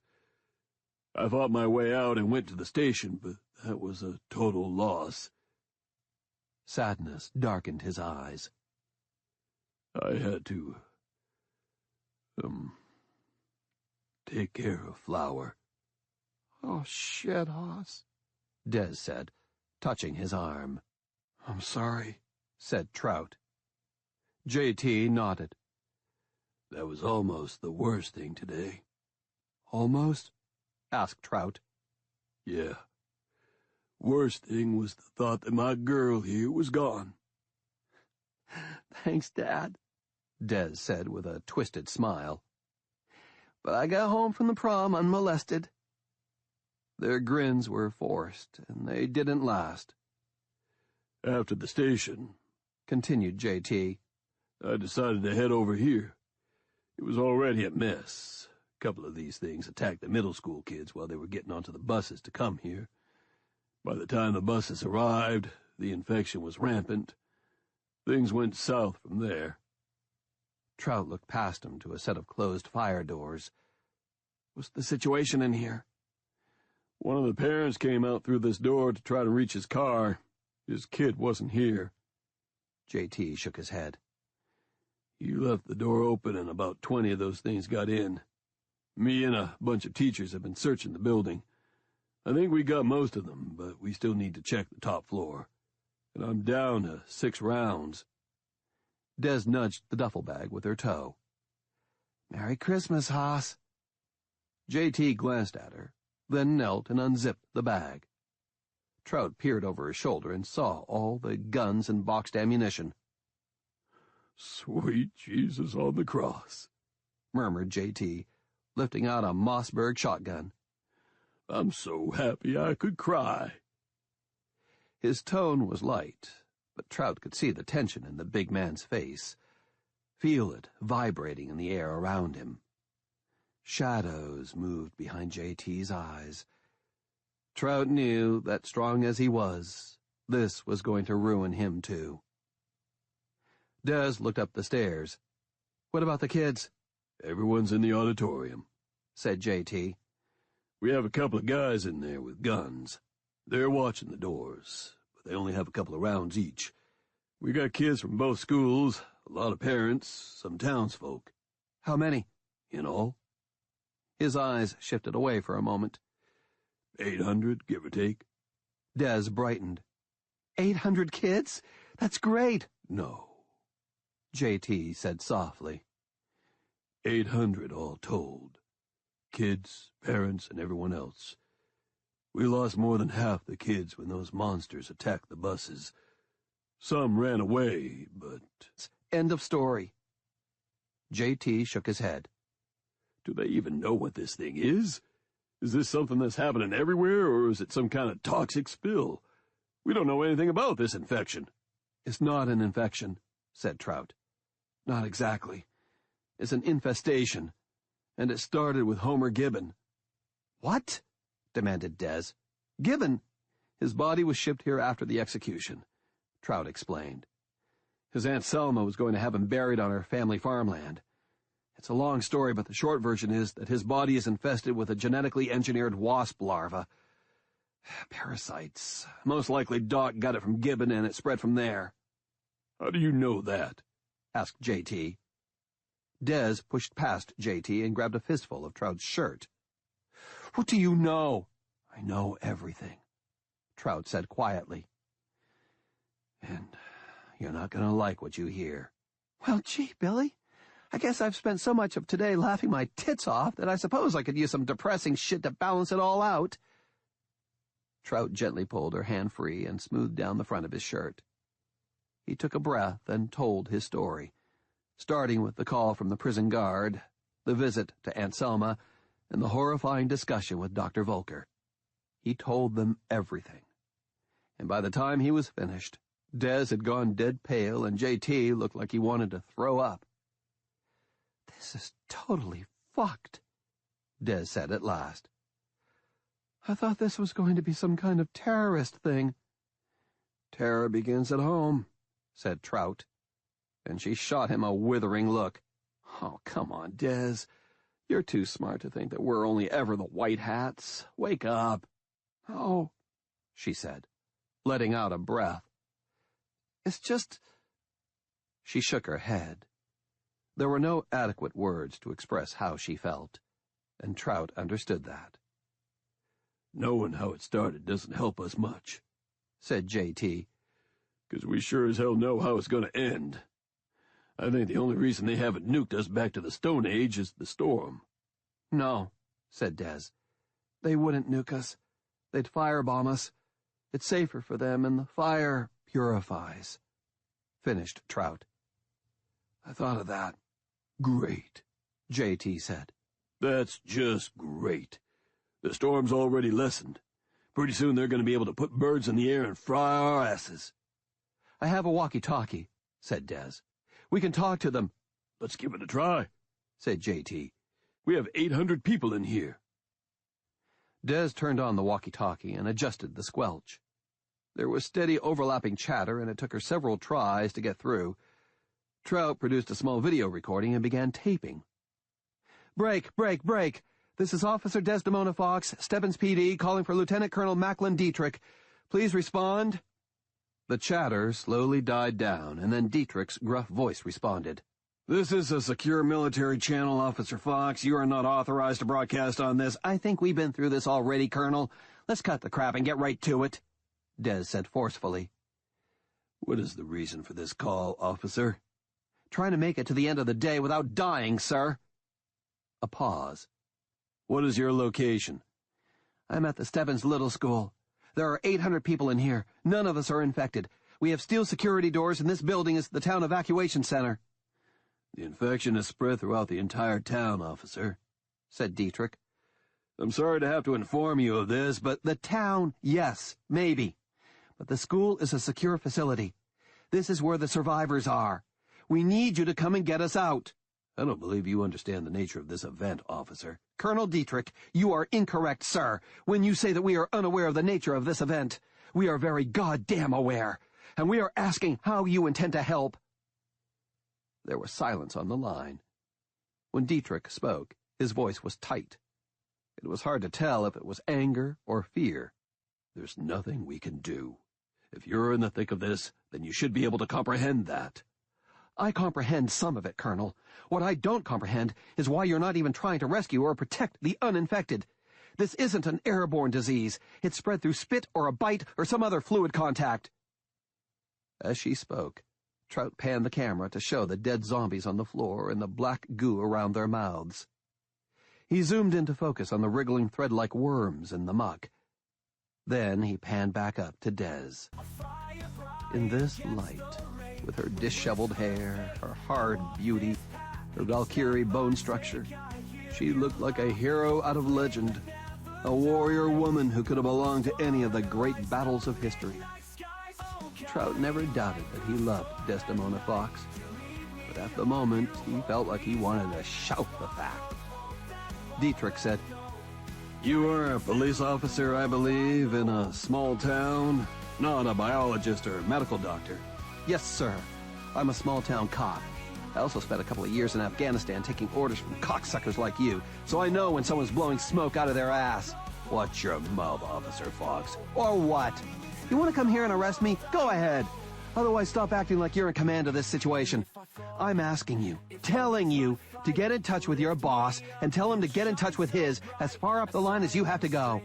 Tell them that we know who let this monster off the chain and who's responsible for killing an entire town, and who now wants to try and cover it all up by pretending that the surviving witnesses are infected just so you can slaughter us all. You tell them that." No reply. "Colonel?" No reply. In fact, there was no further chatter on the walkie-talkie. Not a word. Des shook her head and stared at Trout, who was still taping. "They're gonna let us die here.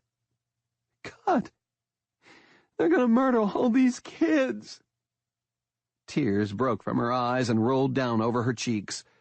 She weighed the walkie-talkie in her hand and then, with a snarl, turned to hurl it against the wall, but J.T. scooped it out of her hand.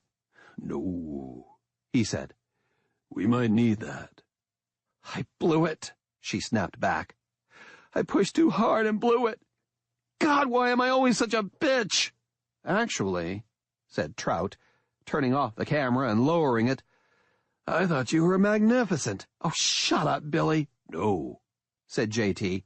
"Boy's right. You are great. You smacked that officious prick's ass. That'll look good on my tombstone. Let's face it, I played the wrong card. He knows that we're a liability, and now he's going to burn this town down just to keep us from telling the world. She glared at Trout. Why the fuck are you smiling? I taped that conversation you just had. Dietrich's voice is crystal clear. So? We can't do anything with it. The internet and cell service is as dead as we're going to be. Billy Trout unslung the equipment bag he carried and bent down, hissing a little at the pain in his back, to unzip it. You're not the only one who brought goodies to this party, Des. He produced a device and showed it to them, his smile never wavering. This is a satellite news uplink. If we're going to go down, babe, then let's at least go down swinging. Chapter 88. Pennsylvania Army National Guard, Company D, 103rd Armor. Lieutenant Colonel Dietrich set his walkie-talkie down and stared at it for 5 long seconds. Across the table from him, Captain Rice stood in silence, not daring to intrude into this moment. He could see the fires that rage were lighting under the colonel's skin. His commanding officer's mouth was a tight knife slash. His nostrils flared wide like a charging bull. Rice tried to make himself invisible.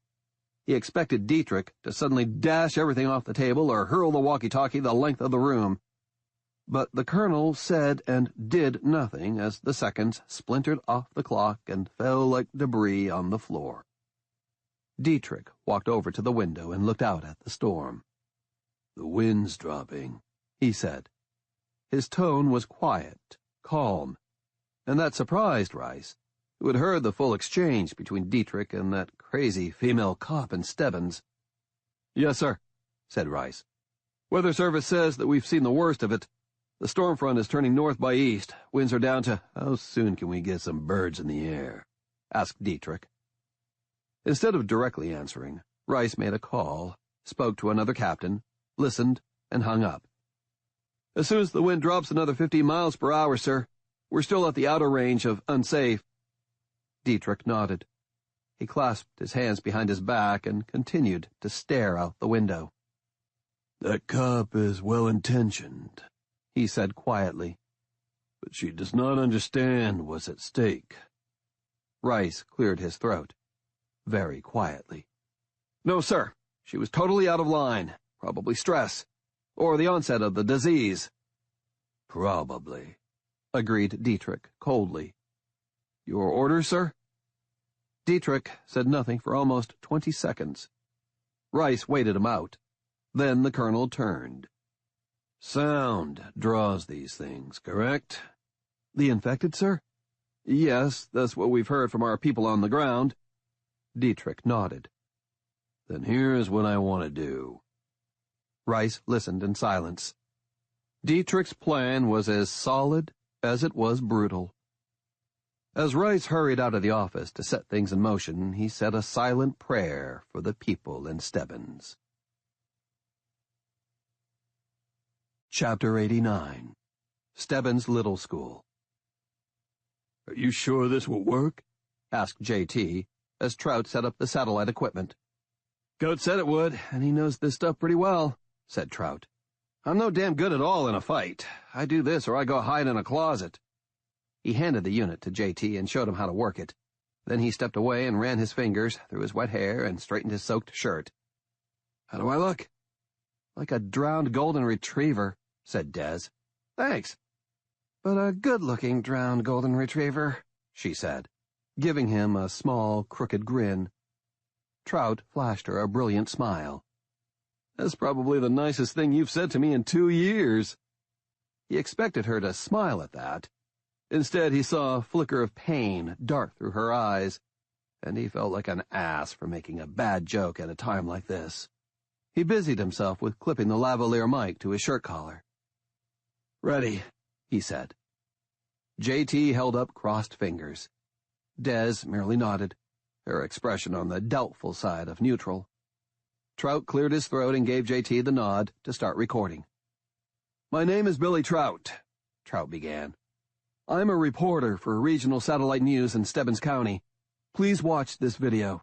This is not a hoax. This is not special effects or a gag. This is real. People are dying and more will die. There's a good chance I'm going to die. Maybe today." Trout paused and took a breath. He was sweating and used his fingers to wipe the sweat out of his eye sockets. From behind JT, Des gave Trout a thumbs up, and he plunged ahead. If you've been watching the news, you know that the big storm is centered over southwestern Pennsylvania right now. You may also have heard of some problems here in Stebbins, rioting and looting. However, I am here to state for the record that there is no rioting in Stebbins. There is no looting. However, a lot of people are dying here. I am going to tell you the truth about what is happening here in Stebbins. If I live through this, I'll probably go to jail. That's okay, as long as the story gets out. Please watch this video. Please post it on YouTube. Put the links on Twitter and Facebook and everywhere else you can think of. I am in the Stebbins Little School, the elementary school here in town. There are 800 people in here with me. More than half of them are children. A lot of people have died here today, but unless we all work together, a lot more are going to die. I repeat, this is not a joke. This is not a hoax. This is real, and it's happening right now. He took a breath. His hands were shaking. This is Billy Trout, reporting live from the apocalypse. Chapter 90. Bordentown Starbucks. It seemed to take forever, but the call finally came through on Goat's Skype account. Routing it through the main RSN satellite was a firing offense and almost certainly illegal. Fuck it. So was turning people into zombies. Trout sent him 3 videos. One was for immediate release. The other 2 were to sit in their chambers until Billy told him to pull the trigger. Goat used his earphones, so no one else could hear the call, and he set Skype to record everything as a backup to the straight satellite feed, which was automatically recorded on the RSN server, which was in Pittsburgh, not Stebbins. Goat copied the whole thing on his hard drive, too. Then, as soon as it was done, he emailed it to himself at 3 different accounts. That would give him copies in his sent folder as well as the 3 inboxes. All of this took a few seconds, and now there were copies in places the government could not easily block, access, or confiscate. After the broadcast was done, Goat got a private Skype call from Trout. "Did you get them?" "Yes, I did, Billy. I'm sweating high-caliber bullets right now. Tell me this is all true. The National Guard's actually shooting people?" "They're shooting everyone." "Are they testing them first?" "No." "Then how do they know who's infected or—" "Goat, they're shooting everyone. No questions asked." "Oh, man." Goat felt the room beginning to spin. "How safe are you going to be in that school?" Trout was a long time answering. "Billy, you got to get this out. Listen, kid, this is 1,000,000 times worse than anything Volker said it would be. Goat, everyone's dead. Marcia, Gino, everyone."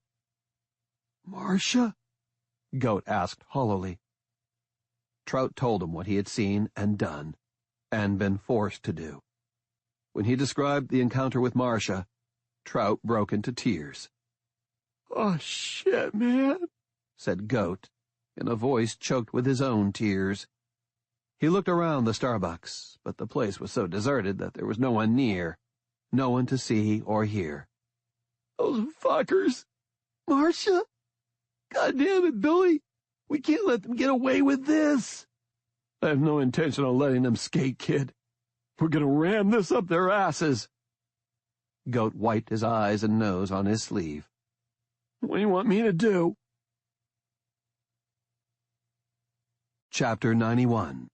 Stebbins Little School. "Watch out!" yelled Trout, and Des whirled around as a zombie came at her from the shadows of the top landing. Des fired 3 shots, 1 to the chest and 2 to the head, and the dead woman spun into the wall, then slid bonelessly to the floor. "I don't know her," murmured Trout. Des glanced down. "Peggy Sullivan," she said. "Secretary here at the school." "Peggy Sullivan," echoed Trout. He nodded, and they moved on. They were a few steps from the second-floor landing. Des was on point, but she had turned to look down at the small body of a little boy who lay twisted on the midpoint landing. The child had been shot, but it was clear that he had been infected before he had been put down. Des was only distracted for a second, but it was enough for the other zombie to blindside her. This impact knocked her sideways, but she twisted around and put 2 rounds into the creature's face. "You okay?" JT asked from the bottom of the stairs. He was watching their back trail and carrying the heavy duffel of weapons. Trout was in the middle, unarmed and hyper-vigilant. "Yeah," Des breathed. She took her pistol in both hands and went up the last few steps, checking the corners. "Clear." They followed her up and waited for her to check the hallway. "I thought you cleared these things out of here." "We locked some of those things in the first 2 rooms," said JT. "More upstairs." Des moved cautiously forward. The classroom doors had frosted windows, but she could see awkward shapes shift and move behind the heavy glass. When she bent to listen, she could hear the low, hungry moans. "How many are in there?" JT came up beside her. 6 in that room, 2 in the other. He nodded down the long, dark hallway. "Can't leave them here," said Des. "They'll get out one way or another." He drew in a ragged breath. "Damn," he said. But he nodded. "Wait," said Trout. "What are you gonna—" Before he could finish, Des kicked open the door and she and JT rushed inside. All Trout could see from the hallways were shadows and bright flashes, and all he heard was the thunder as Des and JT emptied their guns into the living dead. When they emerged, their faces were wooden. "Des, Trout began, but Des pushed past him to the door on the other side. She and JT paused to reload. Then they nodded to each other, kicked open the door, and went in shooting. Trout stared in horror, not because they were doing so much killing, but because so much was necessary. When JT pushed open the door and stepped into the hallway, he looked 10 years older. So did Des. They stood there, faces dirty with gun smoke, reloading their weapons, their eyes fixed onto the middle distance and empty of all life. Like the eyes of the dead things they had just slaughtered. Des dropped a bullet, and Trout saw that her fingers were trembling. He knelt to pick it up, and when he handed it to her, she closed her fingers around his for a moment. She squeezed her eyelids shut and fought to keep her mouth from twisting with barely suppressed sobs. Then she released him, took the bullet, and finished reloading. "The auditorium's down and around the corner," said JT gently, but Des pushed past him. She knew every inch of this old school. These drafty corridors and echoing fire towers were part of her childhood. She'd been a lonely girl who loved playing in her imagination, and the school was a castle under siege, or a grand palace filled with knights and ladies, an old haunted house, or the lair of a crafty wizard. She could walk the halls blindfolded. She hurried along, her gum-rubber soles making almost no sound. JT was as quiet on his feet, but after 2 flights of stone stairs, he was huffing like a dragon. Behind him, Billy Trout limped along. With each step, the sciatic pain was worse and his pace slower. It made him feel old and intensely vulnerable. JT had grown up in Fayette County, and his family had not moved to Stebbins until he was in high school, but Trout knew this old place every bit as well as Des. He remembered the lonely, lovely little blonde-haired girl, and he had loved her from afar even then. He thought about that as they hurried through the pale glow of the emergency lights. "All this time, and I'm still no closer to having her," he thought. "Or maybe I'm further away." It saddened him as much as the tragedy in town, and he could totally understand, now more than ever, Des's feelings of being abandoned by those she loved and trusted. "Ah, Des," he whispered, in a voice he knew could not carry to her ears. "You're crazy, but I do love you." How sane does that make me? Up ahead, Des paused by the double doors that led to the auditorium, looking back over her shoulder, almost as if she had heard him after all. Their eyes met, and she gave him a brief, sad smile. What does that mean? He wondered. Was it an acknowledgment of feelings as viewed from two sides of an uncrossable field of wreckage? Possibly. Or was it a goodbye? Did Des believe that they were all going to die here? Neither she nor JT had shown much faith or enthusiasm for the videos he had sent. Though they did not say so, it was clear that they did not think Trout could make his plan work. He wasn't entirely sure himself. Nor was Goat. It was a gamble of a kind he had never imagined making before, not even in his wildest Hollywood dreams. Trout held eye contact with Des, wanting to preserve the moment, to make this communication, however tenuous, last. But timing was against them, and that connection was too fragile to support it. Des turned away and reached for the door handles. Chapter 92. Bordentown Starbucks. Goat was quickly going crazy. He kept nervously toggling back and forth between Twitter, YouTube, and Facebook, watching the hits, the retweets, and reposts of Billy's video. In the first hour it was on YouTube, it had fewer than 100 hits, and most of the comments posted by viewers were cynical and mocking. They did not believe the video was real. Then something happened a few minutes into the second hour. There was a significant jump in hits. Goat backtracked and saw that the new rush was being driven by Twitter. A couple of key players had retweeted the URL. Some of these were conspiracy theory nuts who thought this was an early Christmas present. Some were anarchists, of the kind who thought Julian Assange's WikiLeaks posts in 2010 were holy writ. But a lot of them were serious players in the media. Goat had posted the link everywhere, and had sent it in mass emails to everyone in his media listservs. Thousands upon thousands of people in print, broadcast, and digital media. Some of them apparently knew Billy Trout, and that's where the traction started. They reposted the link to their contacts and included personal endorsements of Trout. The secondary wave of posts went out in a massive ripple. Someone who knew Billy also knew a producer on CNN, and that person included the link in a news update. That sort of thing happened again and again. By the time 90 minutes had passed, the spread was viral. Viral marketing. Goat considered that, and for a moment he thought that it was an unfortunate choice of words. Then he looked at it from a different perspective. It had a flavor of poetic justice to it. By the end of the second hour, the number of hits on YouTube had climbed to the high 5 figures, and every time Goat refreshed the page, the number jumped by hundreds, and then by thousands. The spread was geometric. But Billy Trout did not call back. Even though Goat's system could accept a satellite call via his Skype, the connection did not work in reverse. Goat could not reach Trout. Goat licked his lips and drummed his fingers and drank too much coffee, and felt his nerves burning down to the gunpowder. Finally, he couldn't take it anymore, and he posted the second video. This was the one where Billy was videotaping Des Fox while she argued with the National Guard colonel on the walkie-talkie. If the first video was a slap in the face, then this was going to be a full swing of the leg kick in the nuts. He kept glancing at the door as if expecting federal agents to come busting in any second. Well, he thought, too bad if they do, but it's already out there, so fuck you. Chapter 93. The White House Situation Room, Washington, D.C.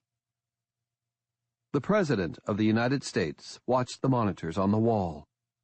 The rain and wind had diminished significantly. 2 minutes ago, he gave permission for the 6 Apache helicopters to take off, with 4 Blackhawks flying close support. The Apaches each carried fuel air bombs as well as their usual complement of Hellfire missiles, machine guns, and rocket pods. There was enough firepower aboard those helos to destroy an average-size American city. Far more than was necessary to wipe Stebbins off the face of the earth.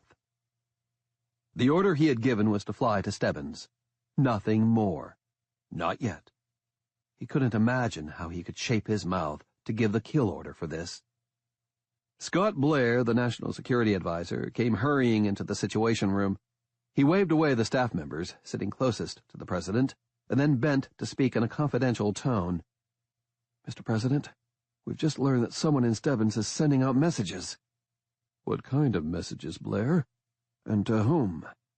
"The wrong kind, Mr. President," said Blair. "What's worse is that they're being posted on the Internet.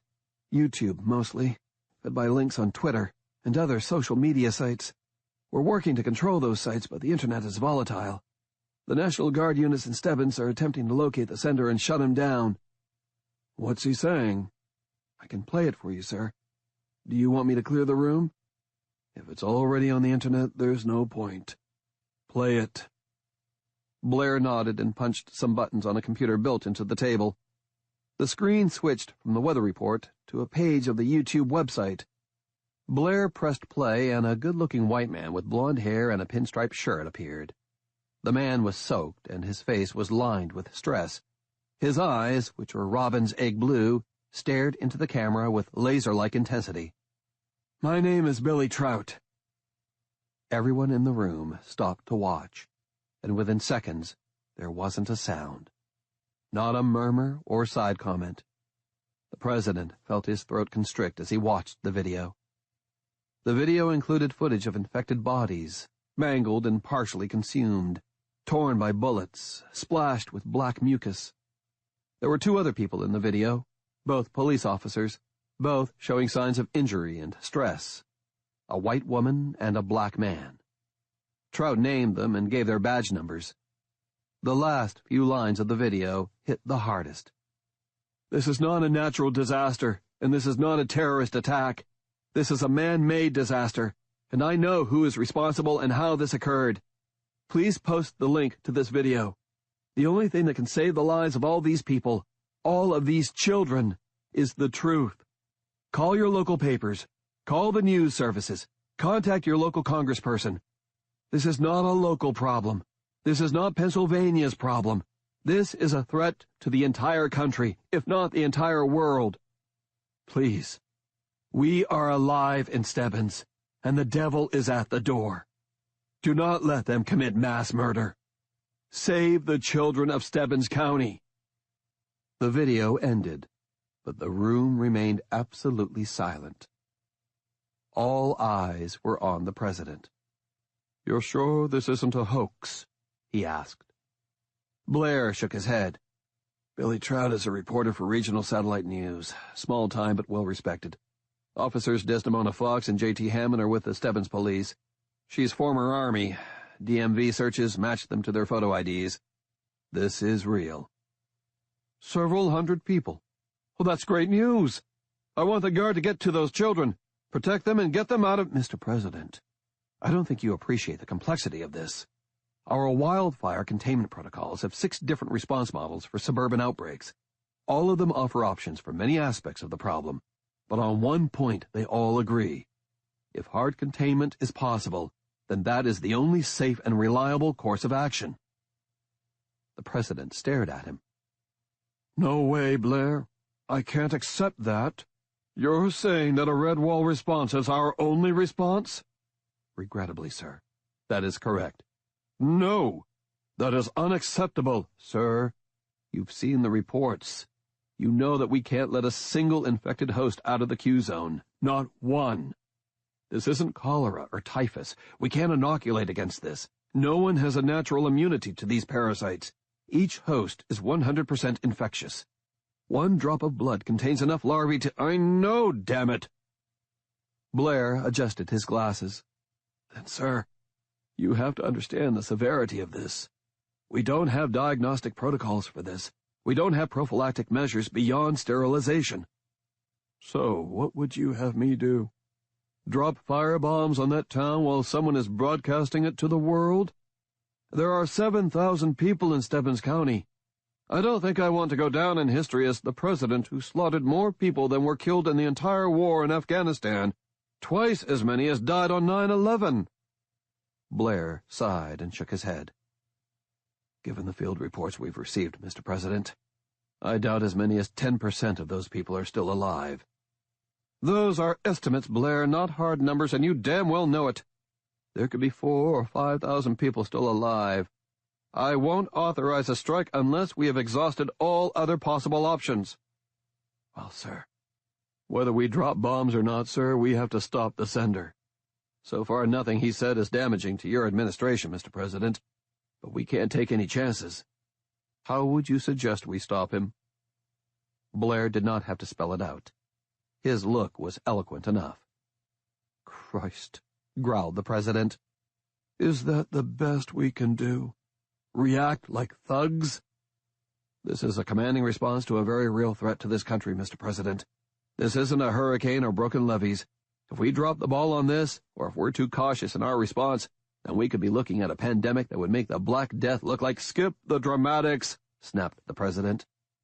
Your pardon, but I'm not being dramatic. If anything, I'm understating the nature of this threat. The President shook his head. I'm not going to authorize a sanction against someone who is trying to save American lives. I've compromised a lot since taking office, Blair, but I haven't slipped that far. Blair took a breath. I understand your concerns, Mr. President, but our scientific advisors are in a panic over this. They are urging us to implement Red Wall. Urging, sir. I understand, said the President wearily. I've ordered the choppers in. Once they're over Stebbins airspace, we'll see where we are. Thank you, Mr. President. Chapter 94. Stebbins Little School. Des Fox looked out at a sea of faces. Hundreds of them, young and old, more young than old, all turned toward the open doors, their faces pale with fear and their eyes bright with hope. They must have heard the gunshots, Des thought. God, look at all the little ones in here, thinking they're safe. She wanted to find the two teachers J.T. had left to guard the door, find them and kick the living shit out of them for abandoning their posts, and for abandoning these kids. She felt J.T. and Trout move up to flank her, filling the doorway. The kids looked at them, and at the guns they carried, and at the uniforms they wore. Suddenly, and all together, they jumped to their feet, screaming and applauding. Des felt her lips part into a silent "oh" of surprise. She turned to J.T. in confusion. Trout leaned close and whispered in her ear. They're applauding because the cavalry has just arrived. But, she said, but we're not. Smile and wave, Des. That's what they're looking for. Smile and wave. Be the hero. Let them know you're here for them. After all, it's the truth, right? So let them know it. Let them know that you're here for them, to protect them, and that you won't abandon them, that you won't let the monsters get them. Des looked into Trout's eyes for a long time, even as the applause rolled like thunder around the big hall. She looked for the mockery, the joke in his eyes, and she did not find it. She slowly raised her pistol over her head and forced a smile onto her face. The applause rose in intensity. Teachers and parents made their way through the sea of kids, and they shook Des's hand, and Billy's, and even J.T.'s. Are we getting out now? Asked a woman who held a 2-month-old baby in her arms. Soon, Des lied. The, National Guard is still clearing things up outside. We have to sit tight for a bit. Might be a few hours, might be all night, but help is on the way. They need us to cooperate as best we can. Her use of key words like National Guard and they worked their magic. They promised order and answers. A woman, the stick-thin school principal, Mrs. Madison, came hurrying through the crowd and gave Des a fierce hug. That got applause, too. The crowd gradually settled down as teachers and some adults quieted the sections near them.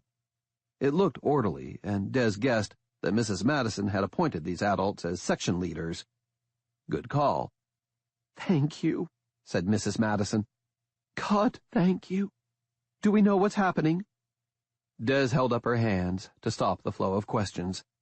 Then she gently pulled Mrs. Madison into the hall and away from the other adults. Listen, we don't have a lot of time, so please pay attention. We're not leading a cavalry charge right here, and the National Guard are not our friends at the moment. They think we're all infected in here, and until we clear the real infected out of here, we can't prove that it's safe for the Guard to come in and rescue us. That means we have to make sure that anyone who's been bitten is secured." Mrs. Madison frowned. "Secured?" Des gave her a brief explanation of Lucifer 113 and how it worked. "Anyone who has been contaminated, no matter how and no matter if they don't look sick yet, will become like those things out there. Everyone who has this thing is going to have to be put down." Mrs. Madison blanched. "Officer Fox, we have kids with bites. Surely you can't expect us to shoot children. That's insane. It's inhuman. We have them in classrooms. We're giving them medical attention." "Then give me an alternative. If we allow the infection to stay inside the school, we'll all die. This is easy math." "God!" "JT and I will take care of it," snapped Des. "Mrs. Madison, I need you to stay inside the auditorium. Once we leave, keep the doors locked until either JT or I tell you it's safe to open the doors. Otherwise, you do not open up to anyone. Understand?" The principal nodded. "Mr. Chestnut is somewhere in the building. He heard some sounds, and he took 2 of the janitors with him to investigate." "Lucas Chestnut?" Des asked. Chestnut had been a very young teacher when she had attended the school. He must be well into middle age by now. "How long ago?" "Why, he left just after Sergeant Hammond did. I'm surprised you didn't see him." "Shit," said Des. Mrs. Madison began to say something, but didn't. Instead, she sagged back with a hand to her throat. "Stay here, and don't let anyone else leave," ordered JT. "You understand me? No one. Now, go back inside and put a smile on your face and tell everyone to sit and wait until we get back. Don't tell anyone else how things really are. Not yet. Got it?" The principal nodded, and JT led Des out into the hallway. They listened at the open stairwell, but heard nothing. "Let's try the top floor," said JT. "It needs to be checked anyway." Des looked up at him. "You be careful, Haas. No heroics." He snorted. "I'm fresh out of heroics, girl." They smiled at one another and were about to enter the stairwell when Trout came running out of the auditorium. "Hey, Des!" She wheeled on him. "Where the hell do you think you're going?" "With you. But I need a gun." "Not a chance, Billy. Stay here with the kids. I don't trust you." "What? How the hell can you say 'with a gun', dumbass? You don't know how to shoot, remember? Go find a baseball bat or something and stay the hell in there." "Des, She got up in his face, and though her mouth was hard, her eyes were pleading. "Billy, stay with the kids. Please." "Oh, fuck," he said, but he nodded. "Okay, Des." There was a brief look of relief in her eyes as she turned away and hurried down the hall with JT. For just a moment, and despite all of his conscious reasoning to the contrary, it felt to Trout that Des was not running off to a fight, but that she was running away from him. It made no sense, but it opened a little door of insight in his head. He turned away, and Des watched as the auditorium doors closed behind him. Des watched him go, and she had to smile at his willingness to help, at the courage he had shown in coming back to town, at his ass. He had a great ass, she decided. She sighed and turned away, aware that the members of her team were watching her. JT murmured, "I thought you were done with that boy." "I am." "Doesn't look like it to me." "Yeah, well, I thought you didn't walk with a limp," Des said. "I don't." She got up in his face. "Want that to change?" No, I don't." Des nodded. "All right, then. End of discussion." If JT planned to say more, it was cut short by a piercing scream of terrible pain that floated on the sluggish air from the darkened stairwell. Chapter 95. Old Fairbanks Road, near Bordentown. Homer Gibbon heard the sound before he saw them. It was a big, deep bass sound that filtered through the rain and the radio and the sound of his wipers, the thrup-thrup-thrup of helicopter rotors. He pulled to the side of the road, rolled down his window, and leaned out to look. They came over the tree line like a flight of giant insects from some old monster movie. Homer had never been in the military, but he knew everything related to war. From movies, from books and magazines, from endless jailhouse conversations. These were Apache longbows, and he was pretty sure they were outfitted with 30mm chain guns, Hellfire, Hydra, Stinger, and Sidewinder missiles. At least that's what he remembered. Homer smiled. Nice. He turned up the radio. Jason Aldean was singing My Kinda Party. Yes, sirree, he said to the radio. Homer put the car back into drive and kept going. Chapter 96. The White House Situation Room. We have another video from Billy Trout, said Scott Blair. The president swiveled his chair to face the monitors. Let me see it. Blair hesitated. Sir, this is pretty delicate stuff. This is going to be a political nightmare. Run it, said the president firmly. The YouTube video played. It showed the same female officer standing in a hallway filled with corpses of the infected. She obtained a walkie-talkie from a National Guardsman that she attacked. Did she kill him? No, Blair said, dragging it out. 3 soldiers required medical treatment, and she wrecked their Humvee. The president shushed him as the audio played.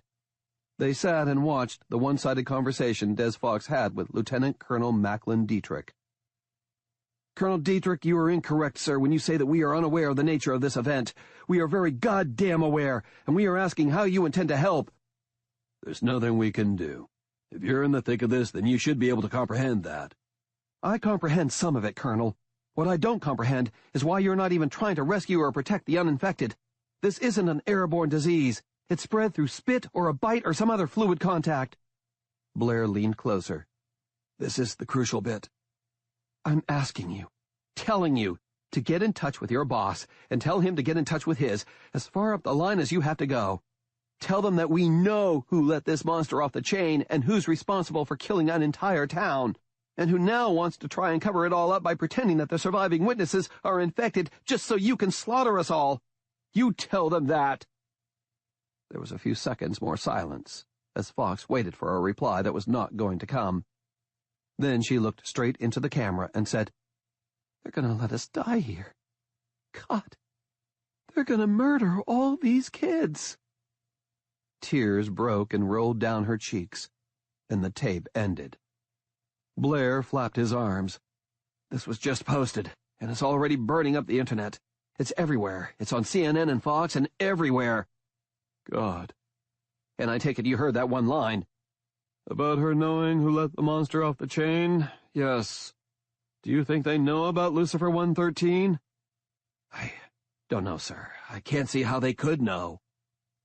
An aide came hurrying into the room. Excuse me, Mr. President.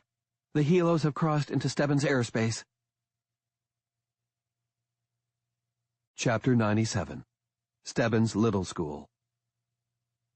They went up the stairs, Des first, with her Glock held in both hands.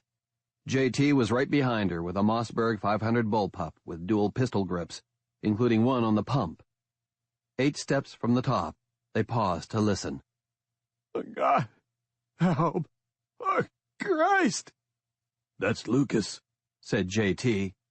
They took the last steps, 2 at a time, swiveling their weapons around at each corner, expecting white faces to come lunging out of the shadows. They saw the blood first.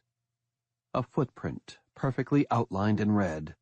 A heavy shoe, a Timberland or a good knockoff. Des pointed with her Glock. I see it, J.T. said quietly, as they moved up the steps. Please, God. Lucas Chestnut's voice was faint, depleted. Des already knew that they weren't hurrying up the steps to save him. He sounded hurt, and the day they'd lived through had taught them that hurt was a death sentence. No matter how small a bite, it was as good as a bullet to the heart. They rounded the last turn in the stairwell and found another footprint. And a foot. The shoe, ankle, and part of the shin stood on the top step. The rest of their owner was 20 feet down the hall, crawling along, inch by inch, toward a man who sat with his back to the door of the English room. A bloody fire-axe lay across the man's thigh, and his body was covered with bites. Dozens of them. 2 other figures crouched on either side of him. One held Lucas Chestnut's arm in both of her hands, and as Des watched, she bent and sank her teeth into the flabby flesh on the inside of the teacher's elbow. The other person, a teenage boy, knelt and worked at Chestnut's abdomen, biting and tearing to get through the tough abdominal wall. The zombie with the missing leg crawled inexorably forward, moaning piteously at the meal it longed to share. Chestnut was too weak to scream. He sobbed and shook his head over, back and forth, in a permanent denial of what was happening. Then, as Des and J.T. stepped out of the stairwell, Chestnut turned his streaming eyes toward them. "Please," he begged weakly. "For the love of God, please stop this." Not stop them. Stop this. Des heard J.T. inhale with a hiss. "Steady on, Hoss," she said softly, and stepped past him. The maimed zombie heard her first, and he turned and snarled. Black saliva dripped from his lips. Des recognized him as one of the janitors, Roger something or other. She raised the Glock and fired. The bullet caught Roger in the temple, and the force blew one of his eyes out of the socket. He collapsed forward, the bones of his face crunching onto the hard floor. Behind her, Des heard J.T. gag. Des did not look. She shifted the barrel of the Glock to the teenage boy. Bang! Then the woman, a stranger. Bang! Lucas Chestnut raised his eyes to her. Blood bubbled from between his lips. "Please," he begged. Bang! Des lowered the gun and closed her eyes. Behind her, a door creaked, and she whirled just as J.T. bellowed in surprise, his cry mingling with moans as the dead poured out into the hall. 5 of them. No, more. 8 or 9. "J.T., look out!" J.T. went down under a pile of them, and the impact made him jerk his finger on the trigger. The blast hit one of the dead above the elbow and blew away her arm. She did not even pause as she flung herself at J.T. Des fired 3 fast shots at the infected who were still standing, killing 2 and sending one staggering backward toward the top of the stairs. The creature fell and went tumbling and crashing down out of sight. Under the pile, J.T. pivoted his big shoulders and smashed the shotgun across the zombie's face, knocking the creature off of him. The dead man fell with a swatch of J.T.'s shirt between his teeth. Another of the dead immediately lunged into the opening, and then Des was there, kicking at them, slamming the steel toe of her shoe into the temple of one, stamping her heel down on another's spine, using her free hand to grab one by the belt and pull him back. When that zombie hissed and turned toward her, she pistol-whipped his mouth away from her and then shot him through the ear. J.T. rammed the barrel of his shotgun under the chin of the closest infected and pulled the trigger, blowing the thing's scalp and brains all the way to the ceiling. Des kicked one of the dead in the cheek and shot another through the eye. Then she grabbed J.T. and hauled. He kicked his way out, and they flopped backward, both of them flat on their backs. The dead came at them, and Des took the Glock in both hands and fired. J.T. blew the knee off of one, and as it collapsed down, he put the next round through its forehead. He kicked that body back and fired at the one behind it, catching it in the chest and the shoulder, and then the face. The last zombie was an old woman, and Des kicked her on the point of the jaw with all her strength. The woman's head whipped up and back, and her neck snapped. Then it was over. The 2 of them lay there, covered in blood and black muck and bits of flesh. Des recovered first. She saw the black mucus glistening on her thigh, and she screamed and scrambled over onto hands and knees, and then shot to her feet. J.T. was up at once. He snatched the big steel fire extinguisher from the wall and turned it on her, using the compressed blast to whip the infectious goo off of her clothes. Then Des tore it from his hands and did the same. Both of them were making small, almost feral whimpering sounds as they emptied the entire unit. Des cursed and flung it away. "We're good," JT said nervously. "We're good. We're good." But they were not good. At the far end of the hall was a big set of windows that looked out over the parking lot. Until now, that window was as black as the stormy night outside, but all at once it glowed with brilliant white intensity. "Flares?" ventured Des. Then the whole building suddenly began to shake. Heavy vibrations rattled with the drone of huge machines. They bolted for the far end of the hallway and stared out the window as a line of Apache longbow helicopters came tearing through the night sky over the line of pine trees, ghostly in the glow of the white phosphorus flares that drifted down on tiny parachutes. With them, flying close support, were 4 UH-60 Blackhawks. The strain on JT's face melted into a smile. "Sweet Jesus," he said. "I think the cavalry just arrived." He began waving to the choppers. A moment later, the side door on the lead Blackhawk rolled back to reveal the ugly, multi-barreled snout of a minigun. "No!" screamed Des as she grabbed JT and tore him away from the window, a split second before hundreds of rounds chewed the whole wall into a storm cloud of flying glass, torn brick, and splintered wood. Chapter 98. The Auditorium. Trout reached out to Goat. "I'm sending you a lot of stuff," he said. "Get it on the net." "Okay, but we're doing this the slow way, Billy." "What do you mean?" "The way you've been doing your bits, live from the apocalypse. That's the key. We should be doing a live stream. We don't need to edit anything. We're not waiting for a broadcast time slot, man. This is raw and immediate. So let's go reality show with it." "Will anyone watch it?" "Billy, every fucking body is watching this. The whole world is watching. But I don't know how long we have before the feds find me and shut us down. I'm running this through a real maze of off-site bounce-around servers, but they will find me." "Then let's go live." Trout began doing interviews in the auditorium. Everyone was in shock. A few were absolutely catatonic with fear or grief.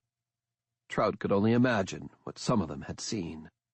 Family members torn apart by the zombies, friends and schoolmates dragged out of the buses, teachers slaughtered while trying to protect the kids. Or, as some people quietly suggested, a few teachers and parents simply running away, so wrapped up in their own immediate needs that they were willing to leave the innocent to their fate. Some of the people, adults and kids, were ebullient with a kind of excitement that was too big, too hopeful, and spoke of a fractured perception. Those were the ones, Trout knew, that would shatter if one more thing went bad. One little girl stared blankly into the camera and asked, "Mommy?" She said that one word, uttered that single plea over and over again. At the same time that Trout was aware that this was broadcast gold, he was also aware that his heart was breaking. He knew that the little girl's face would haunt his dreams the rest of his life, if there would be more life to live. He kept going, interviewing everyone. No one was grandstanding. No one was spinning a tale simply because they were on TV. These people were far too badly shaken. Their hurt was far too present in their minds for any artifice, and Trout knew that this would be evident to anyone who watched the video. Anyone who was unmoved would have to be more dead inside than the creatures who were laying siege to the school. A few of the adults he interviewed, a disheartening few, seemed to have found some measure of dignity and courage. On the other hand, many of the kids were displaying genuine courage that bordered on heroism. One 11-year-old girl in particular, Bailey, had gathered the littlest kids into a corner and was entertaining them with stories. However, Trout saw a broken field hockey stick standing against her chair. It was jagged and covered with blood. He bet there was a story there, and he hoped he would have a chance to see it told. Another kid, a hulking 6th-grade boy, whom puberty had hit like a runaway train, wore most of a set of football pads over his street clothes and carried an aluminum baseball bat. Trout interviewed the boy, Brian, who told him about how he had been chased into the gym by a couple of the dead and found 5 girls already there, hiding in the big wire cage where they stored the sports gear. Brian had run into the cage, put on as many pads as he could, including a football helmet, then grabbed a baseball bat and left the cage to attack the zombies. It was a wild story, and Trout might have doubted Brian's word if not for the 5 girls who sat nearby giving the boy adoring stares. Trout did as many short interviews as he could. Some were stories of combat and victory. Some were narrow escapes, but most were about terror and loss. And in the case of many of the children, the stories were about abandonment, either by cowardice or, more often, because the parents and teachers had died during the fight. To a terrified child, though, it amounted to the same thing. And that made him think about Des.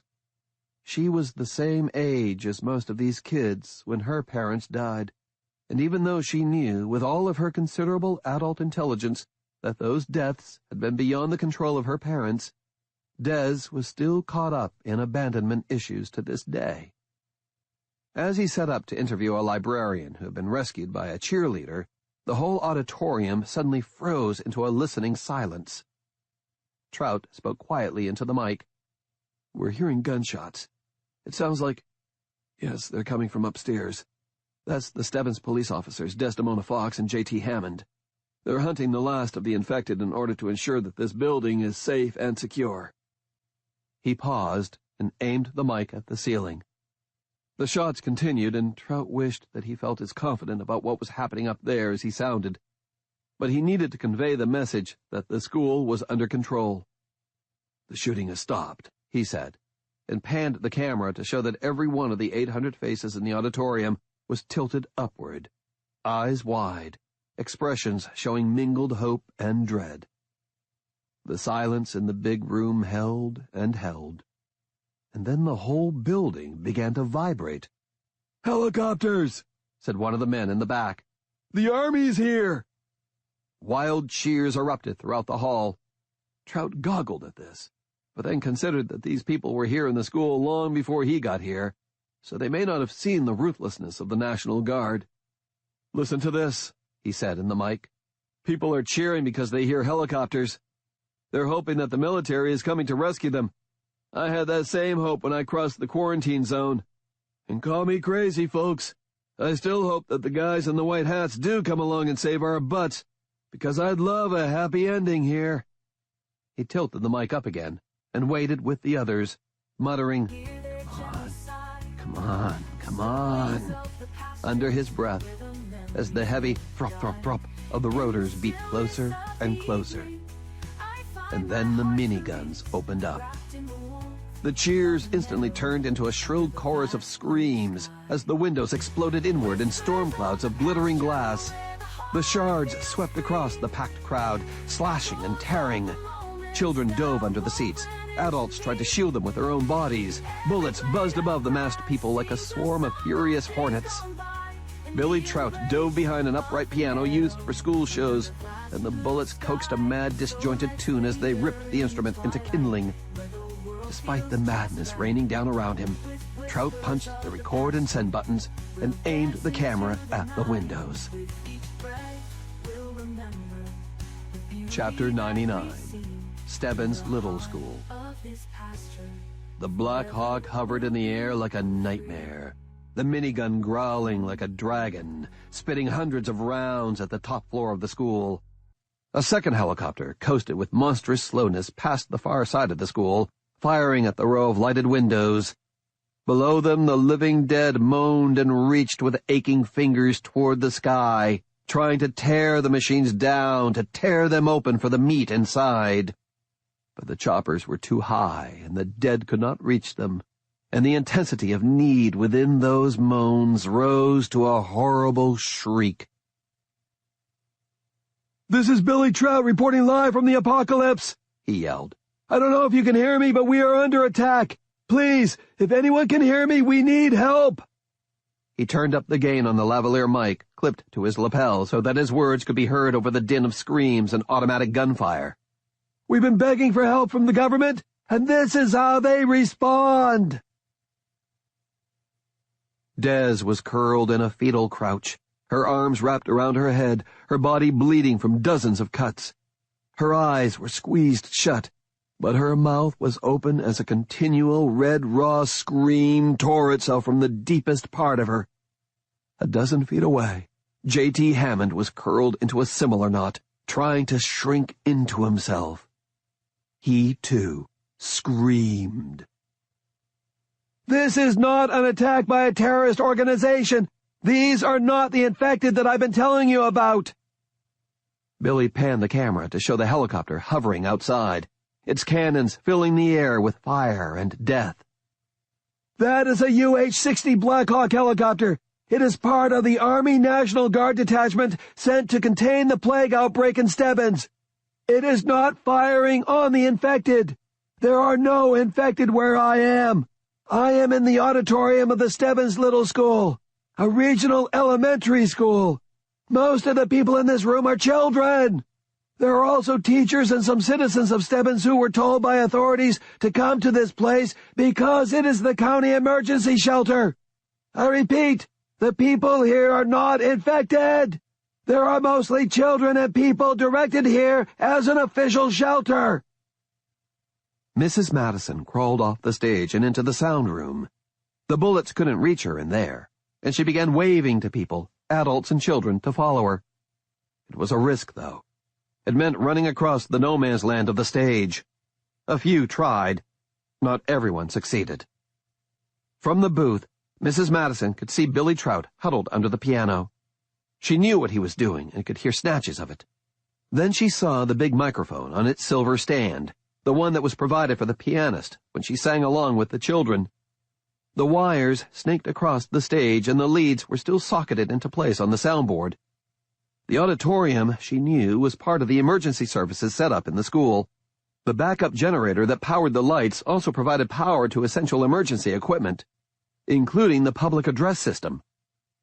Mrs. Madison flipped a row of switches and channeled the feed from the fallen microphone into the main public address system, then turned the volume all the way to the right.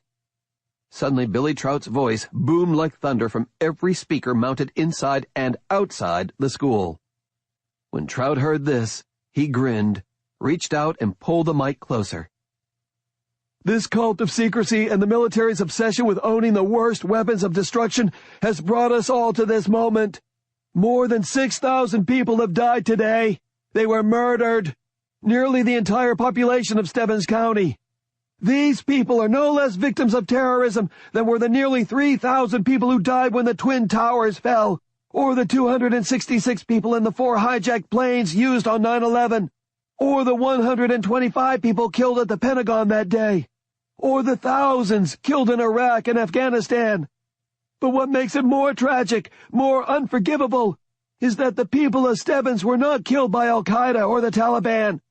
There are no terrorist cells operating in Stebbins County. These people were murdered by the U.S. government because some people believe that it is better to kill the innocent than to admit a mistake." On the other side of the building, the children and teachers and parents and refugees from the storm crawled under the auditorium seats, screaming and crying out in fear and confusion. For many of them, the light of hope was blasted out of their eyes, not through injury, but as they tried and failed to grasp the meaning of what was happening. First, the infected attacking and slaughtering so many, and now the rescuers, the army, turning their haven into a killing ground of flying glass and blood. "We cannot allow ourselves to become a nation of fools and slaves. We cannot allow our own government to serve its own agendas at the expense of the people. I appeal to every true American, every patriot, whether you're left or right, to stand up and say, 'Stop!'" Outside the fence line, hundreds of National Guardsmen stood ready, waiting for the helicopters to do their work so that the next phase of the cleanup could start. Sergeant Polk sat among them, listening to the words that boomed from the speakers mounted outside the school. He smoked a cigarette, chain-lighting it from the last. Discarded butts lay in a puddle by his feet. One of the men in his squad chortled, Do you hear this bull crap? Polk turned to him. What's wrong, Sarge? Polk nodded toward the school. I didn't sign up for this shit. Jeez, man, what'd that bitch cop do to you? You going all girly on us? Polk drew in the smoke, held it in his lungs, and exhaled slowly. Then he abruptly got out of the vehicle and began walking toward the gate. Hey! Yelled the other soldier. Polky! What the shit are you doing? Taking a goddamn stand. What for? Polk whirled. There are people alive in there. Haven't you fucking been listening? He turned and kept walking. A lieutenant started to run after him. Sergeant Polk, get your ass back to the line right goddamn now. Polk turned again. This is wrong. We're supposed to be here to help. We can't help these people, growled the lieutenant. We didn't even fucking try. He reached the row of parked Humvees and climbed into one. Sergeant, I am ordering you to stand down. Polk started the engine and put the Humvee in gear. The lieutenant drew his sidearm and pointed it at Polk. Sergeant, stand down and step out of the vehicle or I will shoot. Polk took his foot off the brake and let the Humvee roll forward. The lieutenant ran to stand between him and the gate, and a lot of the guardsmen swarmed with him. All around them was the roar of the choppers, the thunder of the machine gun fire, and the amplified sound of Billy Trout's voice. Polk pressed lightly on the gas, and the Humvee began moving toward the gate. Other soldiers raised their weapons and pointed them at the vehicle, but the soldiers were cutting looks back and forth between Polk and the lieutenant. By now, the complete file of how this plague started, including a complete confession by Dr. Herman Volker, will have been sent to every major news service in the country. There are no more secrets to defend. You kill us now, it will be an act of revenge, and everyone will know it. Polk revved the engine, then leaned out of the window. Either unlock the gate and stand back, or watch your ass, because I'll roll right over it. Sergeant, you are buying yourself a world of hurt with this nonsense. Stand down before I put you down. Polk revved again, and a single soldier stepped away from the masked soldiers and began walking toward the Humvee. The lieutenant yelled at him, too, but the soldier held up one fist, forefinger extended. Then he turned and walked backward, his rifle in hand, but the barrel pointed to the ground. He's right, Lieutenant, the man yelled. This is bullshit. This is wrong. The lieutenant shifted the barrel of his pistol to cover the second soldier. Drop your weapon and stand down. Sir, I respectfully decline to accept that order. On what fucking grounds? Screeched the lieutenant. His face boiled red. On the grounds that I enlisted to protect my country and my fellow Americans. Haven't you been listening to what that reporter's been saying? They have proof that this was something of ours. Maybe it was a mistake, or maybe somebody went batshit and released it, but we started this. How the hell can killing Americans be a right and proper military response to that? That's not for you to decide. The man brought his weapon to port arms. It is now. Fucking right it is, said another man, and the lieutenant turned in horror to see a third man step out of the line and walk toward Polk. Then a fourth. Then 5 more. 10. So please, stop the slaughter. Stop the killing. Save the children of Stebbins County. We're here. We're alive. We need your help. Please. As the lieutenant stood there, his pistol still pointed at arm's length, at least half of the men deserted his side of the parking lot and went to stand in a ragged line around Polk's Humvee. Other guardsmen were hurrying along the fence line to see what was happening. Another officer, Captain Rice, came to stand beside the lieutenant. Eddie, he said softly, you're about to make the biggest mistake of your life, and I can guarantee that no matter how this all plays out today, it'll be the last one of your career. They're deserting during a time of crisis. That's one way to see it, said Rice. But tell me, son, you ever heard of General George Custer? Then Captain Rice pushed the lieutenant's gun arm down, turned, and walked across the concrete to stand with the others. And then the guns stopped. Smoke whipped up out of the barrels to be threshed by the whipping rotor blades and scattered as mist into the rain.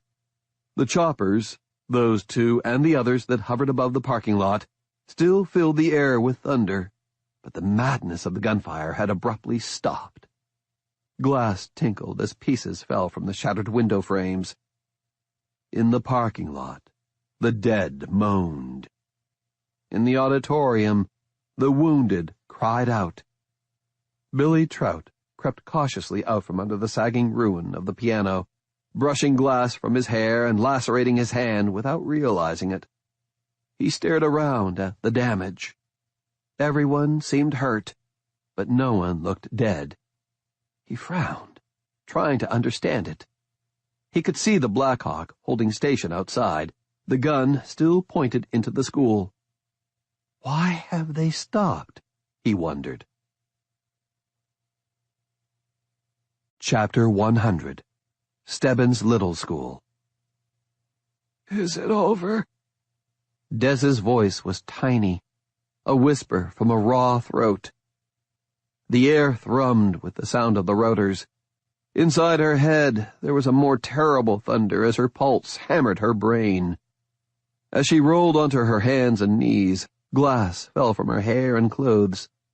She stayed there, unable to move, feeling the entire day burning in every bruised bone, every aching muscle, every fried nerve.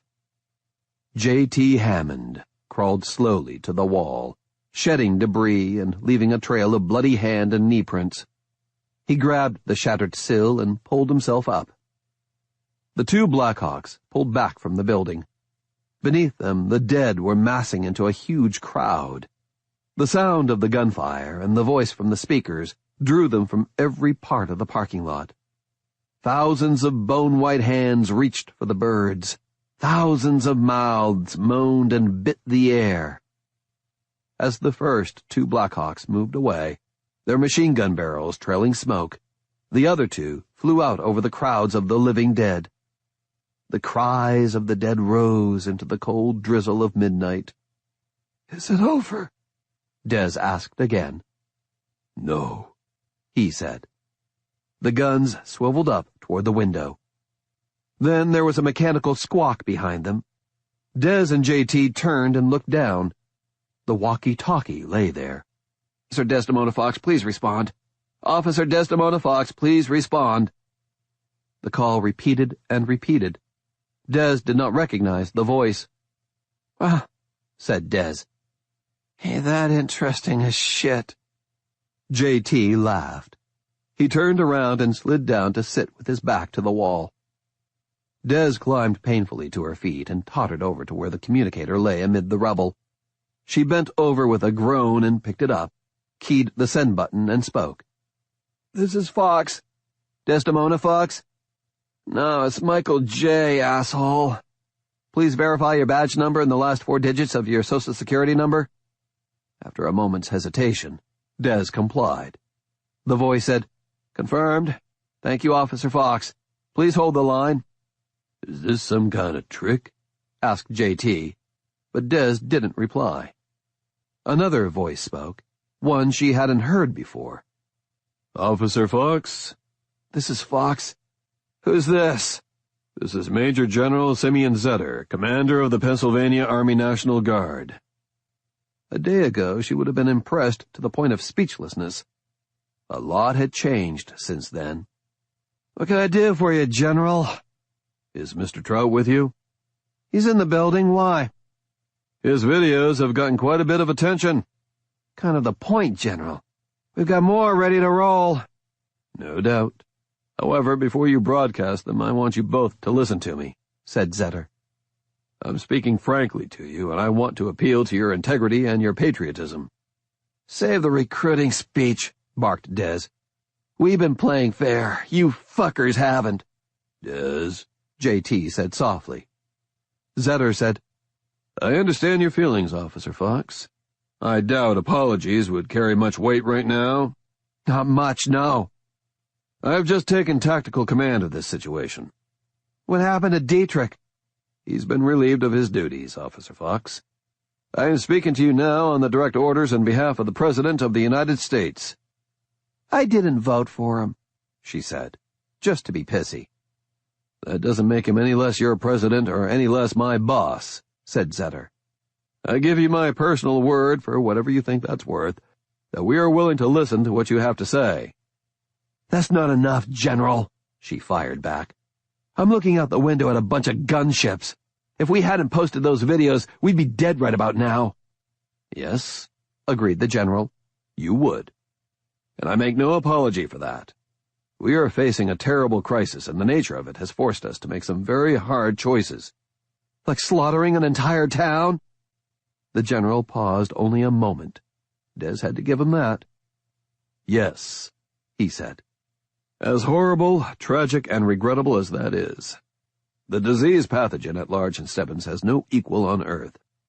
Though it will sound harsh to say it, I believe that it is because of God's mercy that we had this hurricane, because without it, the plague would doubtless have spread much farther than it has.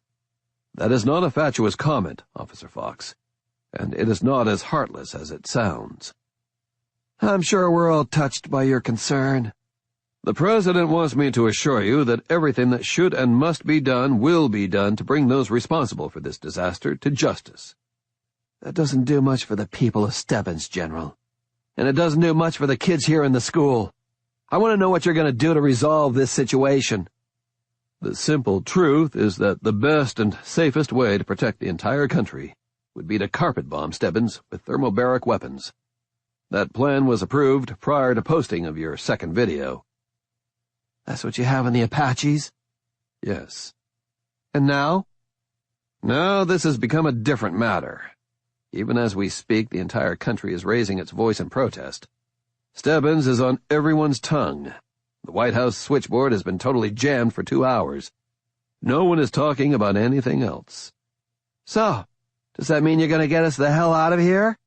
"We are discussing options on how to do that," said Zetter. "I need to know that you understand how serious this is." "We're trapped in a school surrounded by zombies, General. Yeah, we get how fucking serious it is." "Then tell me, if you were in my shoes, knowing what you know about this disease, what would you do?" "Nice try," said Des. "But I'm not a general, a scientist, or the president. We want you to solve this." "We can't. The best we can do is either eradicate it or wait it out. The thermobaric option has a 93% estimated chance of success." "What are the odds on quarantine?" "To be frank, 50-50 at best. I advised the President that it is a gamble not worth taking. I stand by my comment. If one infected person breaks quarantine, then we are likely to be facing an apocalyptic plague. Those words are chosen with precision, Officer Fox. This would be a biological apocalypse." "Okay," Des said tersely. "So why are we talking? I'm still looking out the window at rockets and miniguns." "My scouts said that the back door of the school was open for a significant length of time, and they reported gunfire from inside the school. That suggests that some of the infected are inside the school." "All of the living dead have been taken care of," said Des. "What about people with bites or exposure to the black blood? Do you know what that is?" "Yes." "Anyone who has had contact with that is likely to be infected, even if they are not yet showing signs." "We have a few bite victims, but they've been quarantined in locked rooms. Everyone in the auditorium is uninfected." "That's not good enough, Officer Fox. If you want us to help you, then you need to help us. There can't be a single infected person in that building. There can't be a single suspected case. Not one. Are we clear on that?" Des looked at J.T., who was sitting with his head in his hands. "Christ," he said. "He's talking about kids and friends of ours, and—" "J.T.," she whispered, "what choice do we have?" He shook his head. "You're killing me here, Des." Into the walkie-talkie, she said, "We'll do what has to be done." "Send the infected out of the building," said the General. "Are you going to quarantine them? Are you going to take them to a secure medical facility?" Zetter paused. "I'm sorry, Officer Fox. but that is not possible. Not with this plague. Des closed her eyes. "What about us?" she asked hoarsely. "You will be under quarantine for an indefinite period. We are trying to determine the absolute outside range of the parasite's life cycle. That means that you survivors are a community in there. We'll airdrop food, weapons, medical supplies, hazmat suits, and other materials. None of my people will enter the building. Anyone who leaves the building before the quarantine is lifted will be terminated. No exceptions. That order comes down from the President of the United States, Officer Fox." "What about the rest of Stebbins? There may still be people out there. Pockets of resistance?" The General sighed. "Officer Fox, there is no rest of Stebbins. Not anymore." Des almost threw the walkie-talkie out of the window. Instead, she walked over and sat down next to J.T. "Okay," she said into the mic. "God damn you all to hell."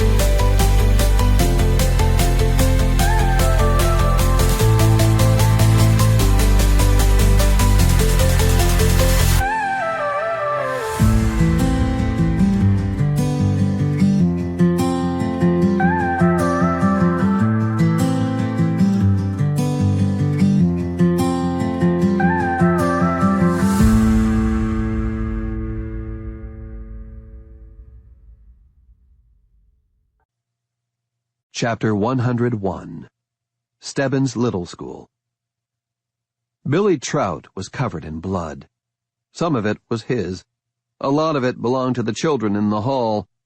After the shooting stopped, he and the other adults swarmed through the hall, coaxing children out from under chairs, hurting them and carrying others onto the stage and into the dressing rooms and green room backstage. It disturbed Trout that so few of the children were crying. Right now, even hysterical screams would be more normal than the drawn faces and empty eyes of these kids. He had seen this kind of thing before, mostly in newsreel footage and photos of children in Iraq and Afghanistan, in Somalia and Chechnya, in war-ravaged places around the globe. The hollow stares of hollow children who have been emotionally and psychologically gutted by fear, horror, and the betrayal or abandonment of those who were supposed to be there to protect them. The only relief, and it was a small one, is that there were no casualties. Despite injuries, some serious, to everyone in the room, no one had been killed. In Trout's view, as far as miracles went, this one was kind of left-handed. He could hear the helicopters outside and wondered why they had stopped. His camera was on a stool at the edge of the stage. The record and send buttons were still locked down.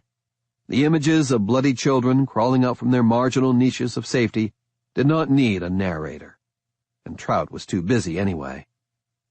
He thought about the diatribe he'd given during the attack. The phrasing was probably too colorful, a bit over the top. On the other hand, this whole thing had a worst-case scenario flavor to it. There was a knock on the door and everyone froze. The teachers with guns rushed over, grimacing with impotent anger. Trout ran with them. If this was another attack, then Team Stebbins was going to rack up some points. The knock came again. 3 hits, then 2, then 3. "It's Des," Trout said, as he shouldered his way past the armed teachers. He unlocked the doors and pulled them open. Des Fox and J.T. Hammond stood there, bloody and shaken, looking as battered and abused as the people inside. Even though he had no invitation, no right, no permission to do so, Trout took Des in his arms and pulled her into a fierce embrace.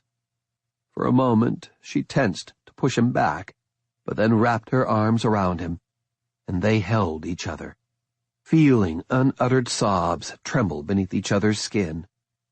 "God, Des," Trout whispered, kissing her hair. The teachers lowered their guns, and Trout slowly, reluctantly released Des. She did not move away from him, and he was glad of that. J.T. still stood in the hallway, apart and alone, his shotgun held in his bloody hands. The expression on his face was indescribable. It was a bottomless sadness, mixed with a realization of the worst horrors. "We heard from the National Guard," he said. "They called Des on her walkie-talkie. They offered us a deal." The crowd pressed close to listen. "What kind of deal?" asked Trout cautiously.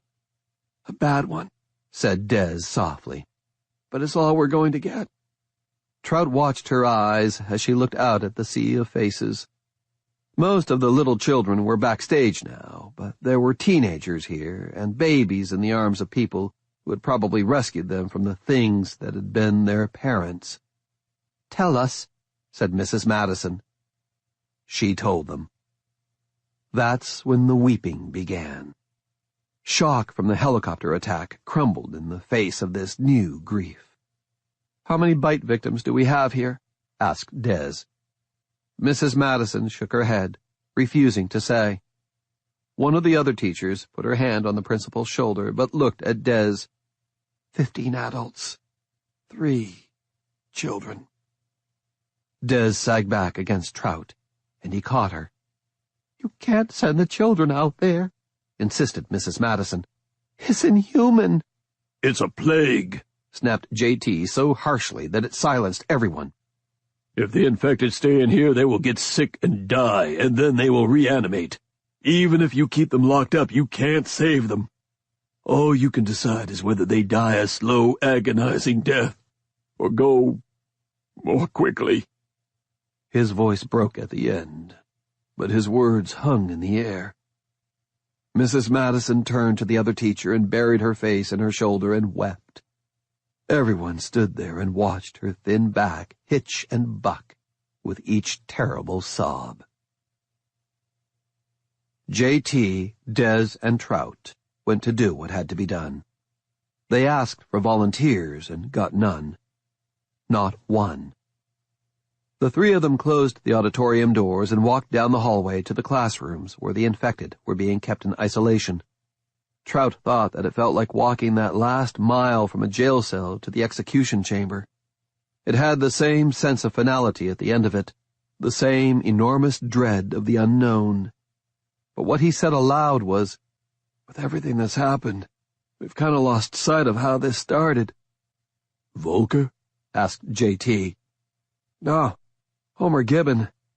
Volker said that he'd be different than the other infected, that he might still have some conscious control over his body. I wonder, could he be out there now? Is he the reason this spread so fast? Is he going around like some monstrous Johnny Appleseed, spreading the plague?" J.T. said nothing. Des shook her head. "If he is, then the guard will have to hunt him down." "Right now," J.T. said softly, "it's hard to say who's worse. Gibbon, Volker, or the people in the government who allowed anyone to work on the Lucifer thing. They're all monsters." Des nodded, and Trout agreed wholeheartedly. The bite victims were in one room. Those sick from the black mucus were in another. "Billy," said Des, "you unlock the door and then get behind us. We're going to have to go in guns out, just in case they're turned." Trout looked at her. "Would it be easier if they have?" J.T. and Des said it at the same time. Yes. But none of them had. They were all there, still alive, but terribly sick. They sat slumped in chairs, with their heads on the little desks, or they lay on the floor, covered with coats and anything else that would keep them warm. Trout looked around the room and then at J.T. and Des. "We're all going to hell for this." "Already there," said J.T. He knelt by a man who was a friend of his, Greg Shower, who owned a little bookstore in town. He touched his shoulder and rocked him gently. "Hey, man. Hey, Greg." Shower opened his eyes like a sleeper after a long night, but his gaze remained vague and disconnected. "J.T., what's going on, man?" "Come on, Greg," said J.T., as he tucked his hands under Shower's armpits and pulled him to his feet. "Time to go, brother." Shower peered at him with dreamy eyes. Go where?" "Outside. They're waiting for us." "Who?" "The National Guard." Shower managed a weak smile. "About time the cavalry arrived." J.T. sniffed back tears. "Yeah, the good guys are here to take care of us." He shot a look of black hatred at Des. It wasn't meant for her, and she knew it. He was sharing what could not be expressed, and she met him with equal intensity. The good guys. The words were like a curse, or the punchline of a bad joke told in front of good people. One by one they helped the sick people to their feet. Des produced her last pairs of polyethylene gloves from the compartment on her utility belt. She gave one to Trout and dragged the others over her own lacerated hands. There was no trouble, no resistance.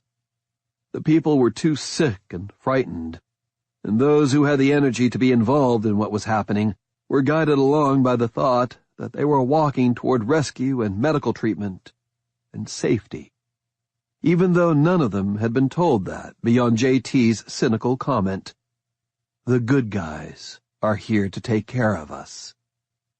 When the infected were all out in the hall, Des reached for the doorknob to the second quarantine room. That was where the 3 children were kept. Trout stepped up and pushed her hand away. "No," he said. "I'll do this." It meant so much to Des that Trout understood this about her, and she smiled through her tears. "No," she said, and she opened the door. The children were small. There were 2 boys of about kindergarten age, and a girl who looked to be in 2nd grade. All past tense designations now. These little ones would never go back to school. They would never learn, never play, never grow up. They would always be remembered as children, if there was anyone among the survivors who knew them. Despite the risk of infection, Trout bent and picked up one of the little boys. The child was on the edge of a fevered coma, but his eyes were still open. He looked despairingly at Des, who nodded. "He understands," she thought. J.T. picked up the other boy and cradled him in his big arms. The child had a bite on his arm that was already festering. "We have to do this quick," he said. Des went to the little girl. The child was as hot as a furnace, but her eyelids fluttered open as Des gently picked her up. "Are we going home now?" the little girl asked. A sob broke in Des's chest, and for a moment she stood there, clutching the girl to her chest, her face crumpled into a knot of grief. "Yes," she whispered to the little girl. "Yeah, baby. We're going home now." She led the way out of the room and down the hall. J.T. and Trout waited for the staggering adults to follow, and then they came last, a procession of the dying and the broken. They walked to the stairwell and then down the cold tower that was no longer part of a knight's castle or a princess's glittering palace or a wizard's lair. Now it was cold stone, as lifeless as the stones on the walls of a crypt. They stopped at the back door and, still holding the girl, Des unclipped the walkie-talkie and keyed the send button. "We're bringing out the bite victims. 3 of us are not sick. 2 cops and a civilian in a blue shirt and khakis. Do not fire on us." "Roger that," said a voice. Not Zetter. "We don't want to get overrun either. Can you draw the infected away from the door long enough to let us bring them out?" "Yes, ma'am. You'll hear it." Trout grinned at Des. "Ma'am, you'd have threatened to kneecap me if I ever called you that." "That still applies, so don't get any ideas." Suddenly outside, a siren began howling. Another joined it, and another. Des leaned close to the door to listen. The sound began to move, to fade. "They're using sirens to draw them away." J.T. nodded approval. "First smart thing they've done." After a couple of minutes, the walkie-talkie squawked. "You're clear, Officer Fox," said the voice. "It's a tight window, so hurry." J.T. pushed on the crash bar, and the door opened. There were bodies outside, crumpled and broken. J.T. looked around for movement and saw none. "It's clear." He stepped outside and held the door as the line of infected people shambled out. Trout and Des came last, still holding the children. The soldiers had popped more flares, but they were on the far side of the parking lot, and trucks with sirens were parked on the other side of the fence. "Are they gonna help us?" asked one of the bite victims. "They're coming," said Des, hating herself for the lie inside the truth. She told the wounded to sit down by the wall. Some of them immediately fell asleep.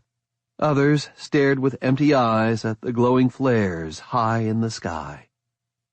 For a moment, it left Des, J.T., and Trout as the only ones standing, each of them holding a dying child.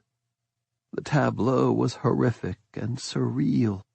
They stared at each other, frozen into this moment because the next was too horrible to contemplate. Then they saw movement. J.T. peered into the shadows. "They're coming." "The guard?" asked Des, a last flicker of hope in her eyes. "No," he said. They heard the moans. For whatever reason, pulled by some other aspect of their hunger, a few of the dead had not followed the flares and the sirens, and now they staggered toward the living who stood by the open door. "We have to go," said Trout. "And right now," agreed J.T. He kissed the little boy on the cheek and set him down on the ground between 2 sleeping infected. Trout sighed brokenly and did the same. "Des, come on," murmured J.T. But Des turned half away as if protecting the little girl she held from him. "Please, Hoss." "Des, "I can't." give her to me, honey. I'll take care of her. Don't worry." It took everything Des had left to allow J.T. to take the sleeping girl from her arms. She shook her head, hating him, hating the world, hating everything. "Better get inside," J.T. warned. Some of the zombies were very close now, 20 paces. Trout ran to the door. "Des, J.T., come on! We have to go! We can't leave the door open!" Des retreated toward the door. backing away from the child she had to abandon. Trout reached down and took her hand, and when she returned his squeeze, it was crushingly painful. He pulled her toward the door as the first of the dead stepped into the pale light thrown by the emergency light. "JT, come on, let's go!" Trout yelled. The big cop did not move. He held the little girl so gently, stroking her hair and murmuring to her. "JT!" cried Des. "We have to close the door!" He smiled at her. "Yeah," he said. "You do." They waited for him to come, but he stayed where he was. "JT?" Des asked in a small, frightened voice. "What's wrong?" JT kissed the little girl's forehead and set her down with the others. Then he straightened and showed her his wrist. It was crisscrossed with glass cuts from the helicopter attack. "What?" she asked. Then she saw it. A semicircular line of bruised punctures. Des whimpered something. A question. "Oh." "Upstairs, when those bastards tackled me. One of them got me. I didn't see which one. Doesn't matter. What's done is done." Then the full realization hit Des. "No!" It was all Trout could do to hold her back. She struggled wildly and even punched him. The blow rocked him, but he did not let go. He would never let go. Never. "No!" Des screamed. "You can't!" The dead were closing in on JT. He unslung the shotgun. Across the parking lot, the last flares were fading. "Go on, honey," JT said. "No goddamn way, Hoss!" she growled, fighting with Trout, hitting him, hurting him. "We stand together, we fucking well go down together." "Not this time," JT said. And he was smiling. Trout could see it, even if Des could not, that JT was at peace with this. "I'm going to keep these bastards away from those kids as long as I can. I need you to go inside. I need you to tell the National Guard to do what they have to do, but make sure they do it right. They gotta wipe them all out. All of them." What he meant was as clear as it was horrible. "JT, don't leave me!" He shook his head. "I won't ever leave you, kid. Not in any way that matters. Now, go on. There are kids inside that building who need you. You can't leave them." And there it was. Des sagged against Trout, and he pulled her inside and held her tight as the door swung shut with a clang. They heard the first blasts of the shotgun.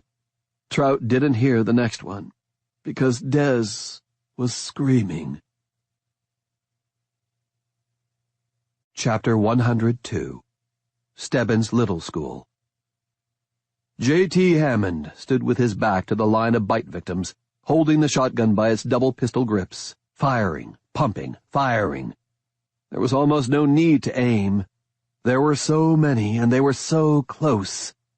He emptied the gun and used it as a club to kill as many as he could before his arms began to ache. Then he dropped the gun and pulled his Glock. He had one full magazine left. He debated using the bullets on the wounded, but then he heard the whine of the helicopter's rotors change, intensify, draw closer, and he knew what would happen next. He just had to keep the monsters away from the children until then. Soon it would be all over, and it would happen fast.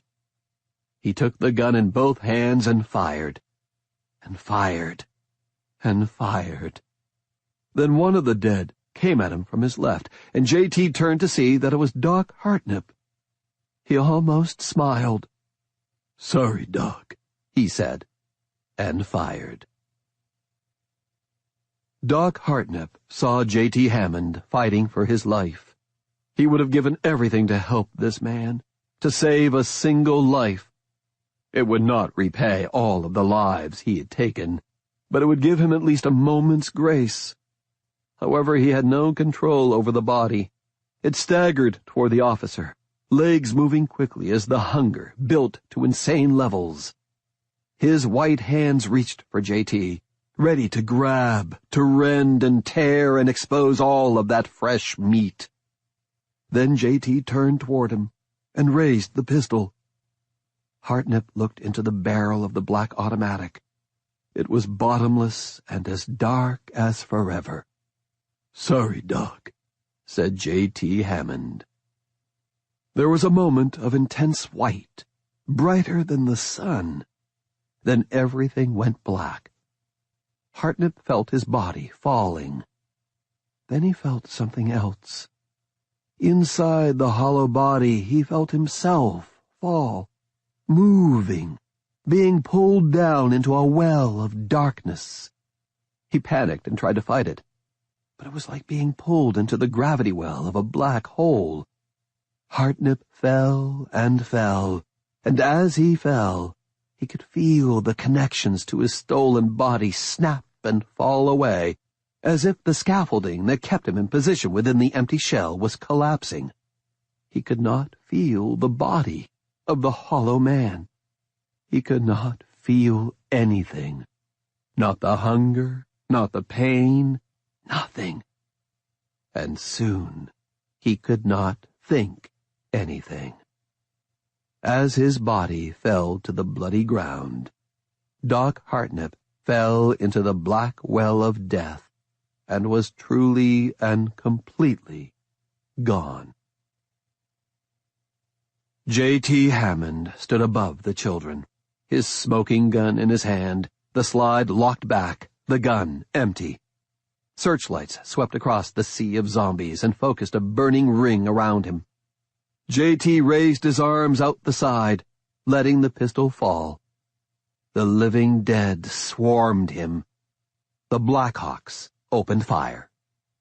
The heavy bullets tore into the zombies, punching through meat and shattering bone, knocking the dead backward and off their feet, exploding skulls and tearing limbs from their sockets.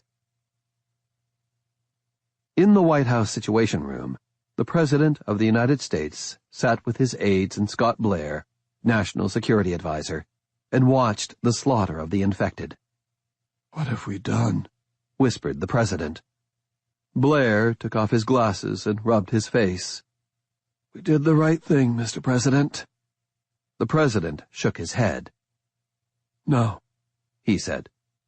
"No, we did not."